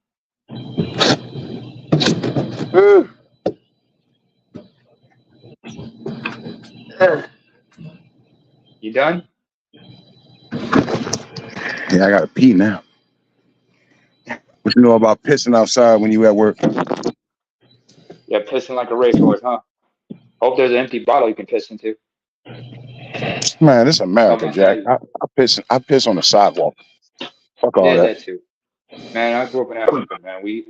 We'll piss and shit anywhere in certain neighborhoods.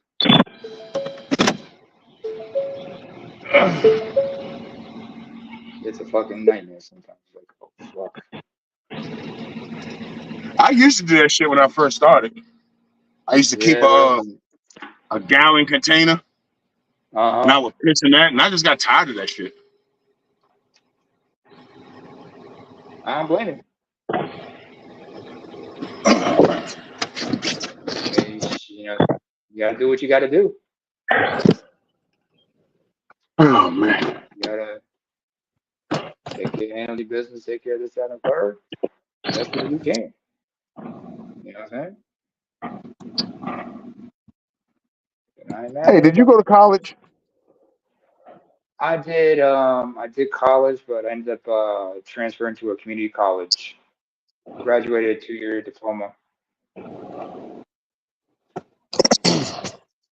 Yeah, my My younger boy brother man. did 4 years. My brother graduated 4 years, and then he made it here, got his master's, so he's doing all right. My boy want to go to college, man. Kind of nervous. Your son? Is this the oldest? Yeah, that's my oldest son. Yep. What's he looking to do in college? What's he looking to Engineering. go into? What type of engineer we talking here? He not really sure yet. I'm trying to tell him to go into sports medicine. I said, dude, everybody's doing fucking engineering, man. It's gonna be hard as hell No, to get a job. wait, he can actually do engineering. Like he's like construction of like new stadiums and such, architecture and stuff like that. Or he can go into like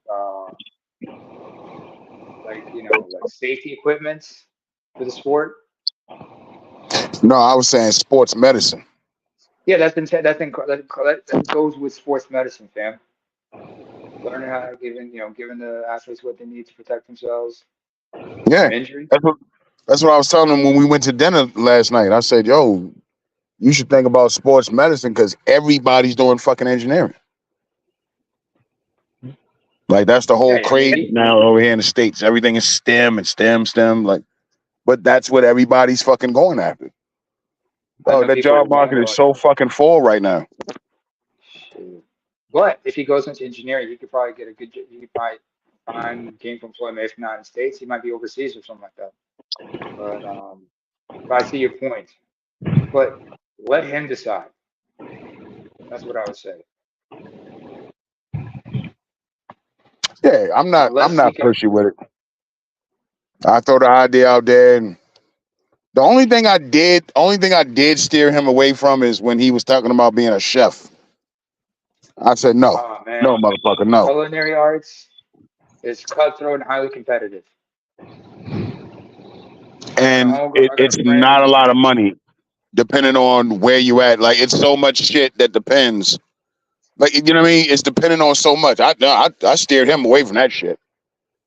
Like no, Yeah, no, motherfucker, no. You're not gonna be a fucking chef. Enjoy but cooking, encourage him to but cook. Enjoy cooking, just like Sammy Davis Jr. enjoyed cooking, because that's what kept him from from relapsing into alcoholism. my son can cook his ass off. I'm sure he can. But I told him, I said, nah, man, nah. Mm-mm. Too many egos, a lot of cut. It's a lot of cutthroat, It's a lot of throat so much cutting at the bullshit internet. involved with that, and it's the risk versus reward ratio is just not worth it. It's like everybody trying to be a luchador when they go into professional wrestling. It's like everybody wants to do the high flying shit instead of being a technical wrestler. We all can't be Rey Mysterio. Some of us should be like Bret Hart. Some of us could be like Daniel Bryan. Others got to be pure mat wrestlers and grapplers and can stretch you. Like, Or no, like motherfucker, no. or like everybody want I got him off that shit. I said, no, motherfucker, no. to. Yeah. Like, I'm a firm believer in letting you have your own journey, but at the same time, I can't just let you do some stupid shit.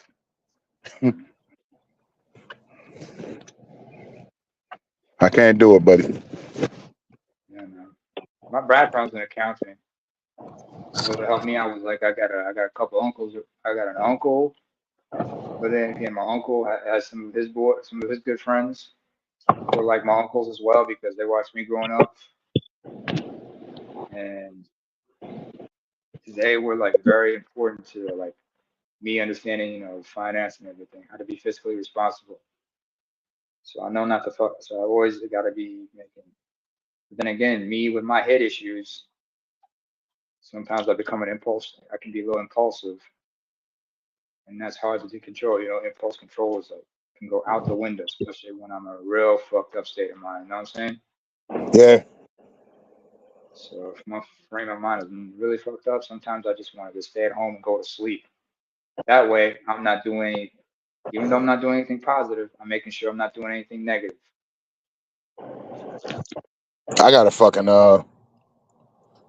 see, man. I be struggling nowadays because I don't smoke weed no more. So Like, I what do you mean? struggle to relax.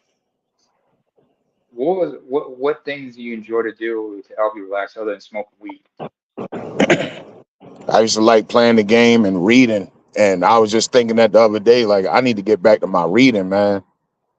But it's like I enjoyed it a lot more when I used to like to read while I was smoking. Let me ask you So when I something. What kind stopped of books do you smoking, I read? stopped fucking reading. What kind of things did you like reading? Nonfiction.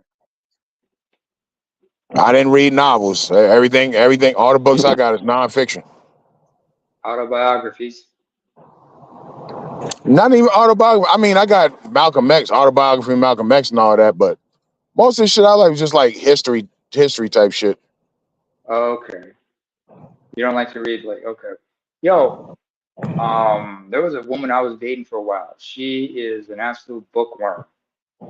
Real sweetheart, but she was an absolute bookworm. And I remember she started, and she's been reading since she was a kid, and at some point she had to start using reading glasses. Why? Because she was straining her eyes so much just reading.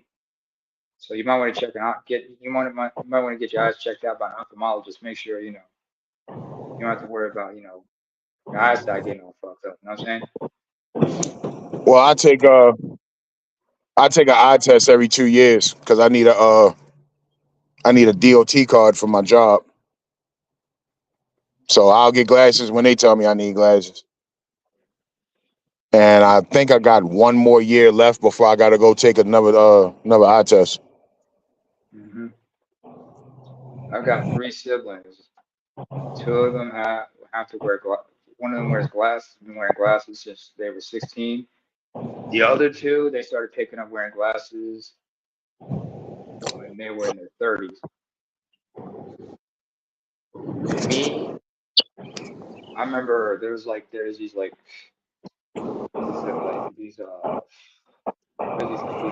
there's this couple places, chain stores where you can buy sunglasses, where you can buy glasses and whatnot. One of them, they get, you can do the test. You can test yourself for free by looking through a machine. And twice I've looked into that, and they said, no, your vision's good. Your vision is normal. So all right. So I know eventually I'm going to need glasses. If not, I don't mind wearing contact lenses. Yeah, I Some know my people, day coming, but I'm just not there yet. hey, contact lens. Hey, ask if you can wear contact lenses when working. Nah, fuck that. I never liked contacts. Uh, Everybody in my house wear glasses except me, and nobody likes contacts except for my wife. shit, I got my sister. She'll switch between glasses and contact lenses, My but she son could be asked quite. about my son asked about contacts the last time I took him to the eye doctor, and the doctor said not right now. Told him wait till he get older. How old was he at the time? He was like 16, maybe Okay, all right, cool, 15, cool. 16. He was like, not right now. You're still growing up, boy. Still got a lot of growing up to do. He said that. He said, young people don't do well with contacts. You end up losing them and shit. He was like, nah, yo, just wait. I remember, I remember playing little league baseball, and I remember a kid lost one of and he was a catcher, and he lost one of his contact lenses behind home plate, and they had to spend the next 5 minutes looking for his contact I lenses. was just getting ready to say that. Stop the fucking game, right? This is a white boy. Yeah. I'm like, hey, you know what's even more fucked up? I remember it was like, what is it? Black women wearing contact lenses and shit. And I remember a few cousins, they came to visit us and they used to wear these green and gray contact lenses. Used to bust their chops about it. But then again, I remember they were looking at me kind of sideways. Why? Because I was thinking about wearing contact lenses, but just a contact lens in one eye because I wanted to make my eye look like I got cataract, like Method Man. You remember? I remember that. And I was just wearing. I thought about, I could just rock that shit just to fuck with people. Cause like, what the fuck is wrong with you? Now I'm just looking a little fucked up. Or if you remember the contact lenses that made Scorpion's eyes from the original Mortal Kombat movies look like they were like dead and shit. That was some scary ass shit. And that's what I was going for.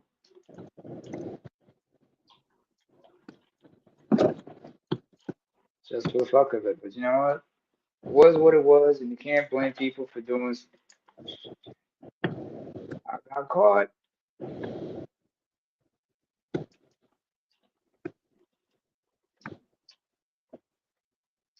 I got caught. Fucking Charles went to sleep. I don't know. I think you know what happens. Sometimes you get the itis. Especially when you eat good and had a couple of drinks, and then I guess it's maybe Charles somewhere else. He'll be back. Me personally, I don't drink. I don't smoke. Because I've seen what that shit does to people in the long term. And I know some people have been chain smoking just to cope with shit, especially when you got people dealing with trauma. Yeah. Like especially the generational trauma shit. When you have generational trauma, man. I don't knock people no more, man. I see people got substance abuse problems. I be like, man, I just hope I you mean, kick it. Charles would tell you, man, especially among our generation, brothers who served in the military. How many of them been dealing with, with their own dramas, especially those who came home from Iraq, came home from Afghanistan, shit. Whether they came home intact, all kinds of fucked up,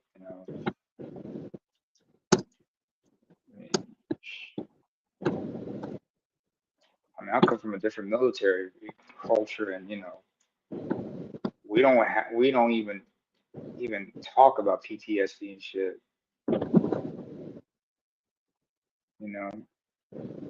Here in America, they just fucking banned. They just stopped testing on a PTSD medicine. Shit. Said nope.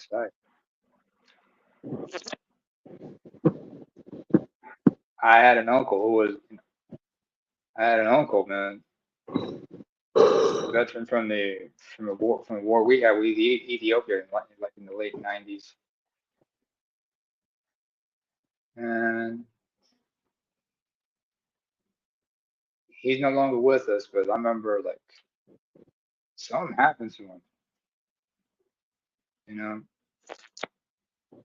because like I said earlier, I don't knock any, like you say, you don't knock anybody who's like hitting the bottle hard and whatnot because they don't want to deal with that shit. They just want to forget. Yeah. But like somebody said, trauma will always come to you in the post office, in the mailbox. That's how it starts, man. You be just trying to cope. Next thing you know, you're addicted. Yeah. Motherfuckers get hurt. They get hurt. You got to have a surgery. They give you Percocets. Starts right there. Next thing you know, you're just doing full dope.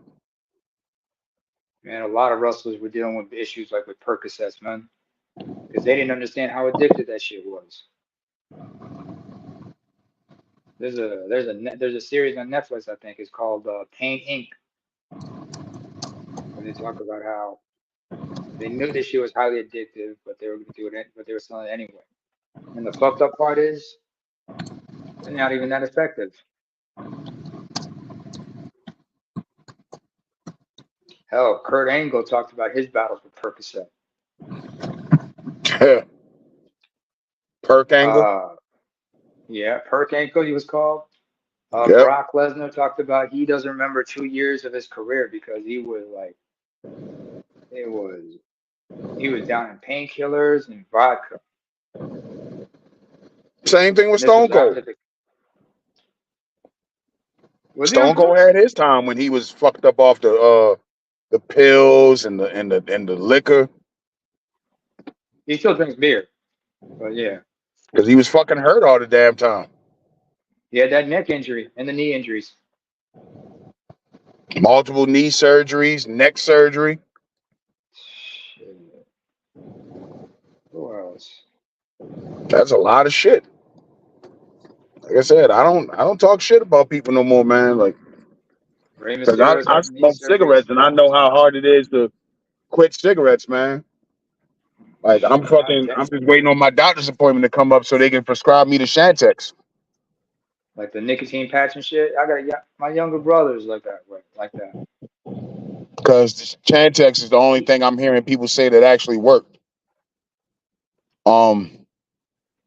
My But I brother has to couldn't get take a like a I couldn't get a nicotine doctor's shit. appointment till August, so I gotta wait till Yeah, fucking August. you gotta hold in and just that, huh? I mean, my father was a smoker. The only thing that stopped him from smoking was a fucking stroke. Yeah, Once he had that and that's stroke, what I'm trying to fucking avoid. yeah, yeah. I remember my dad telling me like, watch your stress levels. One of the best gifts I gave my dad was I sent him a link to on YouTube of this National Geographic documentary about stress. It features Dr. Robert Sapolsky, who's done some research on that shit. And like, man, stress, long-term stress will fuck you up again more than anybody can imagine. That And shit will and fuck up your DNA. and that's my thing. When I'm stressed, I eat. You're an emotional eater. Yeah, and my wife, she's the opposite. When she's stressed, she won't eat. She won't eat shit. That's how I know something wrong with her. And like I was saying earlier, that weed, that shit helped me cope. You know, I could work all week, but I could come to my off day and I could just smoke a blunt and I could just feel better, make me want to just read something. I can mellow out. But I stopped smoking. I haven't smoked in like a year and a half. And I'm just mad all the fucking time and Yeah. Oh, stressed. And I just fucking eat. I'm big as a house.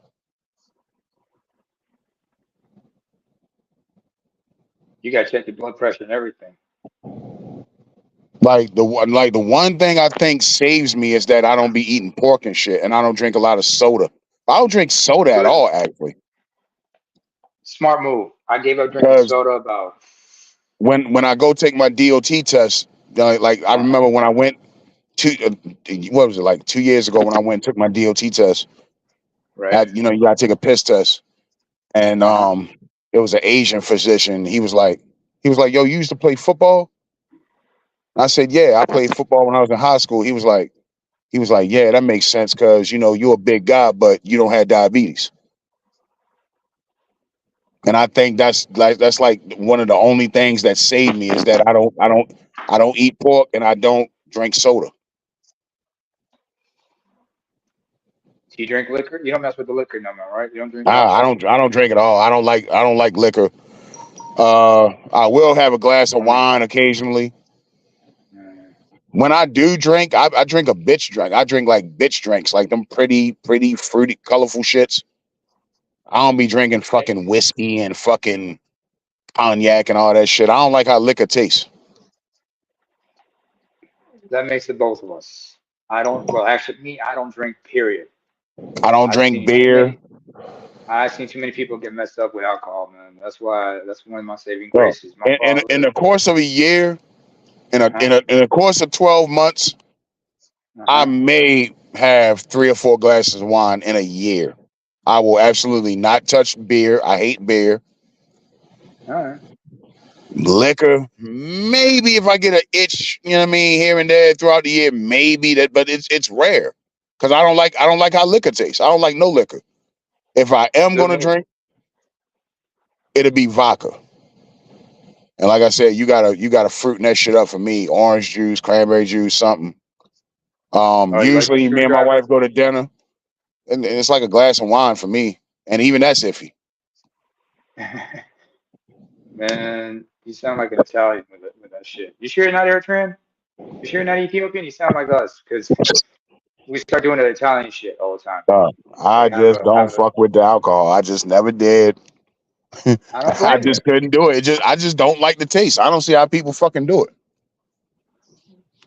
Shit is My thoughts gross. exactly. My thought Man. exactly. I couldn't understand alcohol. I'm like, somebody tried to say, "Why don't you try some?" I remember one time I had this one situation where I was at a party, right? It was a house party. There was a lot of folks drinking. I went to grab my glass of water, right? I thought it was my glass of water. Once I took a sip, I tasted it. It was gin. I had to spit it back out. I had to spit it back into the cup, and I was like, I had to go rinse Oh my mouth. yeah, absolutely not. The gin? Fuck no. I can't do no gin at all. Like I said, maybe some vodka. Like that's With the some juice. only alcohol I've no, not no motherfucking gin. Nope. Gin, whiskey.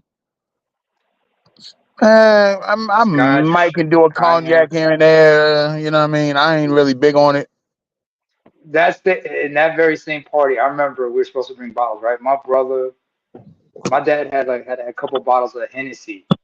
He kept with him, right? My brother said, "Yeah, let's take this one with us." Are you sure? I said, "You crazy? Come on, no." I was telling them, "No, we don't shouldn't bring that." They took that. Man, you have no idea how many people went nuts on that shit.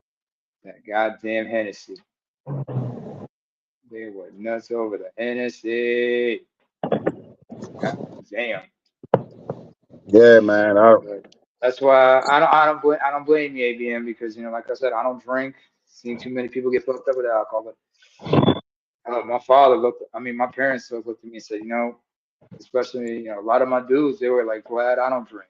I remember one time we were like out, we were just hanging about. We went to I think to a bar because they needed like a couple shots some, and then somebody was like just riding, just like trying to clown me because I wasn't drinking. So one of my boys looked at him and said, "Yo, leave him alone. If he's not drinking, he's not drinking.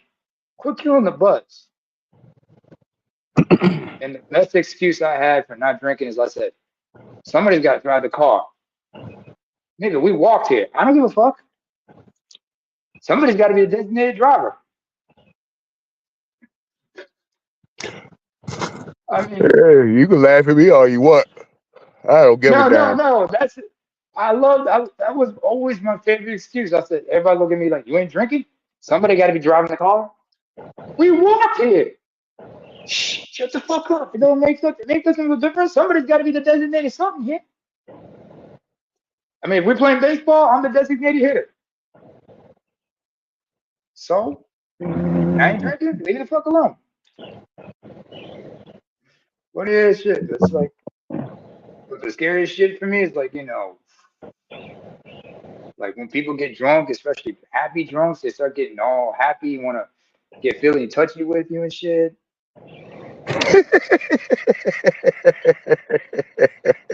No, Like I had, I hate the sad drunks.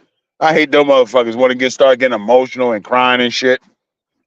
or the ones that get physical or want to get, shit. Man, I remember my boy. I've been one of the worst things that's ever happened to me is when you got a homie who's drunk as hell and he does some shit to cock block your ass. He inadvertently cock blocks you. Like you talking to a dude, you talking to some girl right on the. I remember sitting at a house party. I was having a conversation with a woman, nothing, not really looking to it. My man sits right next to us, and he's like getting all hyped with shit, and I didn't, and I was like looking at him like, what the fuck is wrong with this nigga? Because he's like, yo, man, you gonna get that bitch now, huh? She looking fly as hell. You gonna fuck that bitch up, huh? She fly as shit, huh? I'm just looking at my man like, is he all right? The girl is, the girl with her homegirl, with her friend, she just got up and just walked away. And I'm just looking at my man like, what the fuck? Because, I wanted to fuck him up, but I couldn't. Because I realized this nigga's drunk. I don't. That's And another thing that really. that's not the worst. Actually, That's that's not the really worst like of it, though. that's the That's not the main worst of thing it, that though. turned me off from alcohol. Mm-hmm. Cause I just see The so yappy many motherfuckers people. They violent. or get yappy. The two worst drunks is the violent drunk and the Mm-hmm. emotional drunk. Cause oh my god, now they want to The talk your ear babysit. off. Now they want to fucking cry. Like god damn, dude, I just want to fucking watch football and hear you all crying about shit. Like so that was really like the main shit that turned me off. Then like I said, that you add on the taste of it, I just can't do it. Couldn't do it. I couldn't do it. I couldn't do it. So, And I got too many bad habits as it is. It's one bad habit I don't need. alcoholism is a trip. That's why I stay away from that. Smoke cigarettes. I don't eat, thankfully, because the upbringing I got. Even though I used to eat pork, I stopped eating pork a long while ago.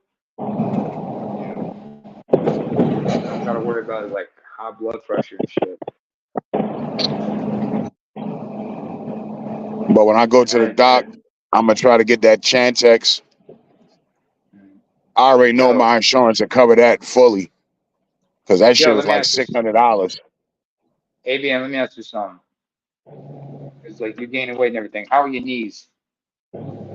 My knees, my knees Yeah. feel good. It's my fucking back.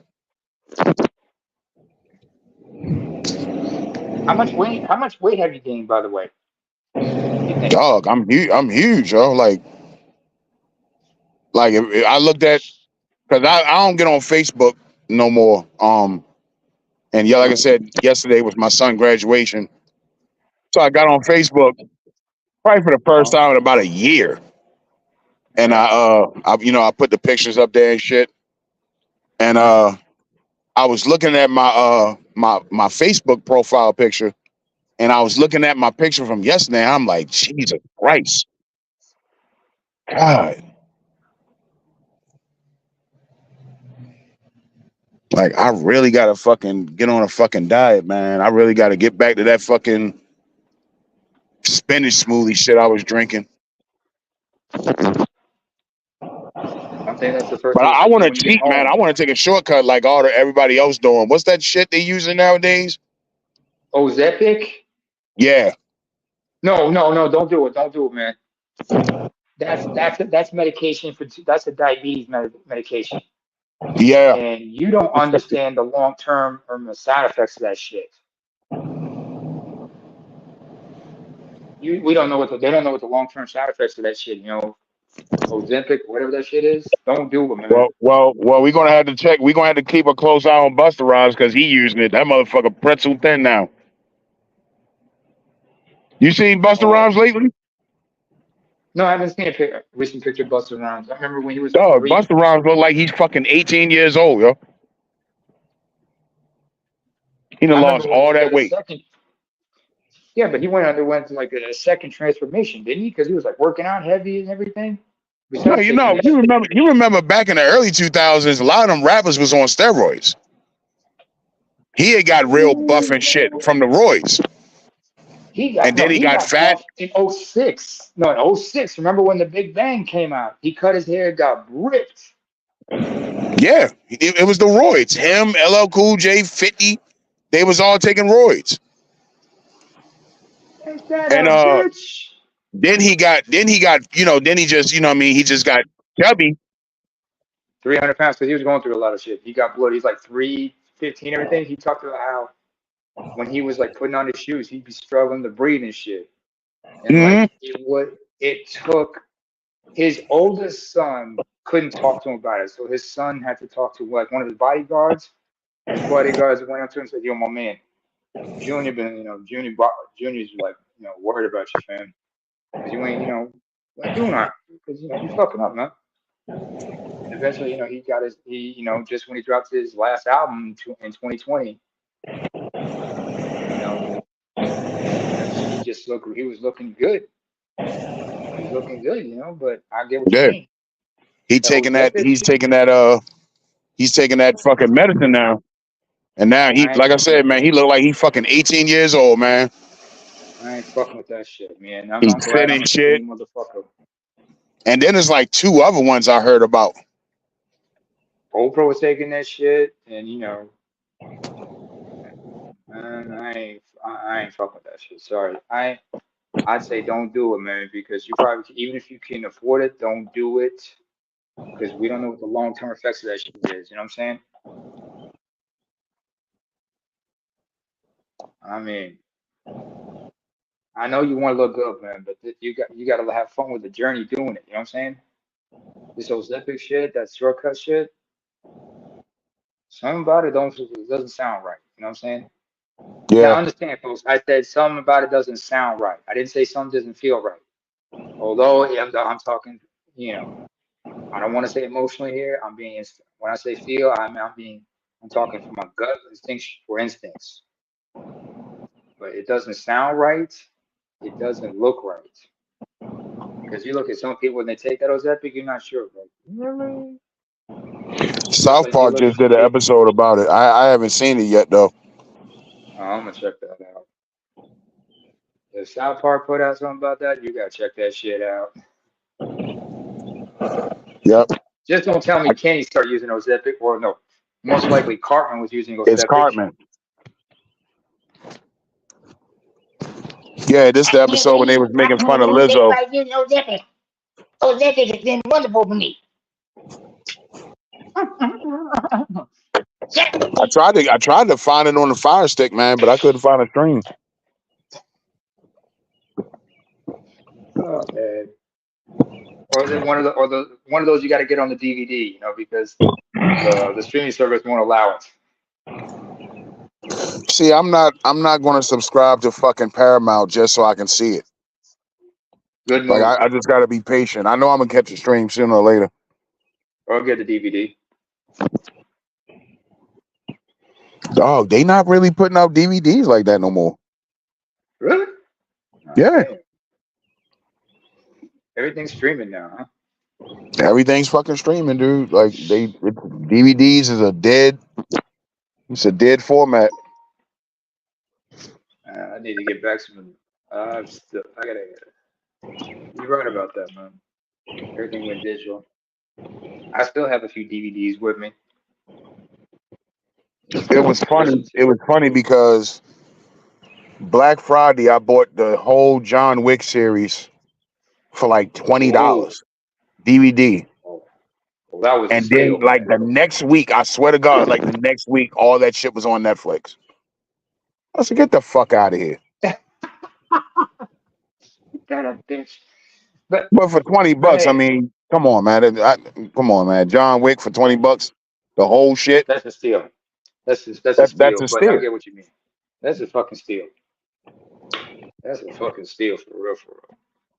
But I've already seen both equalizers on Netflix. But let's not forget, folks, Netflix is region locked. So Netflix in one country is not the same as Netflix in another country. What they have in one place is not available in another place unless you got the VPN to help you switch. I'm just waiting for next month the what you call it, Beverly Hills Cop 4 coming out on Netflix. That's what's up. But July also, 3rd. Bad Boys comes out this week. Bad Boys Ride or Die. Yeah, it's rumored that Martin had a stroke.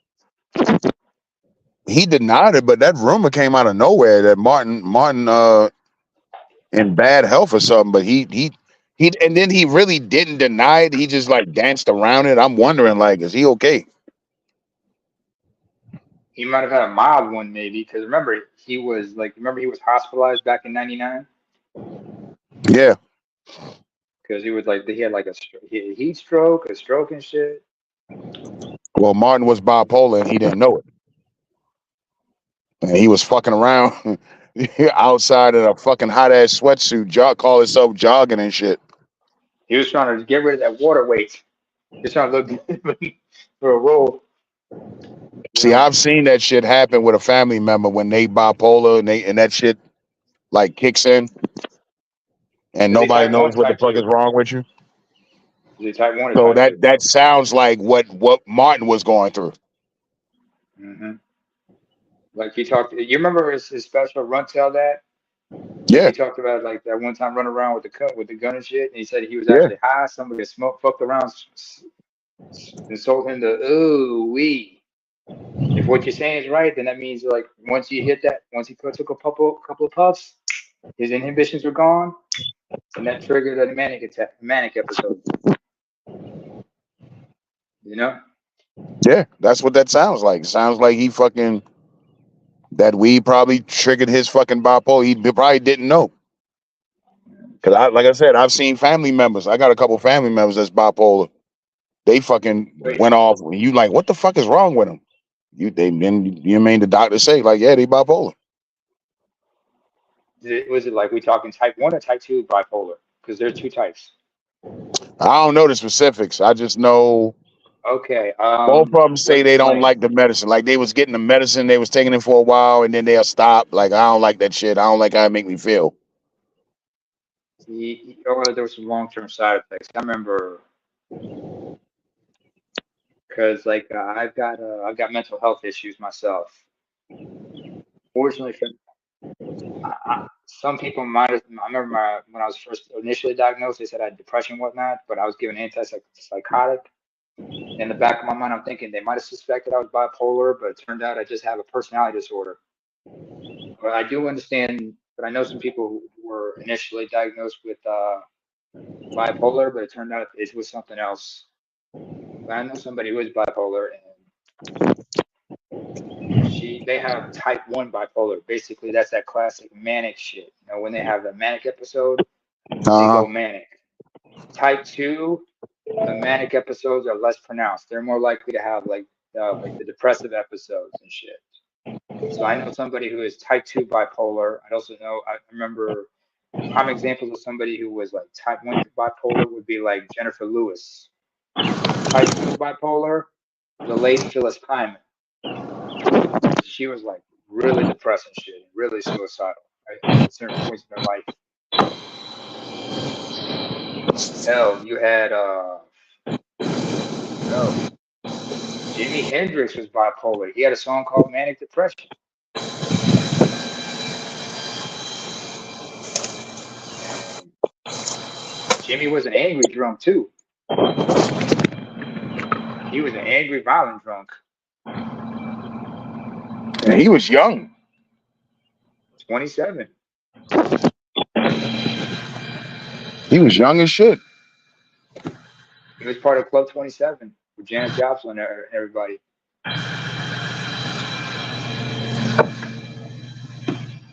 Just fucking dropped dead, man. Shit crazy.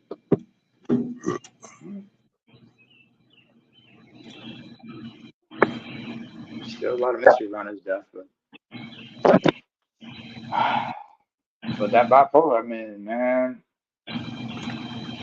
there was this medication I do know that they use to treat people with bipolar, and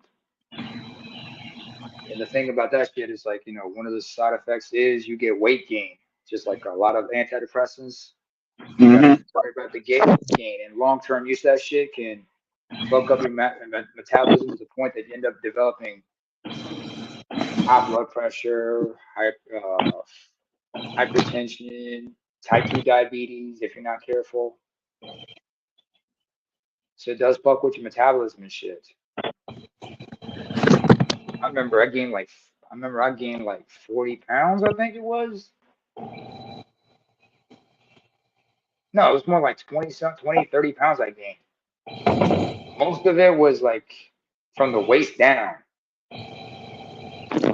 I'm skinny as hell, and my baggy jeans have a snug fit to them. This is some bullshit here. Fortunately, I got off the meds. I did get off the meds, and And I already had the coping. I already had developed coping skills and how to deal with my anxiety and such. So when I got off the meds, within like 6 months or something like that, within a couple 3 to 4 months, I regained my old metabolism, and then within about 6 to 7 months, I lost a lot of that weight. So I'm back to being a lanky motherfucker. I don't mess with none of that. I don't mess with none of that shit anymore. I'm glad I don't. Hell, I've mentioned this before as a joke. I've said, ladies, I'm an emotional eater, so you should be taking advantage of me. If I'm gonna be eating something, I might as well be eating something that's just gonna make somebody feel good. You know what I'm saying? Yeah. Just make sure you wash your ass, like Rick told you.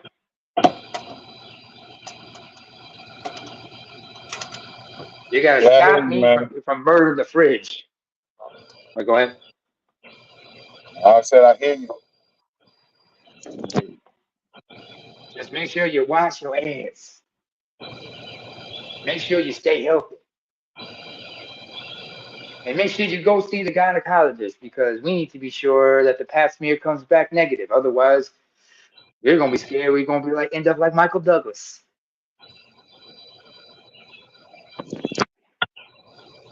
Did you see the new Planet of the Apes? I haven't watched any of the Planet, not since the first movie. I haven't watched any Planet of the Apes movies. I don't know, something about it was like, nah, wasn't really feeling I it like watched that. it. I wasn't impressed. So I ain't missing out on shit. I didn't miss Just nothing, wasn't huh? nothing going on. It was too slow for me. Too slow. Yeah, it just was boring. Honestly, it's just a boring movie. Nowadays they're just doing it just for entertainment, try to make it a quick make a quick buck. They're not really into storytelling like that. This is the entertainment industry, folks. Don't expect too much out of it.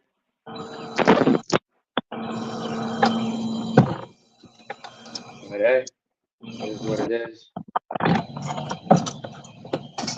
What you doing right now, EBM? I'm changing this fixture out, and it's gonna be the last one for the night for me. Sun coming up? Yep, I'll be getting off in about an hour. All right.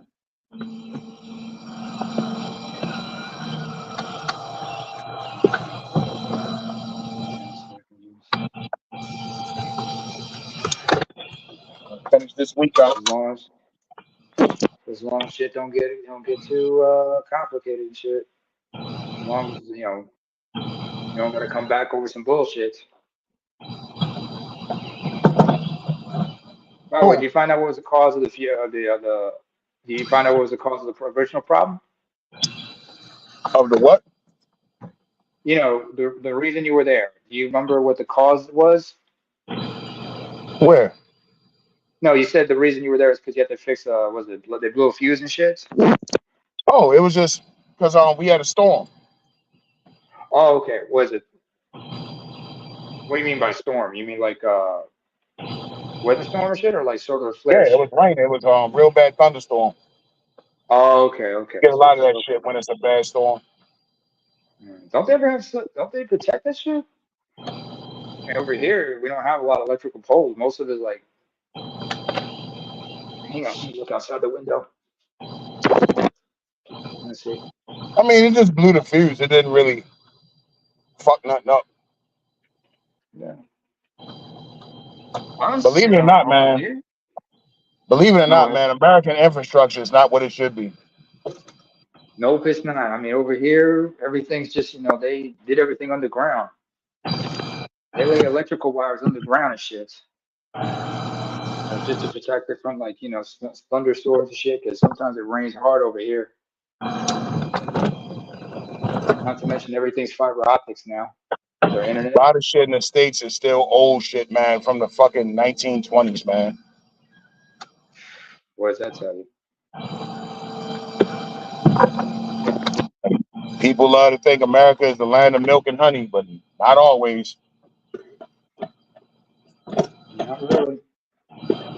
Some people just like to maintain the status quo for a long time because cut costs and everything. I'm like, dude, do you understand the importance of sometimes a little bit of discomfort is the price you got to pay for upgrading and improving the infrastructure. A lot of countries kicks America ass on infrastructure. Lots of countries are just so much better. They got way better technology than what America got. And affordable health care. I mean, it can be shitty in certain ways, but at least it's affordable.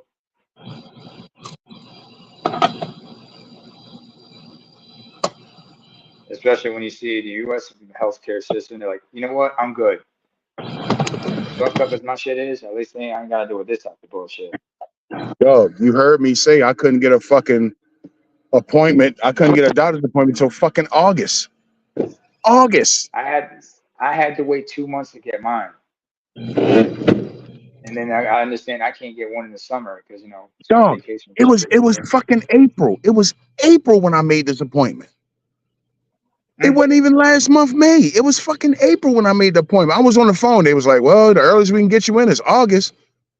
And I thought I heard them wrong. I was like, say again. How booked is it? What is it? Is the doctor gonna be on vacation or some shit? Dog, I'm going for a simple fucking physical, like a routine physical, Yeah. Routine blood work. And that's it. That's all I'm going for. Yeah. These motherfuckers can't get me until fucking August. Maybe My wife didn't even fucking believe me. She thought I was bullshitting. I'm like, no, I'm dead serious. It's fucking August 8th. That's the earliest I can get in. I bet she went and called them to check. I called them in front of her face. You had them on speaker, a loudspeaker to prove your point. Yeah. Why the fuck doesn't your wife trust your ass? Oh wait, you married to a black woman? Yeah. That explains it. I'm worried about You your health. just imagine it. I'm worried about your health. See? I'm like, yo, they can't fucking see me till fucking August. Like, it's fucking crazy. Part of the reason is fucking Obamacare. Obamacare fucked up a lot of shit. Did it? Sad to say it, but Yeah, but before Obamacare, what was there? Was there something better? it was the regular paying shit. But you didn't have this backlog. Obamacare came in, now it's backlog everywhere, and now everybody's fucking choosy. My primary care doctor is like fucking 35 miles away from me. Years ago, when I went to get checked for prostate cancer, and like I told you before, I was in there arguing with him, going back and forth with him, like, yo, give me a fucking colonoscopy, right? And they was like, and they kept going back and forth with me. So they was like, well, look, we're not going to do the prostate exam, but we will check your blood for cancer. Oh, the They PSA said test. they That's what they referred did me for me. to the fucking clinic down the street from my house. Unfucking believable. Yeah, that's what they did with me in November, the PSA test, and I didn't care. I was like, I was like, no, I mean, so I don't have to worry about the fingernails. You sure? I mean, I don't have a problem if we have to do with the finger. No, my thing is, I couldn't get so the doctor's office down the street from my house. They won't take me as a primary care patient, but I can go there for fucking blood work. That's the stupidest fucking shit ever. That's retarded ass shit. Makes no sense. Hey man, welcome to America.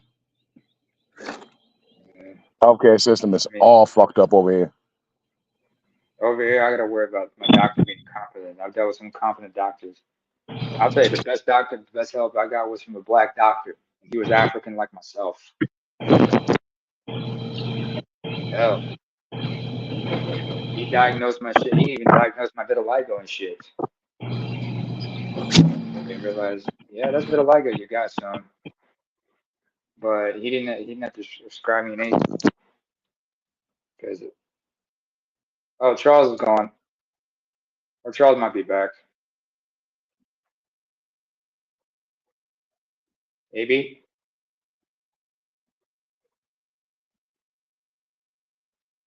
I don't know.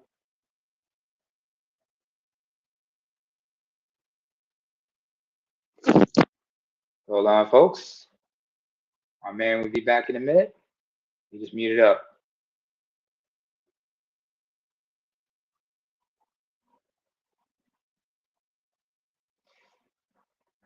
Let's see who's still with us.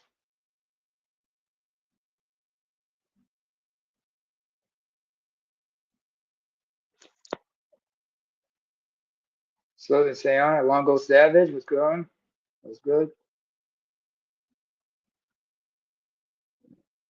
Oh, insane one. Your internet in the Caribbean is fiber optic? Yeah, I know what you mean. It's dope. Fiber optic's better. Some people have it's better than dial up. But how many people that know the struggles of dial up? Man, that was a headache. How people still on dial up. Yo, ABM, you muted yourself, I think. Can't hear you.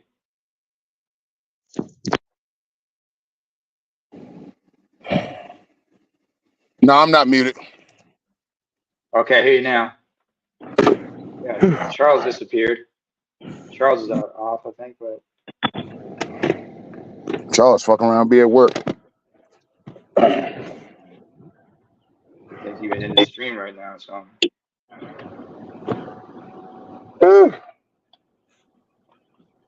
Man, shit is wild hell. Again, it could have been a whole lot worse.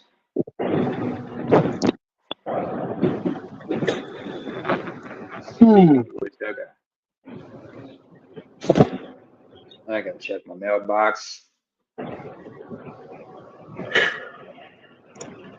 I'm just ready to get this school year over, man. What? Wait, how many kids you got? Your oldest graduated from high school. How many kids you still got in school right now? 3. What grades? Which grades are they? 7th grade, 4th grade, and 1st grade. So you got a 6-year-old, 7, 13, and 10. oh shit, comes somebody help him babysit these little motherfuckers. Excuse my French. Well, like I said, I only got a couple months to enjoy that because he's gonna be gone. In fact, I meant to text him. Earlier, man. He was at work. Cause he gotta find out when we gotta go down there for orientation. All right. You better text him ASAP. Let him know, had to deal with work, but text you for this is what time I gotta be for orientation shit. You don't want that slip. He needs that. Cause next month I'm gonna have to take him up PA for his orientation. So PA? I need to know exactly. Yeah, going to Pennsylvania. He's going to go to college in Pennsylvania. Oh, PA, okay. So I gotta know when what day exactly he got to be up there for that. I drop him up there, and then You think he's going to Penn? Do you then think he'll get August accepted to 20th. Penn State or something like that? He was kicking the idea of Penn State around, but I was like, dude, you don't have the fucking grades. Like, come on, man. Come on, man. And it's not because he's dumb. It's just because he's lazy. I always told my son that shit. Like, yo, Penn State ain't playing around. They're not gonna play with you, yo. Or maybe they might put that battery in his back or some shit like that. He said he got accepted. He got accepted in Temple, but Okay. he got more money from this smaller school as a scholarship than he did with Temple. What's the name of the school? Widener. It's a little small little college up there in I forgot that fucking town in Pennsylvania. I gotta look that shit up again. What are we talking like Harrisburg? No, there's a town called Harrisburg. I know. It's 2 hours from here. So it's about Okay. because Philly is 3 hours. Mm-hmm. So Philly is a 3 hour ride. So this is a 2 hour ride. So it's like just past the border, and then you got to go to the right. You got to go east. Hang on, let me get on the map. So I told him, I said, yeah, man, gonna have to gonna have to pack warm, man. Pennsylvania get real snow, not like here in Maryland. You gonna get some real snow up there.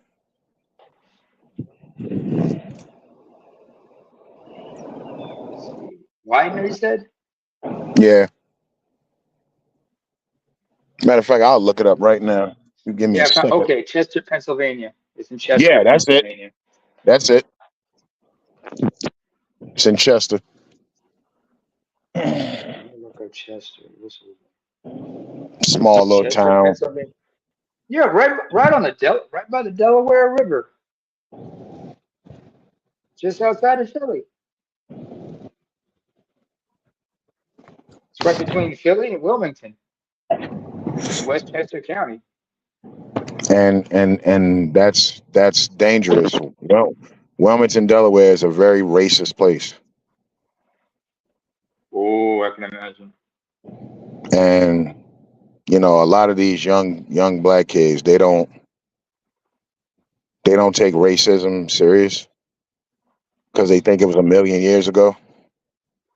It is not. So that's one of those conversations I'm gonna have to have with him.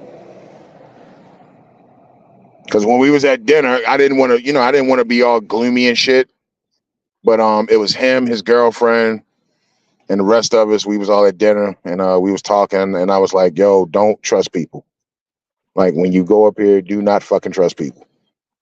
He was like, "Well, I make friends and this, that," and I'm like, "Dude, don't fucking trust people." Probably trying to tell you something. And I told him and his little girlfriend. I said, "Yo, all of those people on that campus are your fucking competition. You're not there to make friends. Obviously you're going to make some friends, but you're not there for that. Because when everybody graduates and it's time to get a fucking job, they're not going to give a damn about friendship. They're trying to get a job."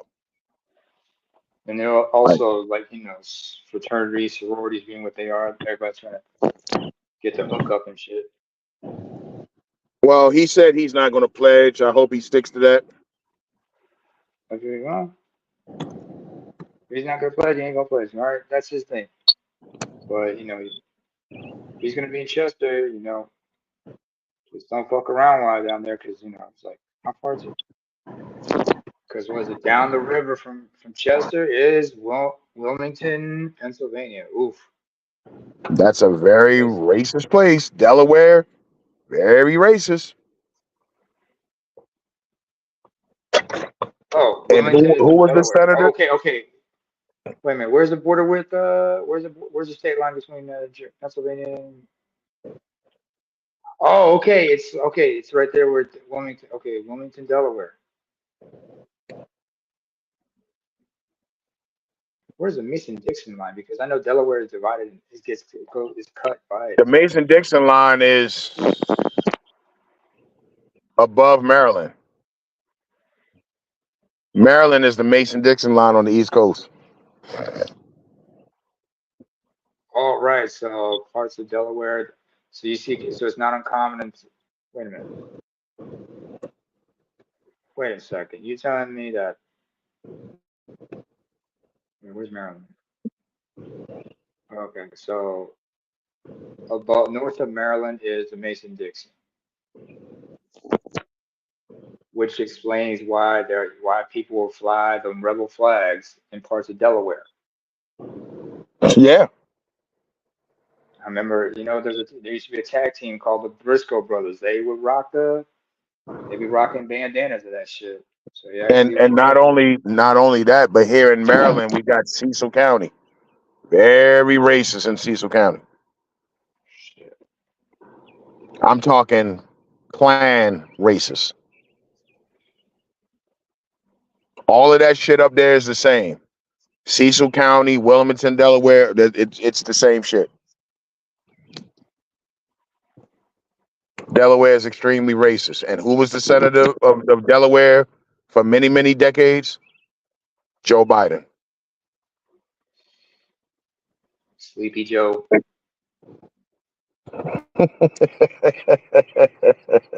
He's not really sleepy. Sleepy. He's just like he's not asleep. He's just senile. And I got family in Virginia, and they tell me careful when you go to certain counties. You don't want to be in certain areas in VA or certain places in Maryland. Oh yeah, it gets real, dude. It gets real. Cecil County is a sundown town. A lot of people don't know that. Cecil, Maryland. And it's no different because the only thing that separates Cecil County from Delaware is the bridge. It's the same shit. It's the same people. Oh, absolutely. The whole of Cecil County, or just like the The whole county, entire huh? fucking Cecil County. It's crazy. It's There you fucking go. crazy, dude. I'm telling you. Let's see. Looking, there's Cecilton, Earlville. There's Charlestown. I'm looking at it on the map. Like there's Colorado, Rising Sun. The whole county. This is a sundown county, man. Not a sundown town. You got Chesapeake City, Yeah, Elktown, it's real. People don't know that about Maryland. I-95, Turkey Point Lighthouse.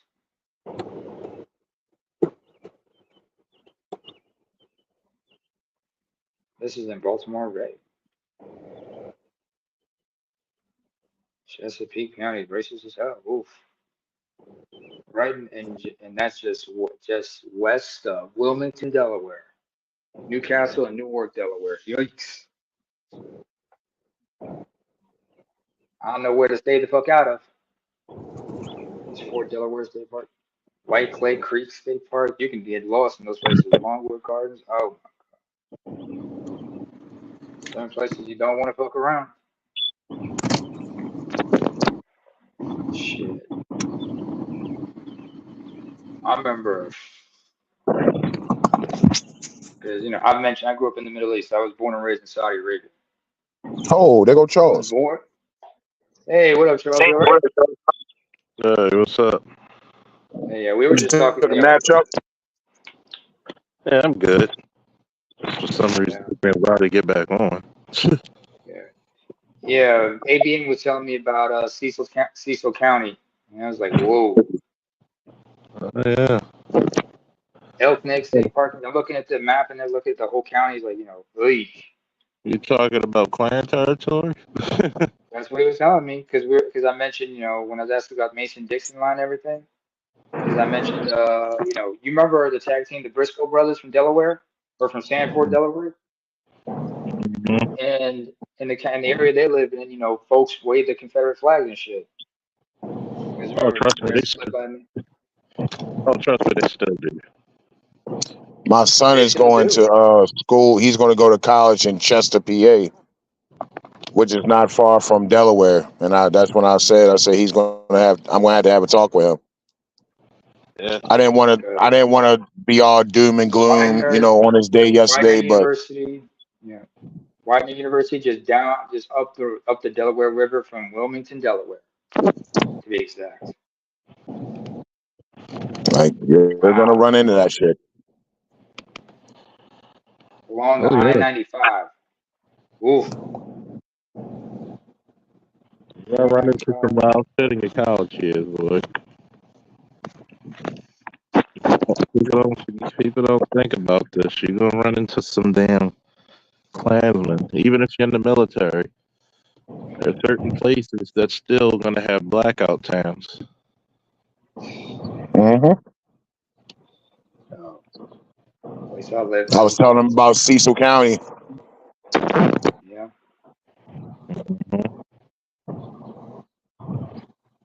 forget how many Klan rallies that went up there. Probably still going on up there. No, it's no probably about it. I know for a fact it is. There's no probably about it. And Wilmington, Delaware is a very dangerous place. Very racist, extremely racist in the state of Delaware. Oh yeah. Don't let that Democrat shit fool you. People like to see that shit and think that it's all nice and motherfucking shit. Like them motherfuckers will throw you under the bus. They will throw you in that fucking river. Mm-hmm. So I gotta have a conversation with my son, man, and I got to get my ass up there to York and get my carry license in PA. I spent some time up there in York. One of my units How was up bad in is it York. there?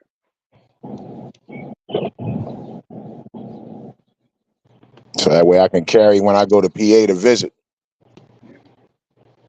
Just in case somebody try to get cute. Put a bullet in your ass quick. Yo, check out what Insane One's saying. Talking about PA and everything. Cause he's an alumnus. Wait, Insane One, you an alumnus at PSA at Penn State? Who? No, my man, My Insane One ex in the used to be chat. insane one. My Yeah. ex is from Harrisburg. Not really. My ex was from Harrisburg. No, my sister's ex is from Harrisburg. Yeah, you see what he say? Yeah, I absolutely believe it.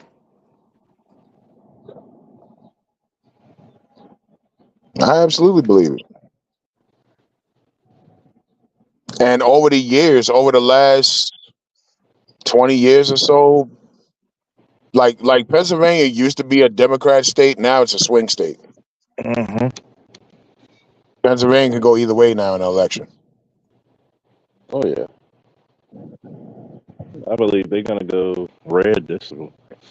I do too. I do too. I think it's going to be a landslide, honestly.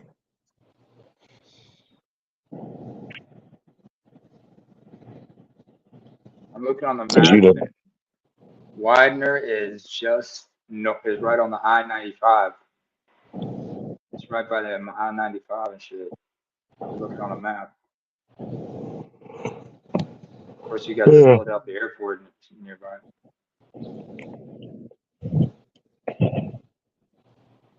Look and see if it's a Greyhound station over there. Probably not. Hang on a second. I think there's a.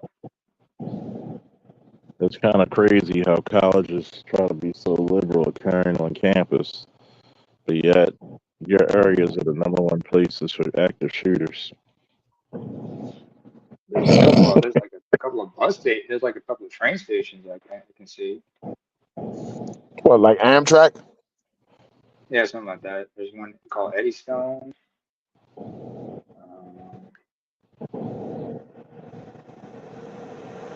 Yeah, I'm gonna have to do my homework Saturday, man. And 'cause look, motherfucker, I ain't gonna be making that drive all the damn time. Mm-mm. I hate driving. I drive for a living, dude. Like I fucking hate driving now. People don't understand that shit. Truck drivers and cops, Yeah, emergency anything where you medical gotta tech. drive all the time, dude. The last thing I want to do on an off day is drive. Last thing, I mean, people hate driving. You know how I don't much even want to look cops, at my car. truck drivers, emergency medical technicians hate fucking driving. Just, I'll be like, can we fly? Well, it'd be cheaper. So what? Walk. I'd Whatever. rather walk. Mm-hmm. You need to work your legs. You know, sometimes you can get a blood clot. If you've been sitting too long inside a car or something like that. Mm-hmm. Just you rather take a train? Like, give me one of them old school trains, like on the James Bond movies. I'd love to take one of them bitches. Don't they got trams in Baltimore? Good Yeah, North. they got everything. They got I said tram, so subways, that's why I light named it tram. rails. Yeah, they got subway, light rail, got the bus. Yeah, bus station, Penn North train station. You got the bus station, the travel plazas. You got everything. You got an airport for God's sakes. Good. Well, thank God for that. And the thing about Baltimore is a lot of people from up north are complaining about Baltimore's bus system, but Baltimore got a way better bus system than a lot of states. Mm-hmm. Do you guys use apps to pay? Do you guys use apps on the, or do you guys use the actual tickets when you use the bus? I don't know because I haven't caught the bus in eons, so I don't know what the fuck happens now on the bus. In Yeah. my case, I have an app for it, so I have to get like one of these monthly. So I have like one of these monthly bus passes on it. So whenever I need to like get from one place to another, I don't have to pay anything because I pay, that monthly ticket. I'm good for 30 days. As often as I want, I can use any train out whenever I want. I'm not bugging. But man,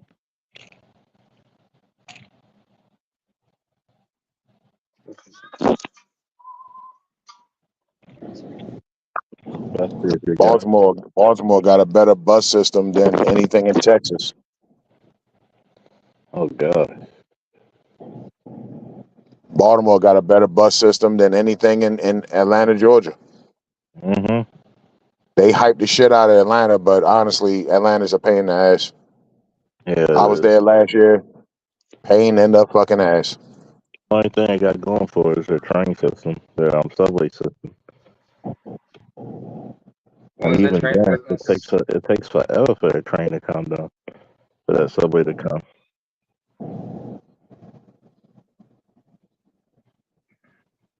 Shit don't make Mm, sense at the time. it never will. Sounds too much like right, huh? Sounds too much like that.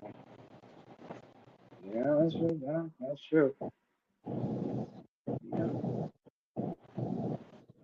let's find out what my boys have.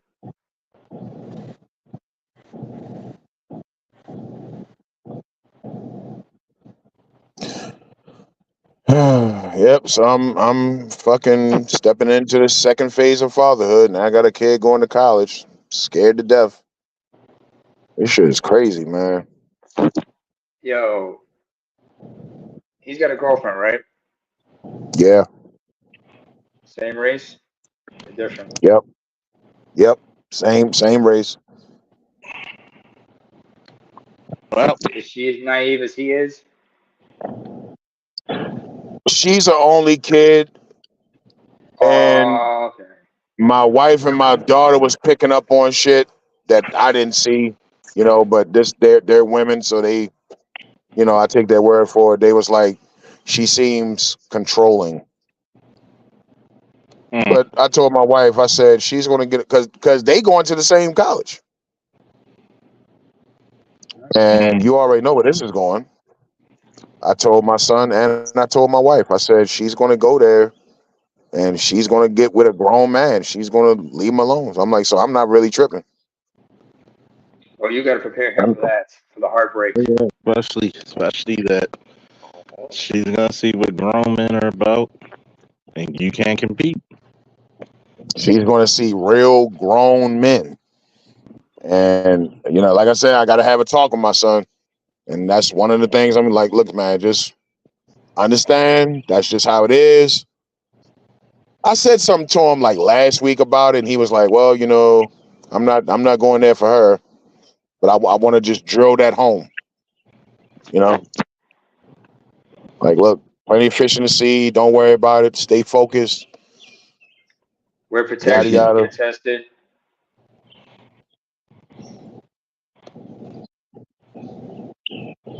I mean, I you said, don't want to be act. wait till she sees that party life. Oh, STD's gonna be running rampant in those colleges, man.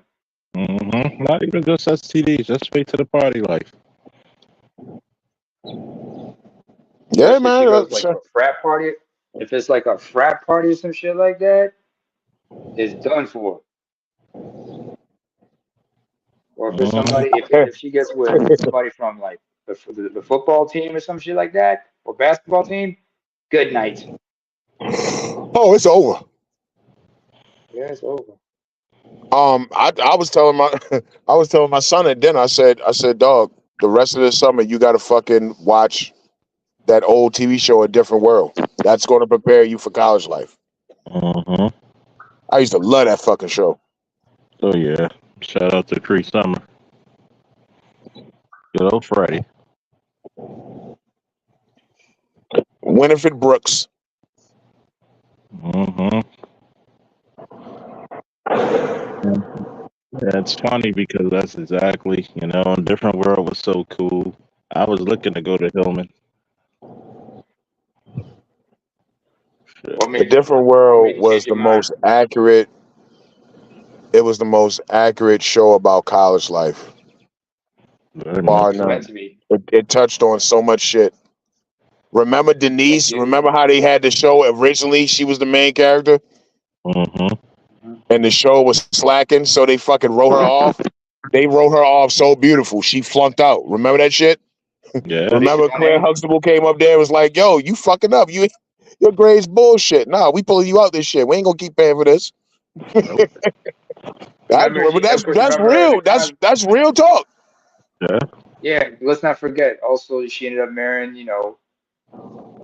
naval personnel, a Navy officer, and became a stepmom to Raven Simone in the end. Mhm. Mhm. And they revamped it. They revamped the show around Jasmine Guy. Yeah. And Kadeem Hardison. Let's not And forget that's when that the show romance. took off for real. That's when it really took off. Denise Yeah. character she was just dry. She just wasn't funny. She was just dry. She was just a dry, spoiled girl.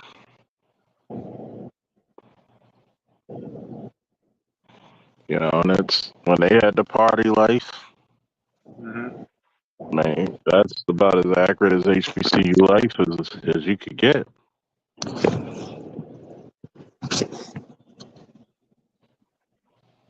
Hang on a second. When you just look at that. It's incredible. They don't even make shows like that anymore. Good God. Oh man. Not even close. Dog, these people that write shows nowadays, it's all about agendas and I gotta bullshit. put Just I shush. gotta put I gotta put a gay person in it, even though gay people there are not that many gay people. I mean, Something what is something disrespect? gay. Something something feminism. Well, it is Pride Month, so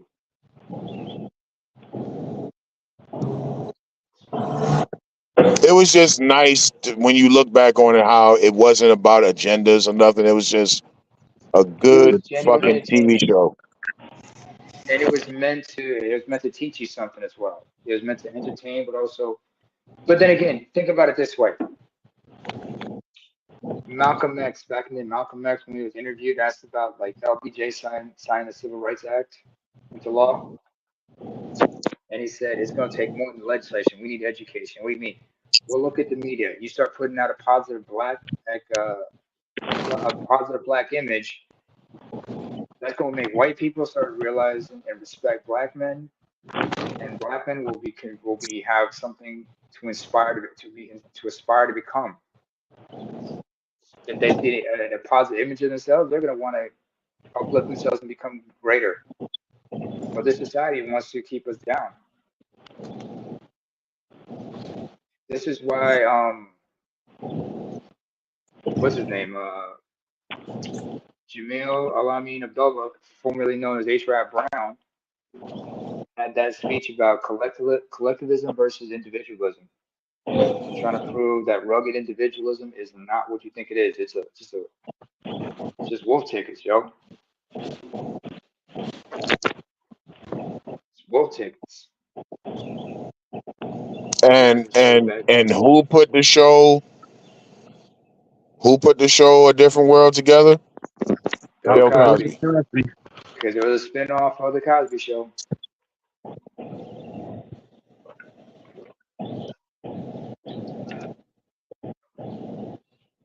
While drinking We water. don't respect. We don't respect our great. We don't respect our elders. Shit. Bill Cosby You didn't have remember? fat black women on TV. Bill Cosby didn't have black people looking stupid. No, he understood that image thing. Remember, you're Say talking about what a you want to man. say about his personal life, his personal transgressions, but he made a concerted effort to not make black people look bad on television. Yeah. Just like he wasn't happy to see, like, remember when Denise was it like Lisa Bonet got pregnant? Because remember, she got into a relationship with Lenny Kravitz. And when she got pregnant with Zoe, he didn't want to show that on TV Well, because he they used to understood. bump heads for real, off A lot. camera. He was known to cuss as well. He would cuss. Like he would try to fucking school her on some shit, but she wasn't trying to hear it. They used to clash. Let's not forget, she's half small hat. She's half small hat, first of all. She's like Malika Andrews. Mom's so small hat, dad's black. That was the thing with her. Lenny Kravitz was the other way around. Because of that, she was hard headed. She didn't want to listen. It's a lot of that shit. Your boy Slash from Guns N' Roses, he's the same thing. Yeah. But his mom's black. That's why Yeah, black mother and mom's black. then a small hat dad. Yeah, British, but his dad was British. Small I always hat is thought that was a small hat is a small hat. Mm-hmm. That's why he explains his hair and everything. But you know, they kind Slash of is a tamp bad that, motherfucker, man. even though I they mean, try come to on, tamp man. that down a lot, though. Yeah, but man, Slash is one bad motherfucker. Even, you got to be a bad motherfucker to have Michael Jackson want you to perform a guitar solo on one of his tracks. And I remember that well, song. That hell, was one of my favorite before joints. Slash, it was Eddie Van Halen on Beat It. Eddie Van Halen on Beat It, yeah. Oh, speaking of musicians who work with Michael, the brothers Johnson, especially the younger brother, Louis, who played bass, he was on Off the Wall. He did most of the tracks on Off the Wall as well as Beat It. Sorry, as well as Thriller. That was him on bass, especially starting a song and everything. That man was just Thunder Thumbs was the shit, man. He was just a bad motherfucker. Yes, excuse me, just filling up my water bottle if you can hear that.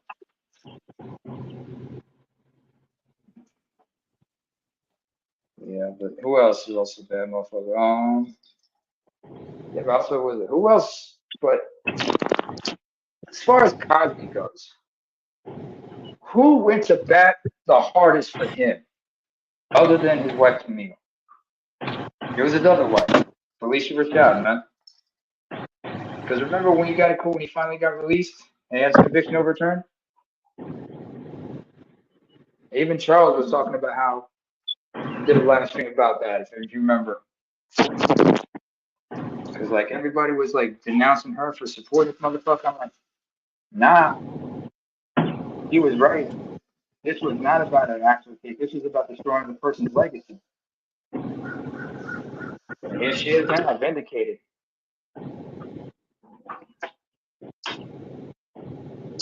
Man, sometimes you gotta ask yourself, what the fuck is wrong with everybody? You know what I'm saying?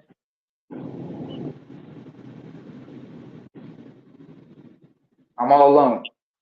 Nobody here. Hello? You're here, Is man. there any? You're here, man, Lionel Richie. Man, we were talking about Lionel a while ago. And I had to say, I had to get a pic. I found like an old picture. Since we brought up Lionel, we were talking about hairstyles and shit. And I remember seeing a picture of my dad. looked exactly like Lionel with the hair and everything. And this is 1980, 84, 85. No, this was 85. I'm a toddler laughing my ass off seeing that picture. It was some good shit.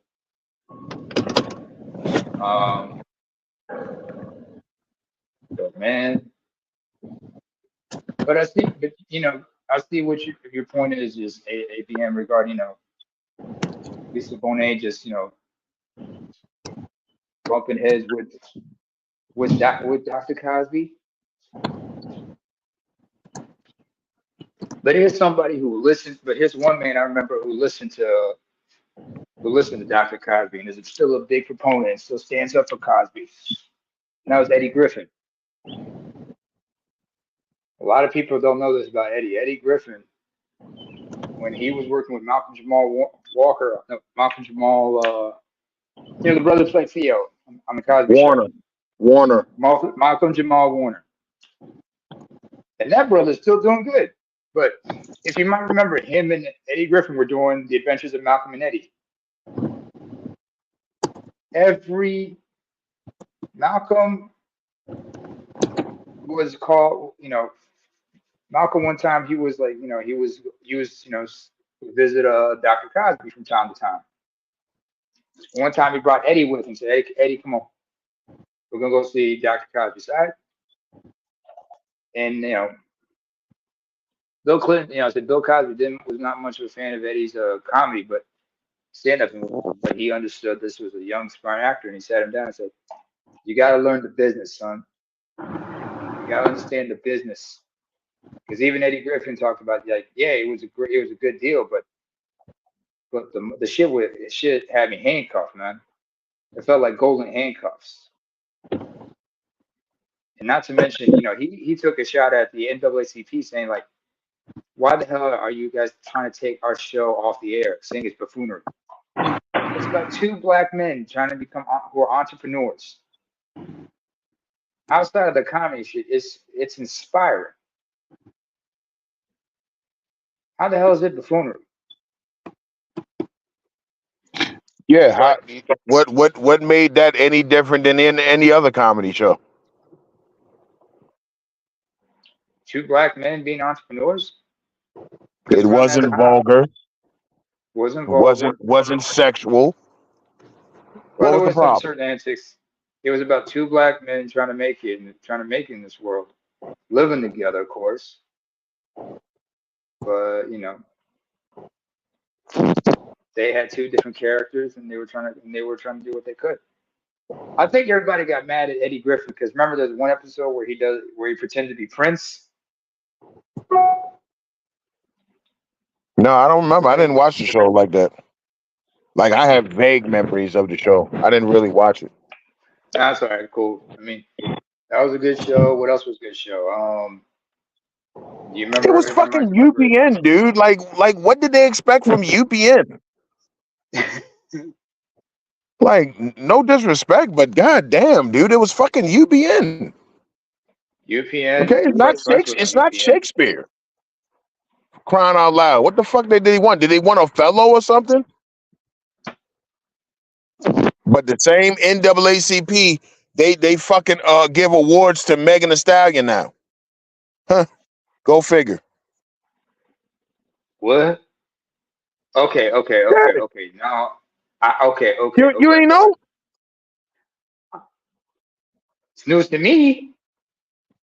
Dog, they gave her some award for like about promoting abortion or some shit. Dog, it's fucking weird. Promoting abortion, but then they talk Yes, about dead ass. You can look it up. She gave a whole speech. They gave her an award. She's at the podium giving a speech and all that shit. Fucking Meg Thee Stallion. Meg Thee Stallion ought to be in jail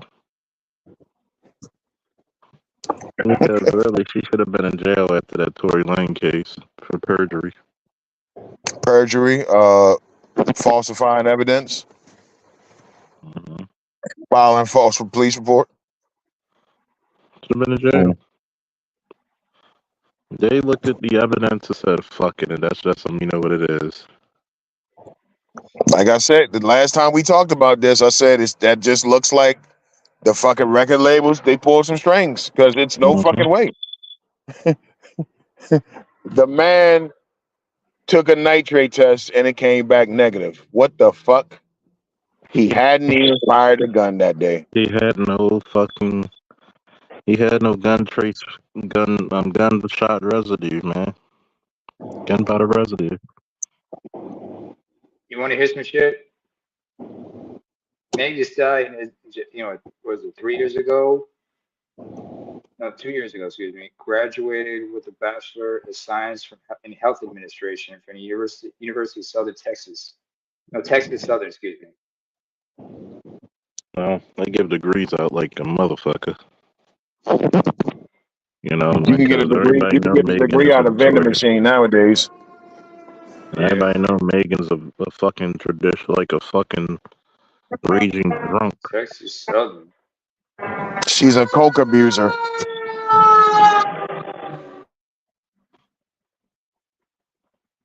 I'm not surprised. She's a raging, violent drunk, and she does coke. Mhm. Not to mention, she bragged about putting hands on a previous ex, on a previous boyfriend. Excuse me. Well, she is a black woman. Yep, and they known for violence. Sheesh. And they claim she originated the term "hot girl summer." Ugh. So wintertime, we supposed to be a cold ass bitch. Do-do.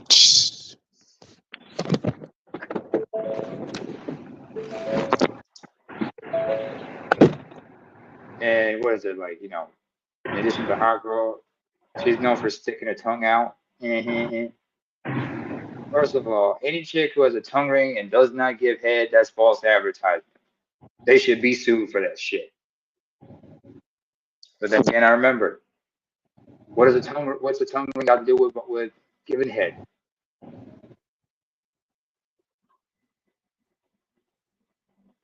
So I just answered my own question right there. But hold on, I'm just looking at her awards and They shit. promote. They promote a bunch of bullshit. That's all. They just promote whorism. Yeah. By the way, let's not forget one thing. First of all, Tory Lanez is 5'2". She's like 5'10", 5'11". You know that's a mismatch right there.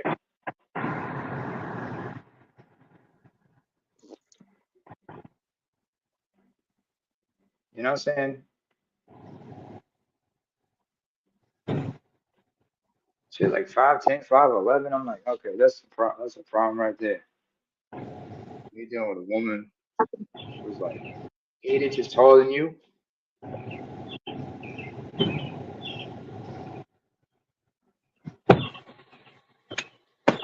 I mean, that's just a mess right there.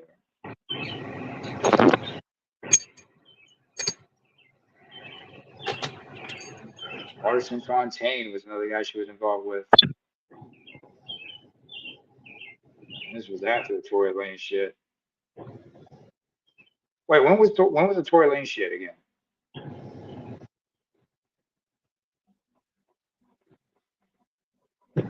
Charles? Charles?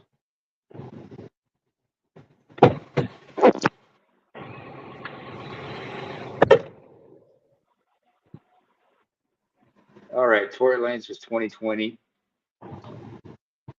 and the legal shit was like,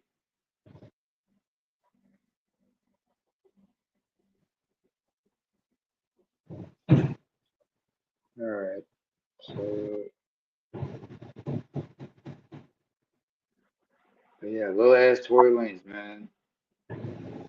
What was your short ass thinking? I don't know. She likes over. This You know, black women love the overpowered men. Come on now, that's easy. he's Canadian, but like, what does it say here? His Oh, father's Barbadian. His mom is from his mother's Dutch, from the Dutch Antilles. All right. Which way do I want to take? I'll Huh? go this way. Okay. Whew. Oh boy. Well, the sun is up. Sun is up. Yeah. About to Time get to ready go to do some home. stuff. All right, fellas. About to end this joint. Till next time. All right, brothers. Peace. Woo! Stay safe. Love y'all. Bye.